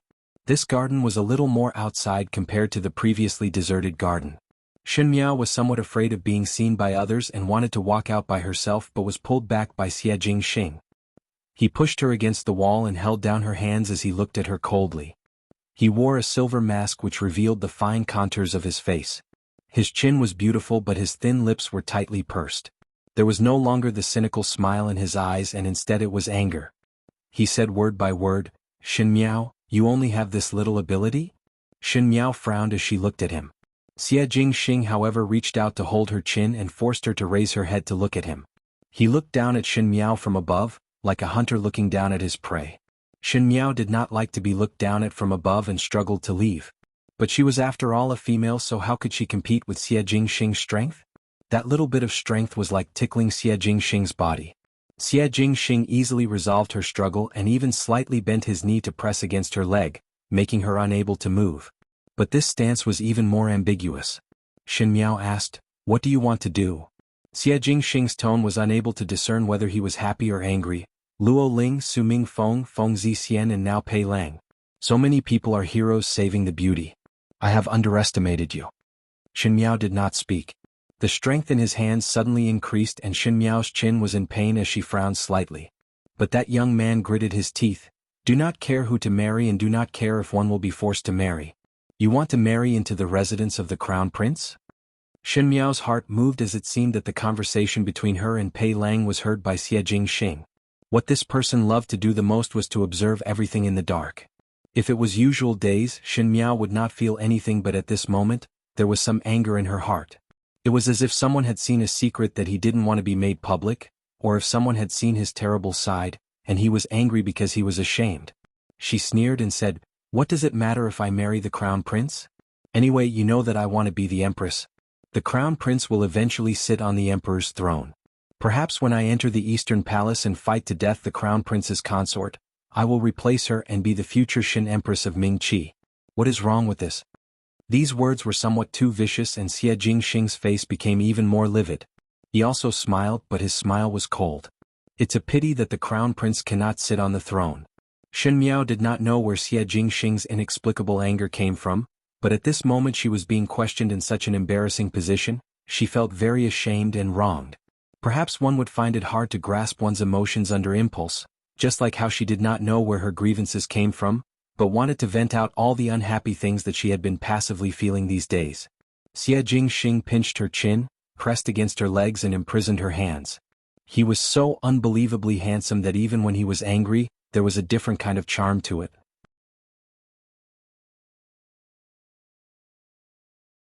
That evil air lingered around him, making Shin Miao believe in a moment that the Xie Jingxing who was frivolous, careless and did not care about anything was only a part of him. The other part of him was cold, rigid, and when he was angry, it made one's heart turn cold. No matter how good the scenery was, it was a pity that Shin Miao did not have the mood to appreciate it. She said, "Even if he does not sit on the throne, it has nothing to do with you." Shin Miao looked up at him and tried to speak calmly. "Why did your Highness Prince Rue come to question me? My relationship with you does not seem to be that good. What does it have to do with you who I marry or not marry?" When the words were said, Xie Jingxing smiled instead. He hooked up his lips with a smile that was not a smile and pulled Shin Miao's chin towards himself. "When you think of ways to haggle with me over every ounce, when you bargain with me about business, when you borrow my hands to kill, you are very capable. Why is it that until now you only have this little ability?" Shin Miao's eyes felt a little sour. She really hated Xie Jingxing's current actions. However, she could not break free and hated herself for being so passive. She felt that her eyes were foggy and it was very uncomfortable. Xie Jingxing frowned and said, "You are not allowed to cry." Shin Miao's tears were about to fall as she felt extremely ashamed in her heart. She was a person who had lived for 2 lifetimes and actually wanted to cry just because of a few words from Xie Jingxing. What kind of appearance was this? But the grievances in her heart could not be relieved. She felt that her entire person had become chaotic. She was not willing to lose her face and had no way to break free. In a moment of desperation, Shin Miao glared at Xie Jingxing and said angrily, "Xie Jingxing, do not go too far." "Xie Jingxing?" An exclamation was heard from the bushes at the other end.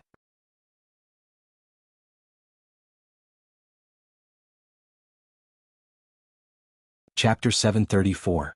Xie Jingxing? Shin Miao and Xie Jingxing suddenly turned back and saw a person stumbling out from the bushes. When it neared, Shin Miao's body could not help but stiffen and subconsciously looked at Xie Jingxing's expression. But because Xie Jingxing was wearing a mask, one could not see anything. That person was Princess Rong Xan. Princess Rong Xan originally wanted to take a shortcut to enter, but when she came to this place, she saw Shin Miao being pulled by an unfamiliar male. Princess Rong Xan quickly let the palace maids wait outside and followed up herself. If others were to see Shin Miao together with an unfamiliar male, one feared that it would lead to rumors. Princess Rong Xan could trust Shin Miao's character. But just now she saw that Shin Miao did not seem to be willing and was afraid that Shin Miao was entangled by one of the princes in the palace or had gotten into trouble. Thus she had the intention to help Shin Miao out of trouble. But it was not good to rush forward as it would be a misunderstanding.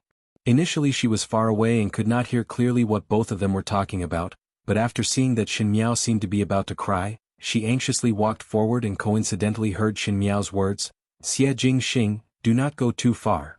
Princess Rong Xan cried out involuntarily. But one saw that tall and straight figure turning around, and it was an unfamiliar young male with half a silver mask on his face. He slightly nodded his head to her. Princess Rong Xan quickly walked forward, and at this time she saw that this male was Prince Rue. Prince Rue from the Great Liang. When he first came to the Ming-Chi and entered the palace, Princess Rong Xan had seen him before. But she did not care about these court matters and did not deliberately inquire about it. At this moment when she saw that this person was Prince Rue, there was an indescribable feeling in her heart. But just now when Shin Miao said, "Xie Jingxing," it was indeed Xie Jingxing. She did not hear wrongly. Princess Rong Xan looked at Shin Miao with some questioning. "Shin young lady, just now you called His Highness Prince Rue Xie Jingxing?" Before Shin Miao could speak, Prince Rue took the initiative to speak. He said, "This prince's name is Xie Yuan, little name Jing Xing." Just now Xin young lady called this prince's little name. Xin Miao's heart was slightly relieved, thinking that Xie Jing Xing's reaction this time was really fast and was always able to find a reason to brush it off. When he saw Princess Rong Xian's strange expression, he suddenly reacted and cursed Xie Jing Xing in his heart.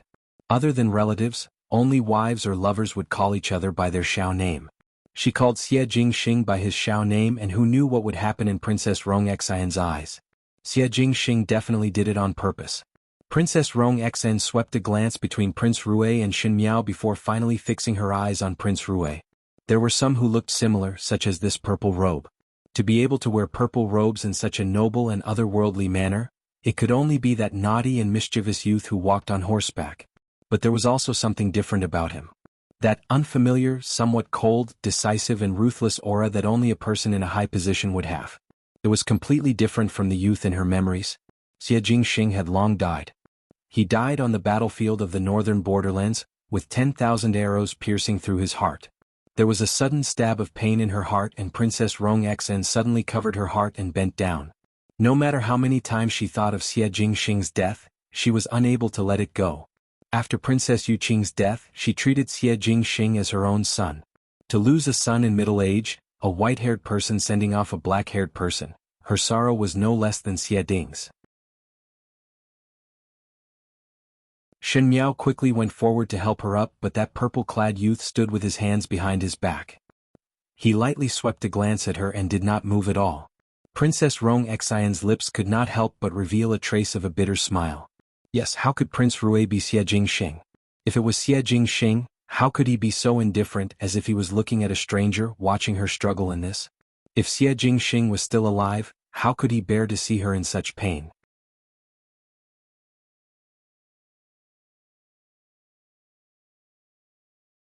Chapter 735. Princess Rong Xian waved her hands. "Why are you here?" Xin Miao answered, "Her Majesty the Empress let me enter the palace." Princess Rong Xian frowned and looked at Xie Jing Xing before asking, "Why is Prince Rui also here?" Xin Miao glanced at Xie Jing Xing and said, "When I came out from the palace, the little eunuch who led the way had something to do, and after waiting for a long time, one got lost and coincidentally met Your Highness Prince Rui. Thus one asked Your Highness Prince Rui to point the way for me." These words were almost blatantly lying. Just now Princess Rong Xian had clearly seen that it was Prince Rui who pulled Xin Miao all the way here. Moreover, Xin Miao also called Prince Rui's little name, so the relationship between the two of them was not ordinary. Princess Rong Xian was inexplicably somewhat angry. In the beginning, when Xie Jing Xing brought Xin Miao to the princess residence, Princess Rong Xian thought that Xie Jing Xing treated Xin Miao specially, and as she had more contact with Xin Miao, she liked Xin Miao even more. Thus Princess Rong Xian had the intention to matchmake Xin Miao and Xie Jing Xing. If it was not for Xie Jing Xing's death in battle, perhaps this marriage would have succeeded. Now Xin Miao had a close relationship with another male, and this male's name was also coincidentally Jing Xing. It was like once things were taken by others, and Princess Rong Xian's heart did not feel good. She also knew that it was impossible for Xin Miao not to marry for a lifetime, but Prince Rui was after all not a person of Mingqi. Moreover, Princess Rong Xian had lived for most of her life and could see people clearly. This Prince Rui's actions were strange, and his entire body was full of danger. He was not a simple man, and if Xin Miao were to fall in love with this man, one feared that it would be too complicated. As such, Ben Gong will represent Xin young lady to thank Your Highness Prince Rui, Princess Rong Xian said. But he tried his best to draw a clear line between Xin Miao and Prince Rui. Prince Rui nodded. "Since the eunuch leading the way has disappeared, I have many palace maids. I'll have them bring you out. There is no need to trouble Prince Rui for the rest of the journey." Princess Rong Xian added. This attitude was clearly to guard against Prince Rui. Prince Rui didn't say anything else. He responded lightly and left first. After Prince Rui left, Princess Rong Xian then gave a sigh of relief and asked Xin Miao, "How did you get to know him?" Xin Miao did not expect that she would suddenly meet Princess Rong Xian today, and even more did not expect that Princess Rong Xian would hear the conversation between her and Xie Jing Xing. She could not help but secretly complain. Normally Xie Jing Xing's secret guards had good eyes and ears and would even be able to catch a mouse running by. Today, at such a crucial time, one did not know if they were blind that even Princess Rong Xian did not discover it. She said, One had coincidentally met Your Highness Prince Rue a few times and can be considered as acquaintances. Princess Rong Xn looked at her deeply and said, since you are not willing to say, Bengong will not force you to say it. It is just that. This person is not a Ming Chi's person and might have a plot against you. You are a smart young lady and there are some things that you have to grasp yourself. Even if you do not think for yourself, you have to think for your parents and eldest brother. He was actually afraid that Xin Miao would be cheated by a man. Xin Miao did not know whether to laugh or cry in her heart. Since the misunderstanding had reached to this point, it seemed that it could not be resolved. Princess Rong Xan touched her chest and panted a few times. Upon seeing this, Xin Miao asked, where is the princess feeling uncomfortable? It is a heart disease that existed in the early years. Princess Rong Xn shook her head. These few days it is very serious. Xin Miao saw that she was in pain and vaguely remembered that in the previous lifetime, Princess Rong Xn also had a heart disease and the imperial physician said not to worry too much, lest the heart disease acted up and the pain would be severe.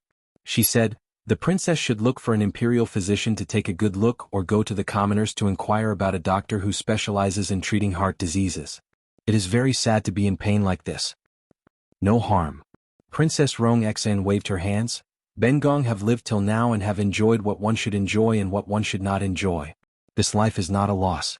Most likely one will not live for long and Bengong also do not want to be tormented. Her voice gradually became lower. After all, there is nothing worth to miss.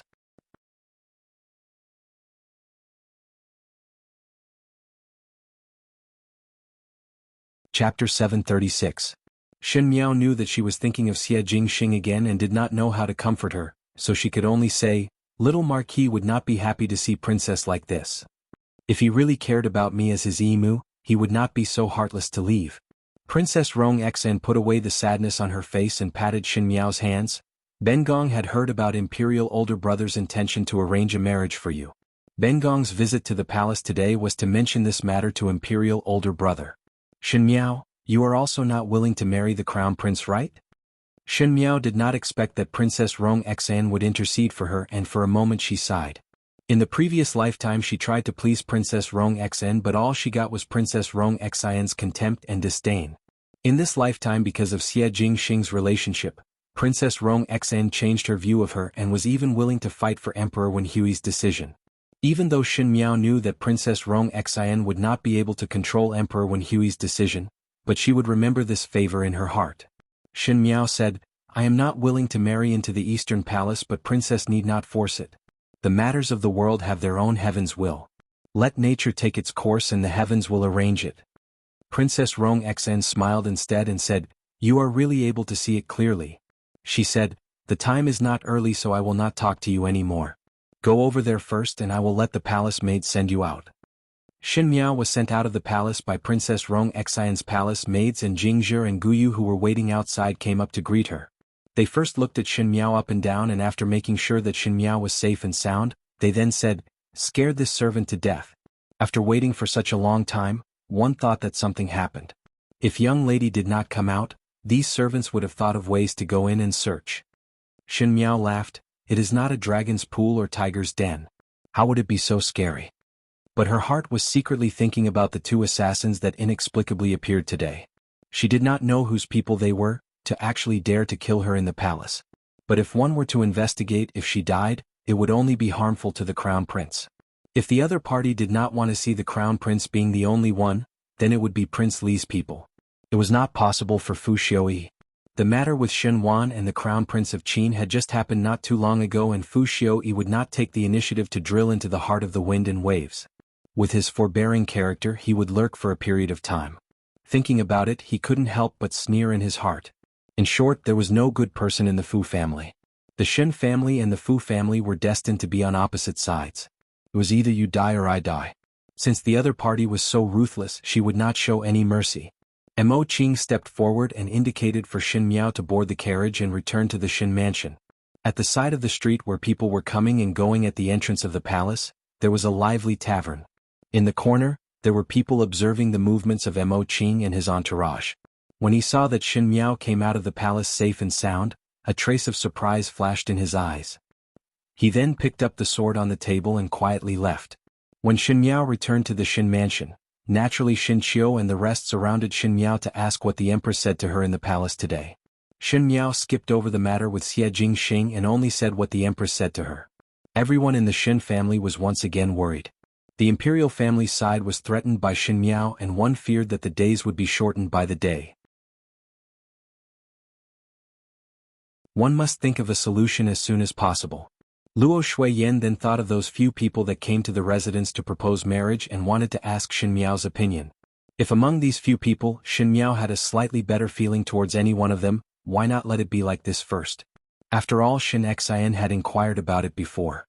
Even though they were not perfect, there were no problems in terms of character. But Xin Miao had just experienced Xie Jingxing's matter today and her mind was in a mess, so how would she have the mood to talk about it? When Luo Shuiyan mentioned it, there was a rare trace of displeasure. When Xin Xian and the rest saw it, they looked at each other and thought that Xin Miao was disturbed by the Empress's words in the palace and it was not good to continue talking.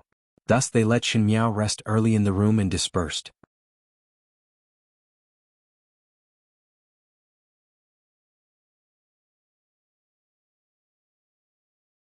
Chapter 737. When Xin Miao returned to the room, the sky was already dark. Guyu helped her to light the oil lamp. Jingzhe saw that Xin Miao was in a bad mood today and did not dare to stay in the room to disturb her. She pulled Guyu down and closed the door, leaving Xin Miao alone in the room.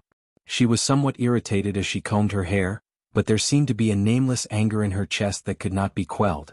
Thinking of Xie Jingxing's questioning words in the palace today, she could not help but feel even more aggrieved.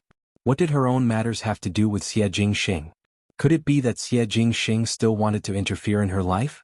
But this marriage had come to this point, with the involvement of various forces and with the addition of Xie Jingxing, she became more and more helpless. Thinking of the words that Pei Lang said, Xin Miao's lips could not help but rise into a smile, but the smile was somewhat miserable.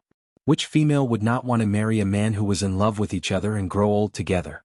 It was just that she was used to seeing the ups and downs of the world in her previous lifetime, and at the end the so-called love between her and Fu Xiuyi was only her own wishful thinking. She had never really experienced what it was like to be in love with each other.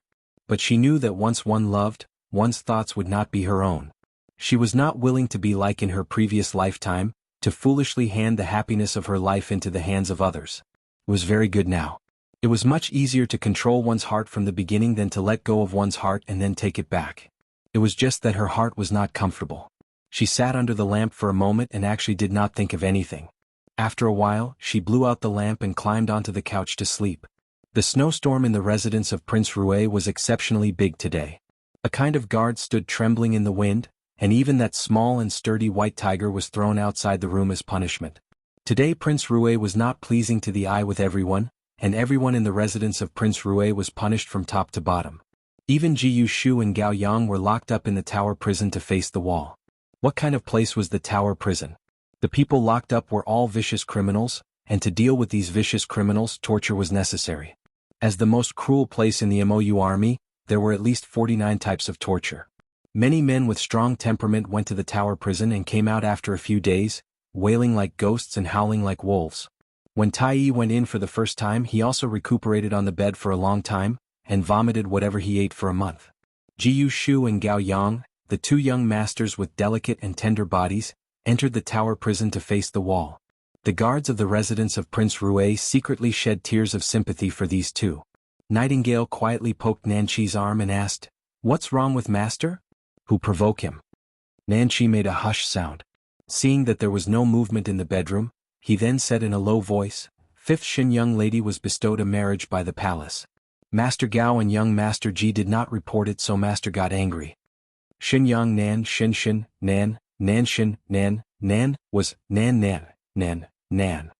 No wonder he was locked up in the tower prison." After he finished speaking, he glanced at the white tiger that was shivering in the cold wind and said sympathetically, "The heavens have taken pity on it. It's been fed well every day and I thought it was no different from us. I didn't expect that when something happened, everyone would still be used as a punching bag." Huolong flipped her long hair and sighed faintly, anger surging to the crown for a beauty Iya. In the room, Xie Jingxing handed the completed letter to Tai Yi.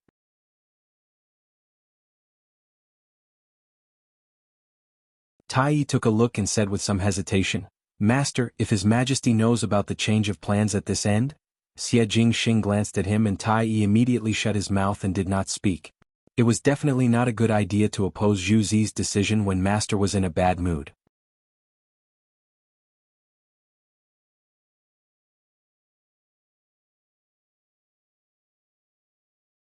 Chapter 738. Xie Jingxing put the other letter into the envelope and said, "What is going on at Pei Lang's side? Think of ways to inquire."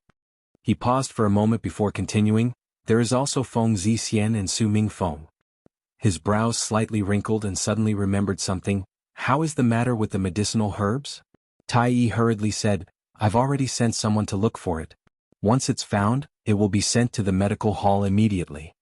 Princess Rong Xian's heart ailment had recently acted up again, and there was a very scarce ingredient in the prescription that was only available in spring. Most of the medical houses in the Ding capital were bought to the princess residence, and these few days Princess Rong Xian did not have any new herbs, thus she could only bear it. Xie Jingxing sent people to secretly search for it with a large sum of money and then conveniently sell it to the medical hall. As soon as possible. Xie Jingxing pursed his lips. After thinking for a while, he suddenly stood up, put on his coat and was about to leave. Tai Yi was stunned. "Master still wants to go out? The debt is not settled."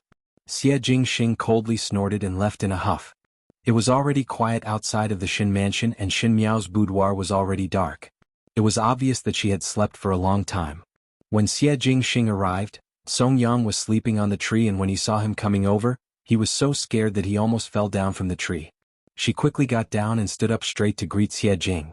Xie Jingxing looked towards the window and Song Yang quickly said, "Young foreign is already resting." Xie Jingxing walked to the front of the window and saw a jade ring-like thing placed on the windowsill, and below it was a pendant. Xie Jingxing looked at Song Yang with a questioning gaze, and Song Yang said, "This is the safety pendant that Luo Ling secretly placed on the windowsill after young foreign had rested. Young foreign had not discovered it." When Xie Jingxing heard it, his eyes slightly moved and he picked up the pendant with the dagger in his sleeve and threw it to Song Yang. "Keep it well." Song Yang was surprised for a moment before he heard Xie Jingxing continue, "The pet at home lacks a pendant." While Song Yang was speechless, Xie Jingxing had already opened the window and went in. On the bed in the room, Shin Miao was sleeping soundly. Xie Jingxing walked to the edge of the cliff and folded his arms as he looked for a while before raising his brows. "To be able to sleep, seems like one did not put my words to heart. You really have big guts." He sat down at the edge of the bed and casually picked up a cup of tea from the table in front of the window to drink before turning his head to look at Shin Miao's sleeping face. When the girl was asleep, she didn't have the usual dignified and calm sense of alienation. She shed all kinds of disguises and revealed her original appearance. Under the moonlight, her features were delicate and tender, which made people remember that she was a 16-year-old girl. They couldn't ignore this fact just because of the situation she was in and the means she had shown. Thinking of how he pinched Shin Miao's chin during the day and how she tried her best to hold back her tears, Xie Jingxing's heart felt a little guilty. He reached out to push the messy hair on Shin Miao's forehead to the back of her ears, but saw that young lady's eyelashes slightly trembling. Xie Jingxing's hand paused as he looked down and saw that the body wrapped in the cup was trembling slightly. He was pretending to be asleep. Xie Jingxing raised his brows and simply sat closer. His hands were on both sides of Shin Miao's body as he leaned over slightly, and a magnetic voice sounded in the room. "After helping so many times, why not repay me with your body?" He stared at Shin Miao's eyes and slowly leaned over.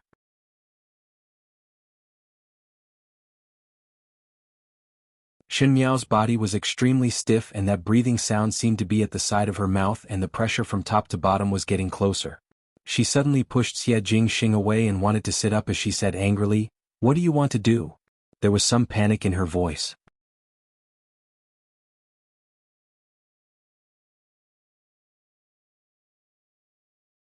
Chapter 739.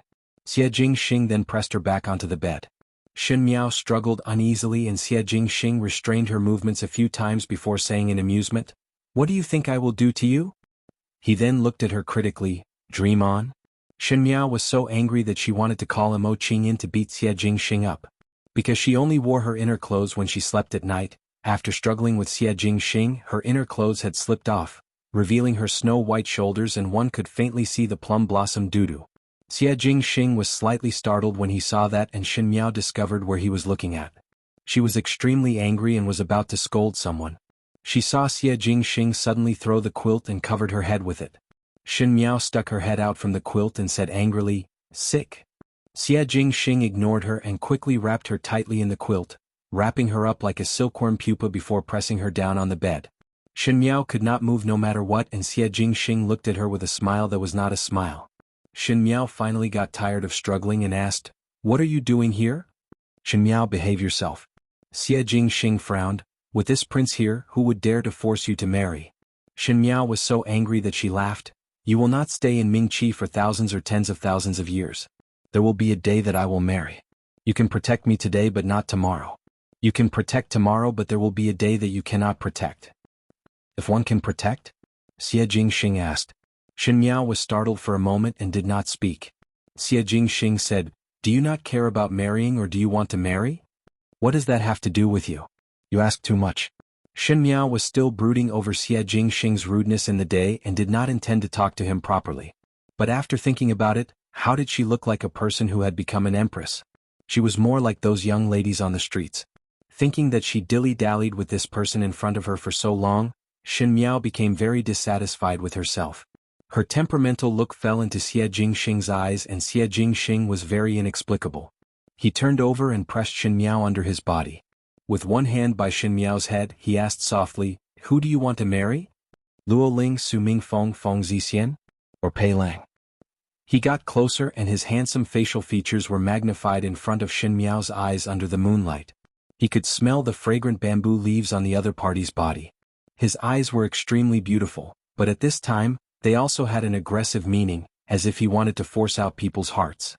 Being stared at by such a pair of eyes, it was as if all the hidden thoughts in the bottom of one's heart were exposed. Shen Miao's heart suddenly panicked.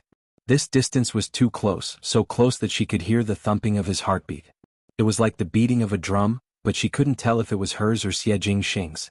Shen Miao did not want to lose control of her emotions and do something that she did not know about, so she quickly shrank back. Her back was against the bed beam and Xie Jingxing reached out to protect her so that she would not hit her head. "This has nothing to do with you." Shen Miao quickly opened her mouth. "We only have a relationship of allies. Allies are meant to cooperate with each other. Does Prince Rue still want to manage my lifelong matter? Not to mention marriage, even if I give birth, divorce or be crippled, it has nothing to do with you at all." Xie Jingxing was rather angry when he heard the first half of her sentence, but when he heard the second half, he did not know whether to laugh or cry. What nonsense is this?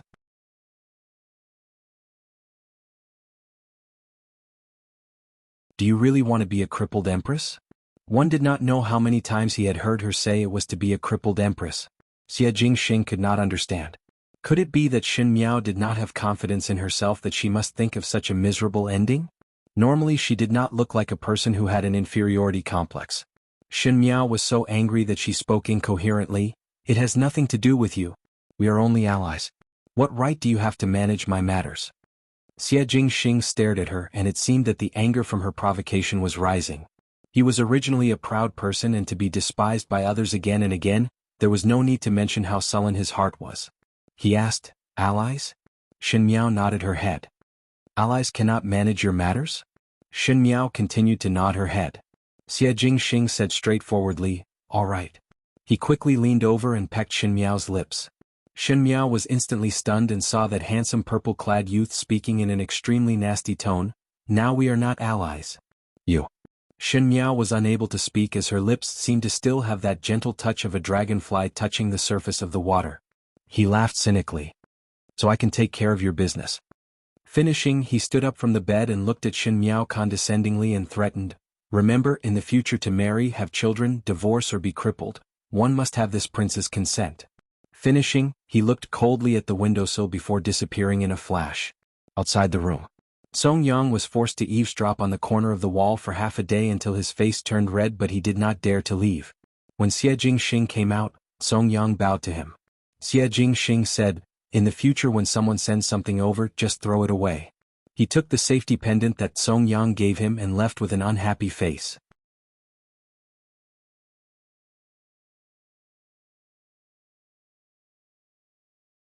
Chapter 740.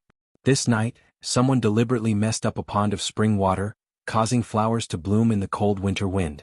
Naturally there were people who flew into a rage when their plans fell through.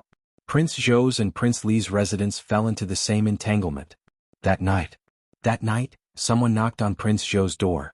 Prince Zhou thought that it was a servant and called out to enter, but no one entered.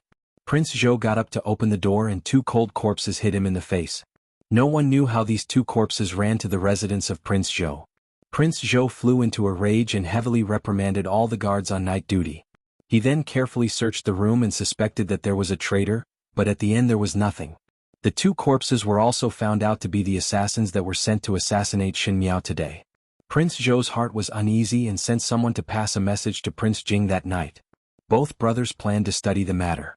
As for Prince Li's side, it was even more violent. Someone directly threw two corpses from the wall into the mansion, which scared the guards of Prince Li's mansion. The guards went out to chase, but they couldn't even find a ghost shadow. Finally they found out that the two corpses were the assassins that Prince Li sent to assassinate Xin Miao.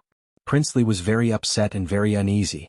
It was obvious that his assassins were killed and it was equivalent to cutting off his path, so naturally they were his enemies. His enemies in the Ding capital were actually so skilled that the entire residence of Prince Li's guards could not catch one of them. Thus Prince Li was very dissatisfied. At the other end, the two brothers, Prince Zhou and Prince Jing, were talking. Prince Zhou asked, "Who do you think did it?" Prince Jing pondered for a moment. "Perhaps it was Prince Li. That's what I think too." Prince Zhou nodded his head. "Perhaps he wanted to use this to threaten me, or perhaps he had the same thoughts as me." But Prince Li had always been amiable on the surface and would not do such a thing. Prince Jing shook his head. "It might be the Crown Prince's doing." "Crown Prince?" Prince Zhou paused and nodded his head. "All these years the Crown Prince claimed to be ill. Who knows if it was a smokescreen? None of us had seen his means before. If it was him who caused me and Prince Li to fight, then the Crown Prince would be able to reap the benefits." "That's right." Prince Jing sighed. "But you must not forget about number 9. Forget about old Ninth." Zhou Wang waved his hand carelessly. "Even if Lao Jiu's mouth is noisy, he doesn't have the guts. He doesn't walk around the court much, so how could he have connections? Since he could come to Prince Zhou's mansion to make trouble, his subordinate must at least be a master. Don't know why, but I always feel that number 9 is not as simple as he looks." Prince Jing said, "You must not belittle him." "In short," Prince Zhou sighed, "this matter is not so simple. Whether it is Prince Li or the Crown Prince, they both came with bad intentions. I'd like to see who's behind this." Prince Jing nodded his head in agreement. Prince Zhou and Prince Li naturally did not know that the person who wrote off the assassins sent by them and returned them to the original state was not the Crown Prince or the other party as they guessed, but someone who had nothing to do with them. However, this method of diverting the trouble was really good. The battle between the princes of Mingqi unknowingly became more and more intense. As time went by, everyone in the Shen family was anxiously looking for a suitable candidate, but the imperial edict of the Mingqi's imperial family did not come. It was not because of anything else but because Emperor Wenhui was recently having a headache due to a matter. He asked the Crown Prince beside him, "What is the meaning of the Great Liang? Is it to go against Mingqi?" Zhen had never seen such an arrogant person before.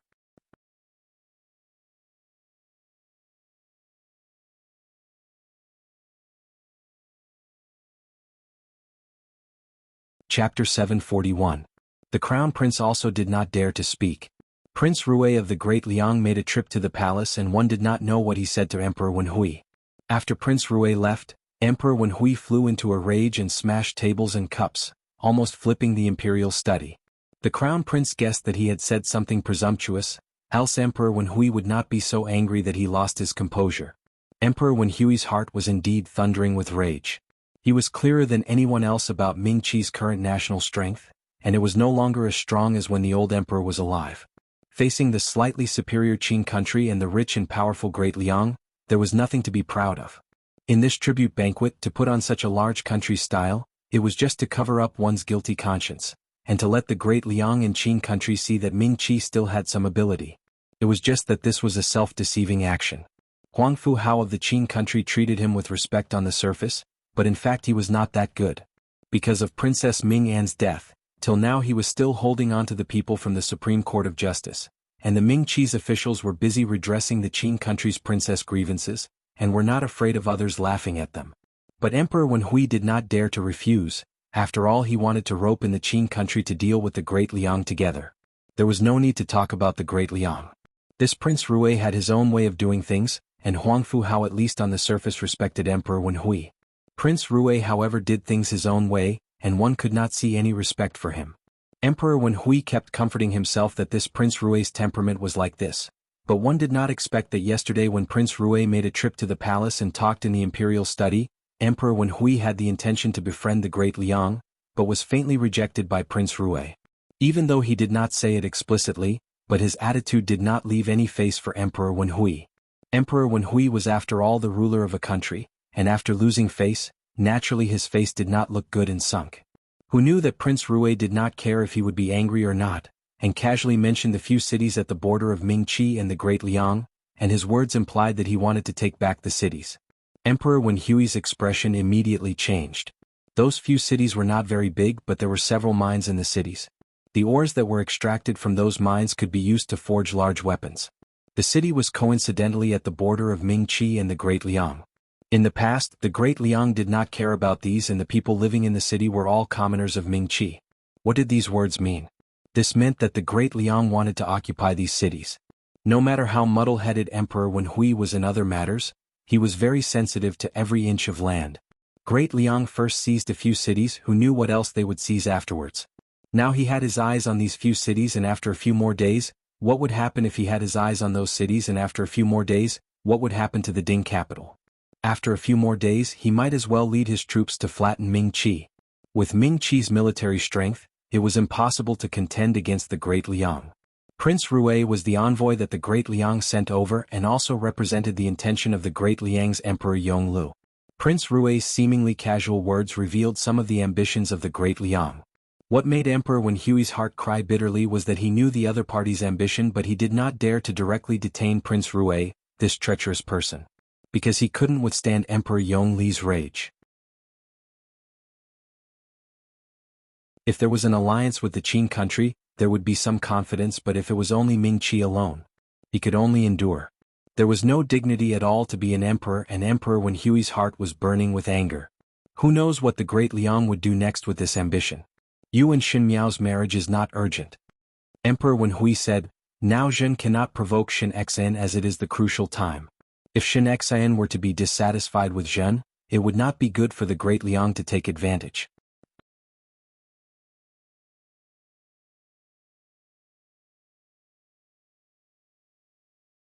Chapter 742. When the Crown Prince heard it, he was somewhat disappointed but did not say anything more.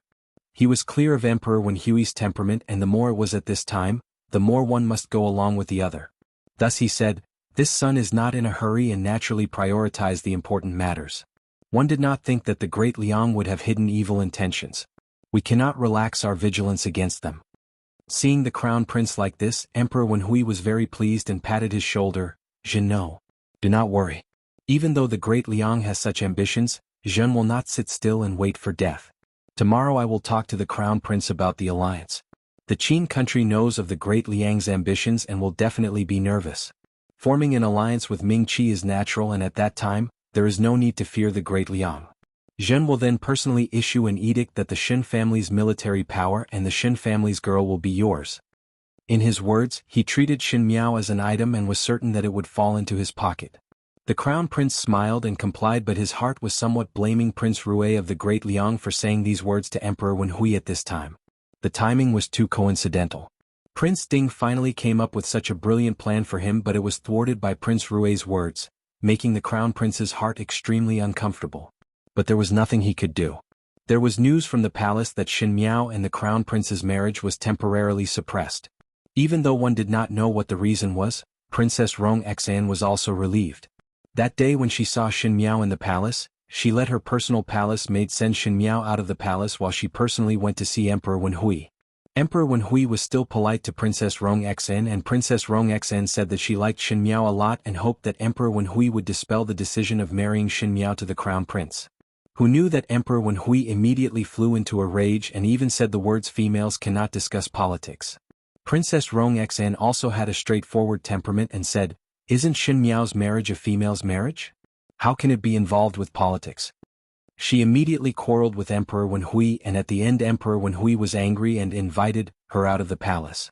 That night, Princess Rong Xian's heart ailment acted up again. But it was fortunate that Emperor Wenhui did not suspect why Princess Rong Xian would do that. In the beginning, when Xin Miao met her a few times, it was Princess Rong Xian who saved her.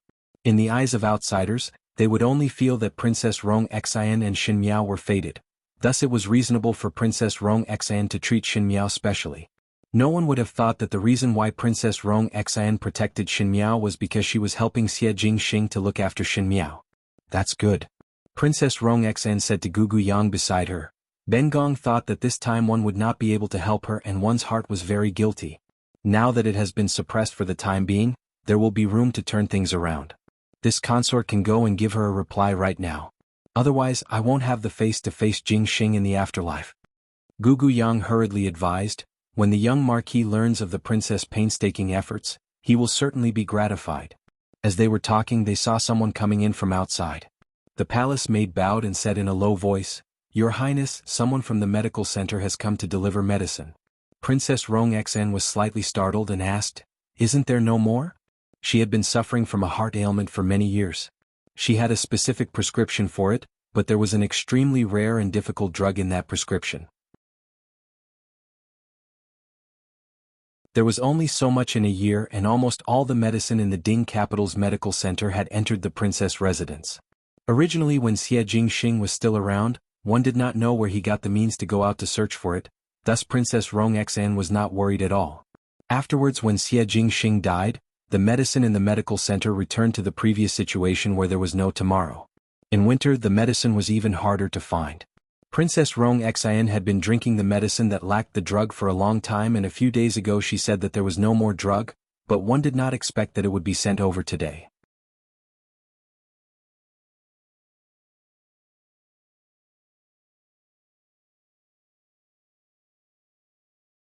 Chapter 743. The palace maid said happily. The physician in the medical shop said that yesterday there was a merchant that came from far away to sell medicine, and coincidentally there was a big basket of that medicine, so the medical shop took it all. Hearing from the physician that it was sufficient to last till next year, it is really a coincidence. Yang Gugu also followed and laughed. It is really good luck. Princess Rong Xian waved her hands unconcernedly. Send it to the kitchen. The palace maid quickly complied, and after the palace maid left, Princess Rong Xian then smiled bitterly and sighed. Originally, when Jingxing was around, he would also send one basket of medicine after another. Why is it now a rare luck? Yang Gugu knew that she was thinking of Xie Jingxing, and her heart was sad. Just as she wanted to change the topic, she heard Princess Rong Xian said, "Help me to Xingji Courtyard." Yang Gugu was surprised for a moment. Xingji Courtyard was a courtyard in the princess residence. At the beginning, after Princess Yuqing passed away, Princess Rong Xian was angry at Xie Ding's actions and brought Xie Jingxing to stay in the princess residence for a period of time. Xie Jingxing was born as white as jade, so Princess Rong Xian specially ordered people to make a courtyard for him, which was Xingji Courtyard. Afterwards, Xie Ding brought Xie Jingxing back, and Princess Rong Xian did not allow anyone to tear down Xingji Courtyard. After Xie Jingxing grew up, he would occasionally come to the princess residence to stay for a few days and rest in Xingji Courtyard. It was just that ever since Xie Jingxing died in battle 2 years ago, Princess Rong Xian ordered people to seal up Xingji Courtyard, and other than the daily cleaning, no one was allowed to enter. She was also afraid of seeing things and never stepped into Xingji Courtyard, but today for the first time in 2 years she wanted to go to Xingji Courtyard to take a look. Yang Gugu did not dare to disobey Princess Rong Xian's orders and was somewhat worried as she supported Princess Rong Xian to Xingji Courtyard. Princess Rong Xian said, "One do not know why these few days one keep dreaming of Jingxing." As she spoke, her expression became strange. Yang Gugu was somewhat puzzled when she saw it. Princess Rong Xian's heart was somewhat uneasy. These few days she had a dream every night and dreamt of a purple-clad youth with half a silver mask on his face. She did not know who it was, so she reached out to remove the other person's mask. That person had the same face as Xie Jingxing but called her Princess Rong Xian. It was the voice of Prince Rui of the Great Liang. Every time Princess Rong Xian woke up from her dreams, she would feel that her back was drenched in sweat. She was thinking, could it be that day when she saw Xin Miao and Prince Rui's entanglement, because of the other party's little words, Xie Jingxing and Prince Rui were mixed together, to the extent that he was possessed at night? The more she thought about it, the more she missed Xie Jingxing and thought of going to the Xingji courtyard to take a look. While Zhang Xian was deep in thought, he had already arrived at the Xingji courtyard. The guards outside the courtyard were somewhat surprised to see her. Princess Rong Xian had not stepped in here for 2 years and did not allow others to enter. The guards opened the way and Princess Rong Xian and Yang Gugu walked in. The furnishings in the house were exactly the same as 2 years ago. Because it was cleaned every day, not a speck of dust fell. It looked brand new and clean as if it was yesterday. It made Princess Rong Xian in a trance that when she turned around, she would be able to see that handsome and beautiful youth lying on the bed with his legs crossed, casually eating an apple. On the shelf were all the little toys that Xie Jingxing liked to play with since young, and on the chair were Xie Jingxing's old clothes. Princess Rong Xian walked to the side of the clothes and picked it up. She reached out to touch the lines on it and reminisced, "It is exactly the same as before." Yang Gugu did not know what to say and was afraid that Princess Rong Xian would sink into the memories of the past and be sad. She said, "The golden thread on it is still brand new." Princess Rong Xian laughed, "Jingxing, this child has many rules. When he was young, one made colorful clothes for him but he was not willing to wear them. He just liked purple." Ben Gong disdained that purple was old and heavy and not suitable for a child to wear. One wanted to embroider flowers on it but he despised it very much. Afterwards it was the embroidery lady in the palace who used golden thread to embroider dark lines on the edges of the robes before he was willing to wear it. Want to be gorgeous but do not want to wear it on the body. There are many crafty ideas.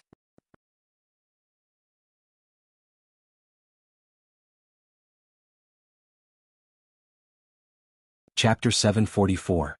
Yang Gugu also followed and laughed. "Little Marquis is noble in gold and precious in jade. Only little Marquis would look good when wearing it." When His Highness brought little Marquis into the palace, others thought that he was a prince. That appearance was like one of the imperial family's people. Even Yu Qing did not have this kind of bearing at the beginning. Princess Rong Xian also laughed along as she caressed the golden embroidered patterns on the corner of the robe. But as she laughed and laughed, she could not laugh anymore. Her expression gradually became serious. Just like what she and Gugu had said, Xie Jingxing was very picky about his clothes and loved to wear purple. He liked to wear gorgeous but did not want to be too ostentatious and must use dark golden threads to embroider patterns on the corner of the robe. Because his requirements were high, the threads were very fine and the patterns were very special. But that day in the palace, Prince Rui, who was pulling Xin Miao, was wearing a purple gold robe and was pulling Xin Miao's hands upwards. The gold thread on his sleeves was exactly the same as what Xie Jingxing used to wear. Princess Rong Xian's health was not good but her eyes were not blind. That day when she saw Prince Rui and heard Xin Miao calling Prince Rui Xie Jingxing, there was a moment when she thought that Prince Rui was Xie Jingxing. But afterwards when she saw Prince Rui's demeanor and temperament, it was very unfamiliar and after listening to Prince Rui's explanation, she dispelled this thought. But she always felt that something was not right and after returning to the princess residence, she frequently thought of Xie Jingxing and Prince Rui. She had always thought that the reason why she was brooding over it was because Prince Rui and Xie Jingxing's words were exactly the same, but now it was clear in a flash that it had nothing to do with the name but it was because she saw the corner of the other person's sleeves. After interacting with Xie Jingxing for more than 10 years, Princess Rong Xian treated Xie Jingxing as her own child and a mother would always be especially concerned about the child's matters, even if it was a small matter. She could clearly remember the pattern on the sleeves but after Xie Jingxing's death, she had not seen this pattern for 2 years and could not remember it for a moment. But today she remembered that it was exactly the same pattern as Prince Rui. Some things were faded in the dark. Sometimes all that was needed was a primer, just like stringing all the scattered beads together and everything would have an answer. The same love to wear purple, the same pattern on the sleeves, the same name Jingxing, and the same had a special relationship with Xin Miao. Princess Rong Xian suddenly remembered that basket of medicine. Why didn't he have it before? Why did he have it today? Was it because a few days ago she had a heart disease in front of Prince Rui and in just a few days there were merchants that came from far away to sell medicinal herbs? If there were too many coincidences, it wouldn't be a coincidence anymore. Once the seed of doubt sprouted, there was no way it could grow back. It quickly sprouted branches in its heart and quickly grew into a towering tree, until it took root in the soil and stood there unshakably. Thinking about it now, at such a young age, Xie Jingxing had an indescribable air of nobility. One thought that it was because of his good upbringing but did not know that perhaps it was because of the difference in blood. Even though his temperament and figure had changed, there were some things that could not be changed. For example, some small habits such as the connection between family members. Princess Rong Xn suddenly squatted down and pressed on her chest. Yang Gugu jumped in shock as she saw Princess Rong Xn's pale face and large beads of sweat started to form on her forehead. He hastily shouted, "Guards! Call the doctor. The princess' heart disease is acting up again." A hand suddenly grabbed Yang Gugu's hand. Princess Rong Xn's face was in pain but her tone was very determined. "Help me back to the study and bring an invitation over. She must personally verify one thing."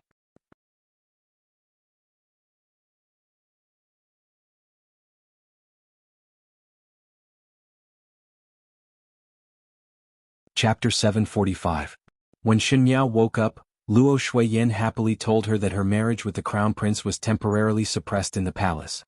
It was related to Prince Rui that Xin Xian got through the palace. One heard that when Prince Rui and Emperor Wenhui were chatting, they inadvertently mentioned the few cities at the border. Emperor Wenhui was worried that the great Liang did not have good intentions and at this critical juncture, he wanted to rope in Xin Xian, this strong general. Thus he would not mention Xinmiao's marriage for the time being.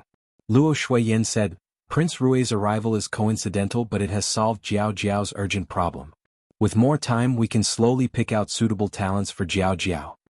Luo Shuiyan's words were unintentional but Xinmiao listened attentively. Naturally she knew that Prince Rui did not unintentionally mention the matter of the cities and provoked Emperor Wenhui to change his mind. At the same time that she breathed a sigh of relief, Xinmiao could not help but be secretly shocked by Xie Jingxing's methods. Xie Jingxing's methods could not be said to be brilliant but it was very effective.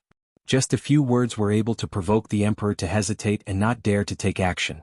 The crown prince's marriage was ruined and Prince Ding's plans were ruined.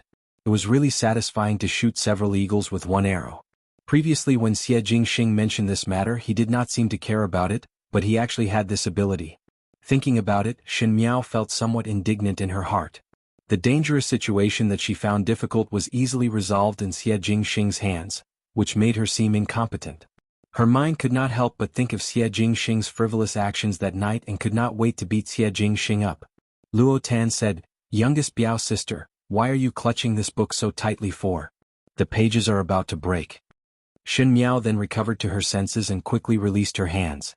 She was somewhat embarrassed as recently when she thought of Xie Jingxing, her emotions were somewhat out of control. It was all because the other party's actions were too unexpected that only she was brooding over it. Luo Tan held her chin with both hands and looked at her mischievously. "Hey, are you thinking that Brother Ling, young Master Su, and Big Brother Feng are all very good and you can't decide which one to choose?" Xinmiao said, thinking too much. Luo Tan still wanted to say something when she saw Luo Ling walking in from outside. Luo Tan stuck out her tongue and called out, "Older Brother Ling." Luo Ling smiled, "What are you all talking about?" "We're talking about my cousin's marriage." Luo Tan said loudly, "Youngest Biao sister has not decided who to marry yet. I came over to inquire about the news." Xinmiao felt helpless in her heart. Could Luo Tan have a little bit of a female's tactfulness and say it out loud? It was fortunate that Xinmiao was someone who had seen the world. If it was an ordinary female, one would be embarrassed to death. Xinmiao did not have any reaction but Luo Ling was somewhat embarrassed. He covered his mouth with his hand and coughed twice. Looking around he asked, "Younger cousin, do you like the safety pendant?" "Pendant of safety?" Xinmiao frowned and asked, "What pendant of safety?" Luo Ling was surprised for a moment and said, "It was me yesterday." Before he could finish, he was interrupted by the servants outside. After speaking, Luo Shuiyan asked Xinmiao to go to the front hall. Luo Ling swallowed the words in his mouth and smiled to let Xinmiao go first. Xinmiao smiled apologetically at him and said, "I will speak to older brother Ling later." When one reached the front hall, one then knew that it was the people from the princess residence that came to the Xin mansion. It was said that Princess Rong Xan had sent an invitation to Xinmiao, asking Xinmiao to make a trip to the princess residence. Princess Rong Xan had saved Xinmiao several times and Xin Xian and wife were very grateful to her, thus there was no reason to refuse. Xinmiao was even more unable to say anything. She received the invitation with a smile but her heart was unusually heavy. If it was in the past when Princess Rong Xian sent an invitation to Xinmiao, Xinmiao would not hesitate to accept it. In all fairness, Princess Rong Xian treated her well and because of her relationship with Xie Jingxing, she took care of her. When she knew that Emperor Wen Hui had the intention to introduce Xin Miao to the crown prince, she still wanted to speak up for Xin Miao, thus Xin Miao's heart was grateful. But Princess Rong Xn just had to send an invitation at this time. If it was about the matter of the crown prince, she would have directly sent someone to say it. To send an invitation to the princess residence, it was obvious that she wanted to discuss some matters face to face. But what matter was so important? Princess Rong Xn, who was so important that she did not see anyone, would take the initiative to invite Xin Miao to the princess residence? Xin Miao could not help but think of that day in the palace when she and Xie Jingxing were involved and were seen by Princess Rong Xn. At that time she called out Xie Jingxing's name and was later deceived by Xie Jingxing, but her heart felt uneasy. If it was a person who understood and loved deeply, no matter what the other party had become, there would always be some old traces to follow. Xin Miao's intuition had always been very accurate. She had never thought that Xie Jingxing and Princess Rong Xin would be able to hide safely. It was just that this guess was too scary and the consequences were unpredictable, so she did not want to think too deeply about it. But escaping was not a solution as trouble came to the door. Xin Miao felt that Princess Rong Xin might have found some suspicious points, but she was unable to reject this invitation because to reject was to admit it.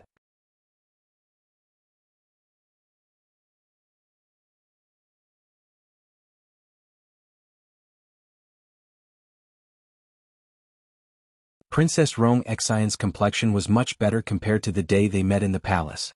Her face was much rosier and her mood seemed to be not bad as there was a smile on her face. Xin Miao said, "Princess's health seems to be much better." The medical hall had recently received a rare medicinal herb and the kitchen had been decocting it for Bengong to drink. It would be difficult for Bengong's health to not be good. Princess Rong Xin sighed, "It is really luck. In the past it was not easy to find this medicinal herb, but one did not expect to encounter it at this time." There was a bit of surprise in her tone.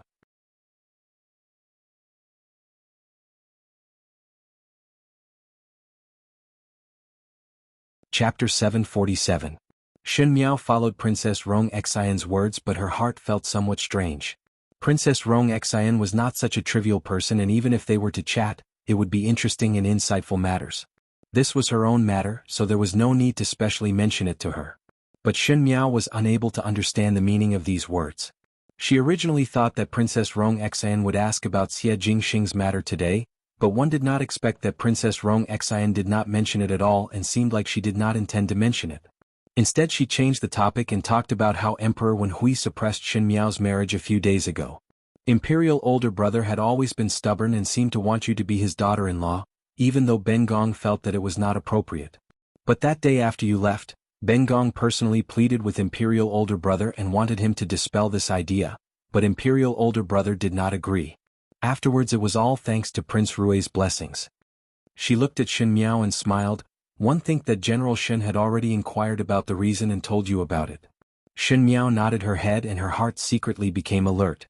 Even though these words are somewhat disgraceful, Bengong also do not hope that the great Liang would have any ambitions towards Ming Qi. But one have to thank Prince Rui. If it was not for his words, Imperial older brother would not have changed his mind. One fear that your marriage would not be suppressed like now. Xin Miao remained silent as the more she spoke at this time, the more mistakes she would make. But she did not expect that Princess Rong Xin would suddenly pull her hand and said with a smile, "Previously Bengong saw that your relationship with Prince Rui of the Great Liang was not shallow. Bengong is after all older than you and have eaten more salt than you have eaten rice. It is also the same when looking at people. Prince Rui's identity is special and Bengong thought that you are young and would inevitably be deceived. One did not think that he would be a loyal person, and this time he opened his mouth at this juncture. Bengong thought that it would be somewhat forced to say that it was intentional. Princess Rong Xin did not have such an attitude towards Prince Rui previously, and the difference was so big.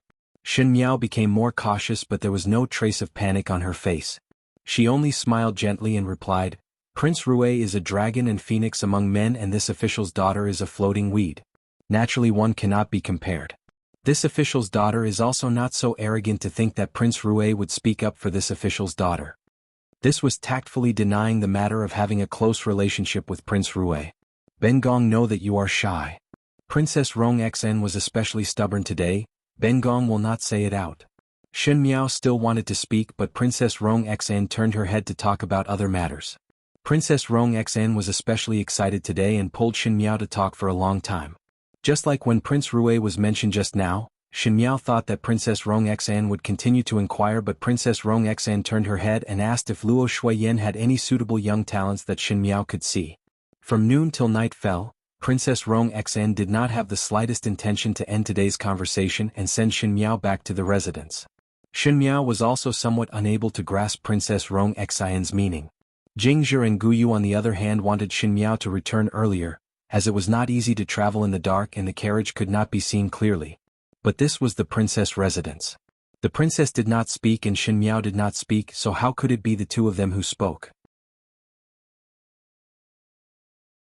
When the last pot of tea was finished, Princess Rong Xan stood up and Jing Zhi and Gu Yu's heart was slightly relieved.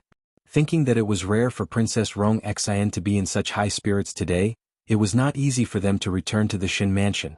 Who knew that Princess Rong Xan affectionately pulled Shen Miao's hands and said with a smile, "Accompany me to the courtyard for a stroll." Jing Zhi and Gu Yu's jaws dropped.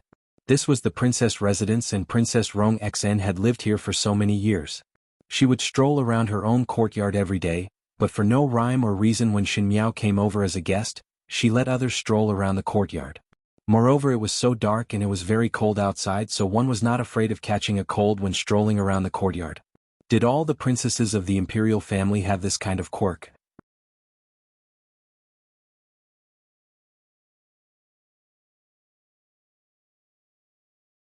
Chapter 748. However, Shen Miao understood.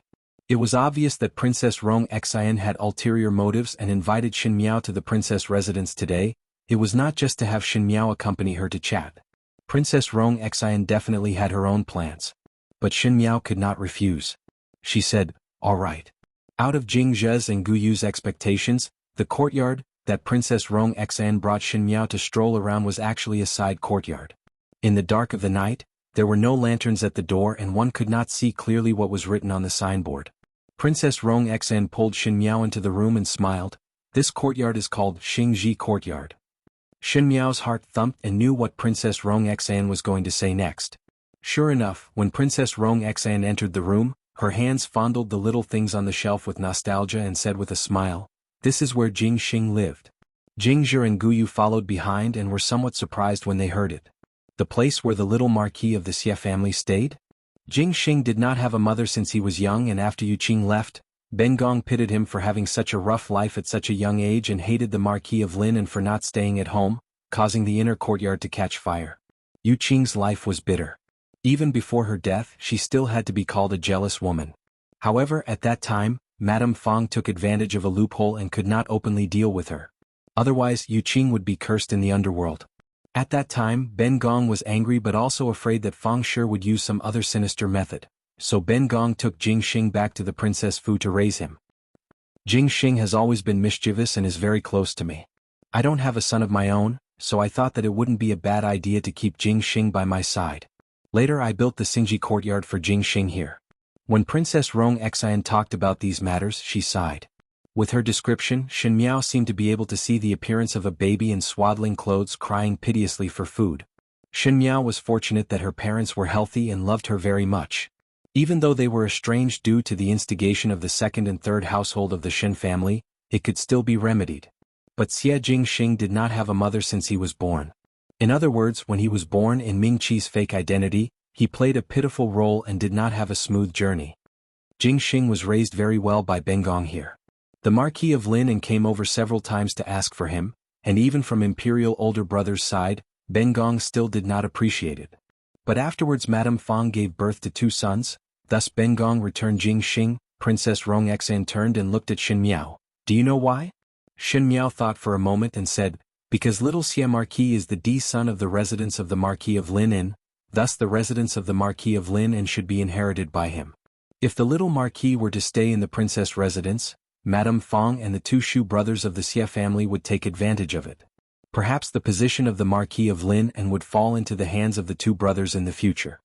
Princess Rong Xan smiled when she heard it. "Ben Gong already knew that you are a penetrating person. When I was at your age, it was impossible for me to think of this." Shen Miao smiled and declined to comment. Naturally, a young lady who had never given birth to a child would naturally not plan for the child, so how would she look at it for a long time? But she was a woman who had given birth to 2 children. If it was Wan Yu and Fu Ming, she would also let them go back.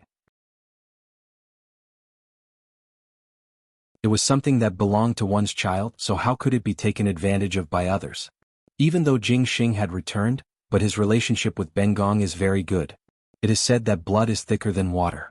Ben Gong is afraid that after he and the Marquis of Lin get along, he would be provoked by vile people and would have complaints against Ben Gong and Yu Qing. But what made Ben Gong surprised and gratified was that his relationship with the Marquis of Lin was not that good. No matter how the Marquis of Lin fawned on him, he would not be salty nor indifferent. Sometimes Ben Gong thought that he and the Marquis of Lin did not look like a pair of father and son, so how would there be the saying that blood is thicker than water?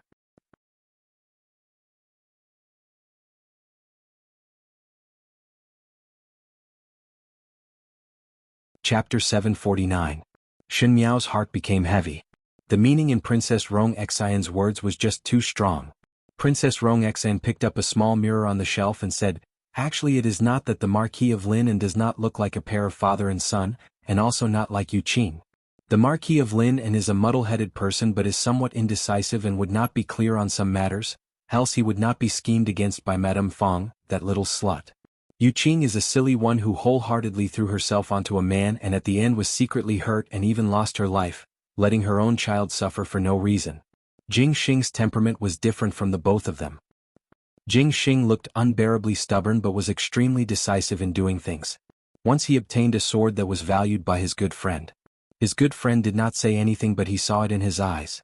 Afterwards he said that he fancied his friend's mirror and used his own sword to exchange.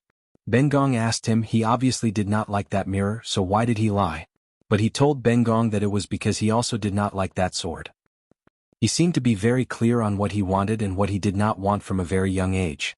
He would not even take a glance at things that he did not want and would firmly hold on to the things that he wanted from the start. He always smiled and was very likable to young ladies, but he did not have any special expression to any young lady. He was actually more indifferent than anyone else. Princess Rong Xian stared at Shen Miao and for a moment, Shen Miao felt that Princess Rong Xian and Xie Jingxing were somewhat similar in some aspects, especially when they stared sharply at one as if they could see through one's soul. That kind of oppressive feeling was once again displayed from this imperial princess who was no longer young. She opened her mouth and said, Ben Gong thought that perhaps the Marquis of Lin was something that he did not need in his eyes, so from the start he did not have any kinship with the Marquis of Lin and Ben Gong always thought that Ben Gong was a person that he wanted to firmly hold on to, but now it seems that Ben Gong was wrong. Ben Gong was also a person that he did not need, right? That sentence of, "Is it right?" was directed at Shen Miao.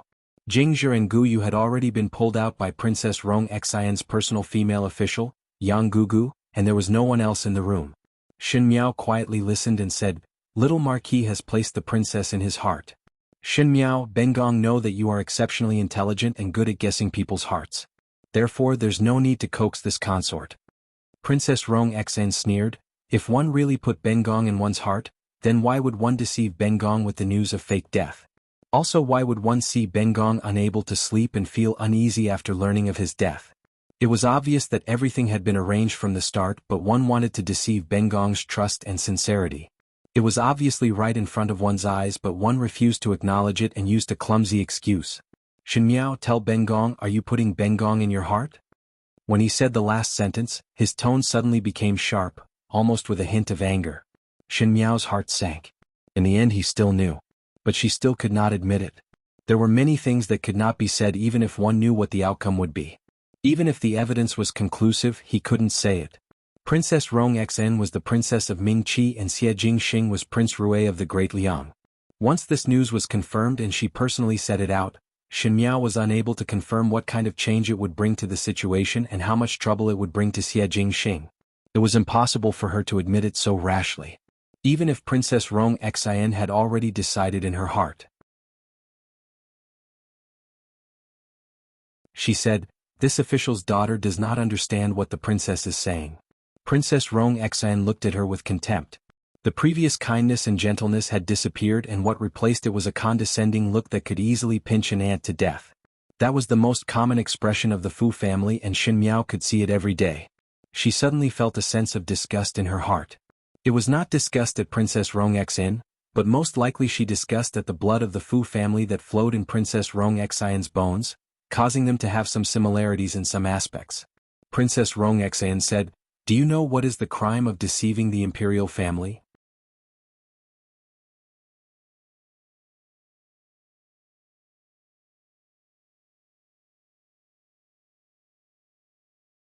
Chapter 750. The crime of deceiving the ruler. Shen Miao answered. Colluding with the enemy to commit treason, the crime of deceiving the monarch, these 8 words are enough to have your entire Shen family beheaded and 9 generations executed. I'm sure you've seen what happened to Shen Wan. Do you know what you're saying right now? Do you know what kind of lies you're telling me? Shen Miao said, this official's daughter did not say anything. You won't shed a tear until you see the coffin? Princess Rongxian's voice was filled with bone-chilling coldness. If Bengong wants you to die, it is an easy matter. If your answer today is not satisfactory to Bengong only need to mention it to Imperial older brother, and what awaits your Shen family will be a disaster. Are you going to let your parents and brothers pay with their lives because of your willfulness? Shen Miao remained silent. Princess Rongxian slowly said, now tell Bengong that Prince Rue is the Xie Jingxing who died in battle, right? No. The 2 firm words came out of Shen Miao's mouth without wavering. It was as if those terrifying threats from before were nothing but smoke and clouds, never leaving a trace in her heart. Shen Miao. Princess Rongxian was furious. Bengong will let the Shen family be punished. You need evidence for everything. As long as I'm willing, I don't need evidence to punish you. Shen Miao almost sneered in her heart. The Fu family was just like this, so overbearing and domineering. Even if it was Princess Rongxian who looked to be the most impartial, when faced with the matters that one wanted to know, one would not hesitate to use the imperial power to bully and humiliate. Humans are complicated and humans are selfish. This princess will ask you again. Is Prince Rue Xie Jingxing? No. Princess Rongxian almost flew into a rage. Normally she admired Shen Miao's calm and collected manner, but when this calm and collected manner was used to deal with her, Princess Rongxian felt that she was facing a copper pea that one could not find any flaws. Normal young ladies would be scared with just a few threatening words, but Shen Miao was not afraid. Someone come. Princess Rongxian's face sank. Give Shen Miao to me. Before she could finish, the rest of her words were swallowed back into her throat. A purple figure leaped in from outside the window. He had leaped in from the back window. There was no one guarding the backyard, so no one saw him. That person was wearing a dark purple brocade robe, and the golden thread at the corner of the robe was embroidered with a design that Princess Rongxian was most familiar with. After he entered the room, he looked around unhurriedly and strolled over to Shen Miao. As if he was in his own residence, he stood still in front of Princess Rongxian. Only then did she say lazily and unhurriedly, she's timid, Aunt Rong, don't scare her. When Princess Rongxian saw this person, she kept quiet and stood blankly at the same spot. When she heard the words Rong-yi, she pointed at the other person and trembled so much that she could not speak. In this not very spacious room, the lights swayed slightly. That person played with the thumb ring on her thumb. She wore a half-silver mask. The mask glowed with a cold light, revealing her red lips with a slight smile. However, it did not make people feel warm at all. Shen Miao stared at Xie Jingxing in disbelief. She had never thought that Xie Jingxing would dare to appear at this time and openly appear in the princess residence in front of Princess Rongxian.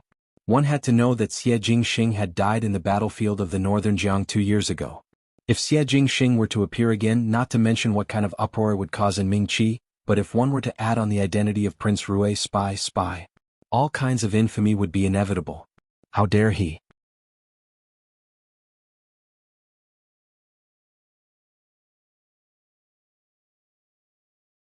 Chapter 751. Princess Rongxian trembled as she pointed at him and asked, what did you call Bengong? The purple-clad youth in the room had a tall and slender figure as he slowly reached out to touch his mask. When the mask was taken off, one was able to see his outstanding facial features. Unparalleled beauty, beautiful bones and pine trees. That pair of beautiful peach blossom eyes that always had a bit of brilliance in them were full of amorous smiles, but the smile on his lips had a hint of ridicule. As a result, his flirtatious appearance was covered up, and a bit of indifference and pride slowly appeared on his face. An unfamiliar Xie Jingxing, a young man who was completely different from that dazzling handsome youth, but one could still see the shadow of the arrogance of a youth. It was just that now that arrogance was slowly suppressed, and what replaced it was a kind of dangerous and terrifying sharpness. He put the mask back on but spoke casually and somewhat lazily, trust that you have been well, Aunt Rong. Princess Rong Xan was startled for a long time and seemed to have recovered from the shock just now. She looked at Xie Jingxing and sized him up with a kind of unfamiliar gaze and said in an unclear tone, "Should Bengong call you Prince Rui or Xie Jingxing?" The alienation and defensiveness in those words made Shen Miao unable to help but be shocked. She had also thought about what kind of scene it would be if Xie Jingxing and Princess Rong Xian really bumped into each other, but did not think that it would be like this. The familial affection in the past was a scam and a joke, but Princess Rong Xian showed such hostility in this short period of time, which was really surprising. Xie Jingxing said, "Princess can do as you please." "Did you send the medicine?" Princess Rong Xian asked. Xie Jingxing smiled but did not speak. Princess Rong Xian also smiled. Bengong would not dare to accept Prince Rui's things in vain. One think that the price of these medicinal herbs is not low. Later Bengong will let people send the money to the residence of Prince Rui. "Many thanks, Prince Rui." "No need," Xie Jingxing said. "Prince Rui came here for." Princess Rong Xian's voice was polite and vigilant. It was not like she was facing a son who had come back from the dead. That was a tone that was completely facing a stranger and could even be said to be an enemy. "She does not know anything." Xie Jingxing pointed his chin at Shen Miao and said, "If the princess has any doubts, one can directly ask me. There is no need to make things difficult for her." "How would I dare to make things difficult for her?" Princess Rong Xen sneered, but her tone was somewhat complicated. "It is good that it is not difficult." Xie Jingxing walked over and put his arm around Shen Miao's shoulders. He did not care about Shen Miao's expression and said, "Today's matter, this prince will personally visit another day to explain. If the princess has any dissatisfaction or misunderstanding towards this prince, there is no need to implicate others." His lips hooked up into a smile. Prince Rui's residence awaits any time.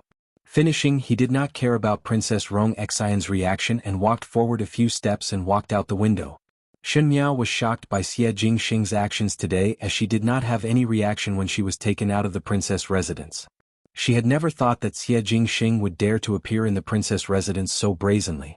To reveal his identity to Princess Rong Xian, even though Xie Jingxing and Princess Rong Xian were like mother and son, but that was in the past.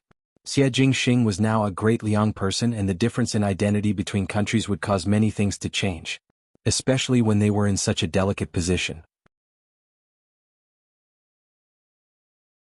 For example, when Princess Rong Xian saw Xie Jingxing today, Shen Miao thought that Princess Rong Xian would be hysterical and would question angrily or cry in pain.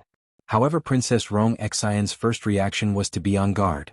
Her sarcasm, quiet, probing, courteous, and did not make things difficult. With such restrained emotions, what was revealed was a fact. In front of Xie Jingxing, who had come back from the dead, Princess Rong Xian was more suspicious than happy. Princess Rong Xian's words floated in Shen Miao's ears. He seemed to be very clear about what he wanted and what he did not want from a very young age. He would not even take a glance at the things he did not want and would firmly hold on to the things he wanted from the start. He always smiled and was very likable to young ladies, but he did not have any special expression to any young lady. He was actually more indifferent than anyone else. Was it that Xie Jingxing knew from young that there would be such a day, so he attributed the kinship to the do not want part? It was not that he did not want, but that he could not afford it. Because even if he wanted it, there would be a day when he would lose it. Loved ones would become enemies and the once loving eyes would become on guard. Since it was so, it was better to be a stranger from the start. When there was no closeness, there would not be a moment of disappointment. Shen Miao's heart suddenly had a bad taste.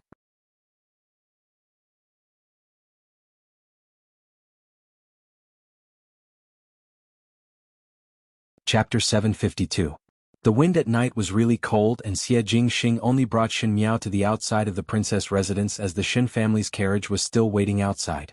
Shen Miao still wanted to speak, but Xie Jingxing's shadow had disappeared from her side. It was Mo Qing and Achi who were somewhat surprised to see her suddenly appear at the residence's doors. Achi asked, "Why did Miss come out alone? Where are the others?" Just as they were speaking, Jingzhi and Guyu ran out panting, and after seeing Shen Miao, they also gave a sigh of relief. Jingzhi said, "These servants were waiting outside. Yang Gugu said that you have come out, and this servant thought that she was lying. Later, when I saw that there was no one in the room, I came over to take a look. I didn't expect Miss to really come out." She looked left and right again and was confused. "But there is obviously only one room. We guards outside and didn't see when Miss came out." Could it be that there is a secret passage in the princess mansion? Guyu hurriedly coughed lightly to remind her not to talk nonsense. This was after all outside the princess residence, and even if the princess residence had a secret passage, it was the princess residence's secret. How could it be spoken out so unscrupulously by them? Jingzhi stuck out her tongue and glanced at Xin Miao. Xin Miao's brows were tightly locked and her expression was somewhat grave. When Jingzhi saw it, she whispered, "Just now when one entered, her Princess Highness' expression was not very good. Young lady, did you quarrel with her Princess Highness?" Xin Miao shook her head. Thinking of everything that happened in the princess residence today, she felt that her head was about to explode. He climbed into the carriage and said, "Let's go back first." If there was anything, she would continue to think about it when she returned to the Xin mansion. After all, everything that happened today was really out of her expectations. Just as the horse carriage was about to set off, Xin Miao could not help but lift the curtain to look back. The darkness of the night covered everything and there was no moonlight, so nothing could be seen. She sighed softly. In a corner not far from the princess mansion, the purple-robed youth silently watched the carriage leave. Gao Yang's folding fan was no longer swaying lightly. Instead, it was folded and tucked at his waist. He looked at the handsome young man in front of him with a rare complicated expression. He asked, "Is it worth it?" "There will always be such a day," Xie Jingxing said indifferently. "Don't you feel it's a pity?" Xie Jingxing's lips curled up slightly. The mask covered his face and expression, but one could still imagine the slight ridicule, some disdain and cold expression. He said, "It's just fate." Gao Yang did not speak and after a while, he shook his head and patted Xie Jingxing's shoulder. A few maids dressed as servants came out of the princess residence. They were holding a basket of something in their hands. They poured the contents of the basket onto the ground and threw the basket together with the basket on the ground. One of the maidservants said regretfully, "These things cost quite a lot of money. If we sell them in a medicine shop we might be able to make some money. It's a pity to throw it away like this." "What do you know?" The maidservant at the side glared at her. "Who knows if this thing is poisonous or not? If it is, wouldn't it be troublesome to sell it? All right, stop looking. Let's go." The two maids turned around and returned to the princess residence. There was only a basket left on the ground. It was sent over by the medical hall earlier and very coincidentally, received the medicine for Princess Rong Xian's heart disease. However, at this moment it was thrown away like a shoe and was even given the suspicion of being poisonous. Gao Yang's face was somewhat unbearable. One's heart would not be happy no matter how big one's heart was when one's efforts were wasted. He wanted to say a few words of comfort but Xie Jingxing had already walked far away. He was dressed in brocade clothes and his figure was tall and straight as he leisurely walked in the night. His entire body was filled with an unstoppable elegance. It was just that back view was somewhat lonely.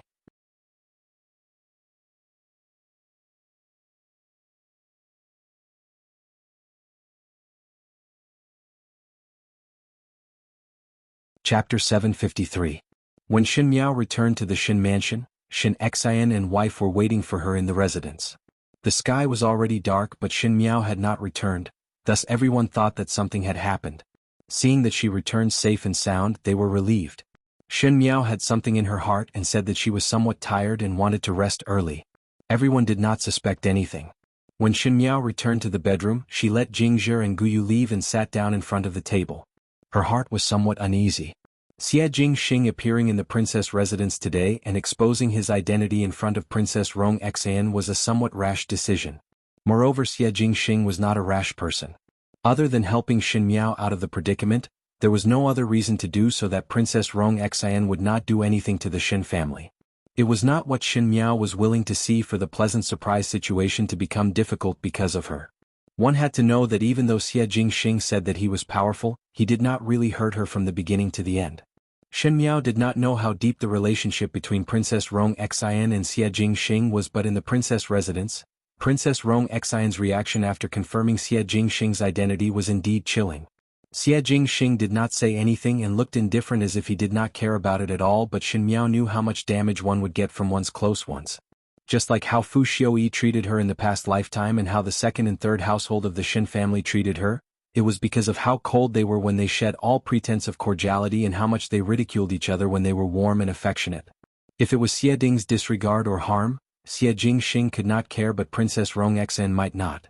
After all, Xie Jingxing's first tiger head bracelet was given to Princess Rong Xan. After all, when he returned to the Ding capital 2 years later and knew that Princess Rong Xan had a heart illness again, he would immediately send people to search for the medicine. After all, there was some friendship in it. Shen Miao stood up with some irritation and walked to the window. She opened the window and looked out. The sky outside the window seemed to be splashed with ink, and the Ding capital in the winter night revealed a bleak and desolate feeling. She thought for a while before turning around to return to the room and took out a thick crimson fur cloak from the box to cover her body. He tied the rope in front of his cloak tightly before walking to the window and calling out softly, "Song Yang." A black shadow fell down from the tree and stood straight in front of Shen Miao and said respectfully, "What instructions does young foreign have?" Shen Miao was now unable to hear Song Yang's address. She hesitated for a moment before saying, "Bring me to see Xie Jingxing." Song Yang opened his mouth wide and sucked in a breath of cold air. He was born to be somewhat serious, and usually had a serious expression on his face. At this moment his expression was somewhat comical. Shen Miao was somewhat angered by Song Yang's gaze and said, "Do you have any ideas or not?" "Young madam." Song Yang came back to his senses with a troubled expression on his face. "This subordinate doesn't know where master is right now." Shen Miao frowned. Song Yang had been keeping an eye on her in the Shen mansion, so it was indeed impossible for him to know of Xie Jingxing's whereabouts. Tonight when she came out of the princess residence, Xie Jingxing had left too quickly and she did not have the time to ask. Right now no one really knew where Xie Jingxing was. But one did not know why. She felt that Xie Jingxing should be in the residence of Prince Rui at this moment. His emotions were hard to distinguish and he was used to hiding his emotions under a mask. Thus Shen Miao felt that if Xie Jingxing was frustrated, he would be alone. She made a prompt decision and said to Song Yang, "Bring me to the residence of Prince Rui." Song Yang revealed a troubled expression and Shen Miao frowned and asked, "You can't even do this?" Song Yang quickly explained, "This subordinate can naturally do it alone. But bringing along young foreign would not be able to do it."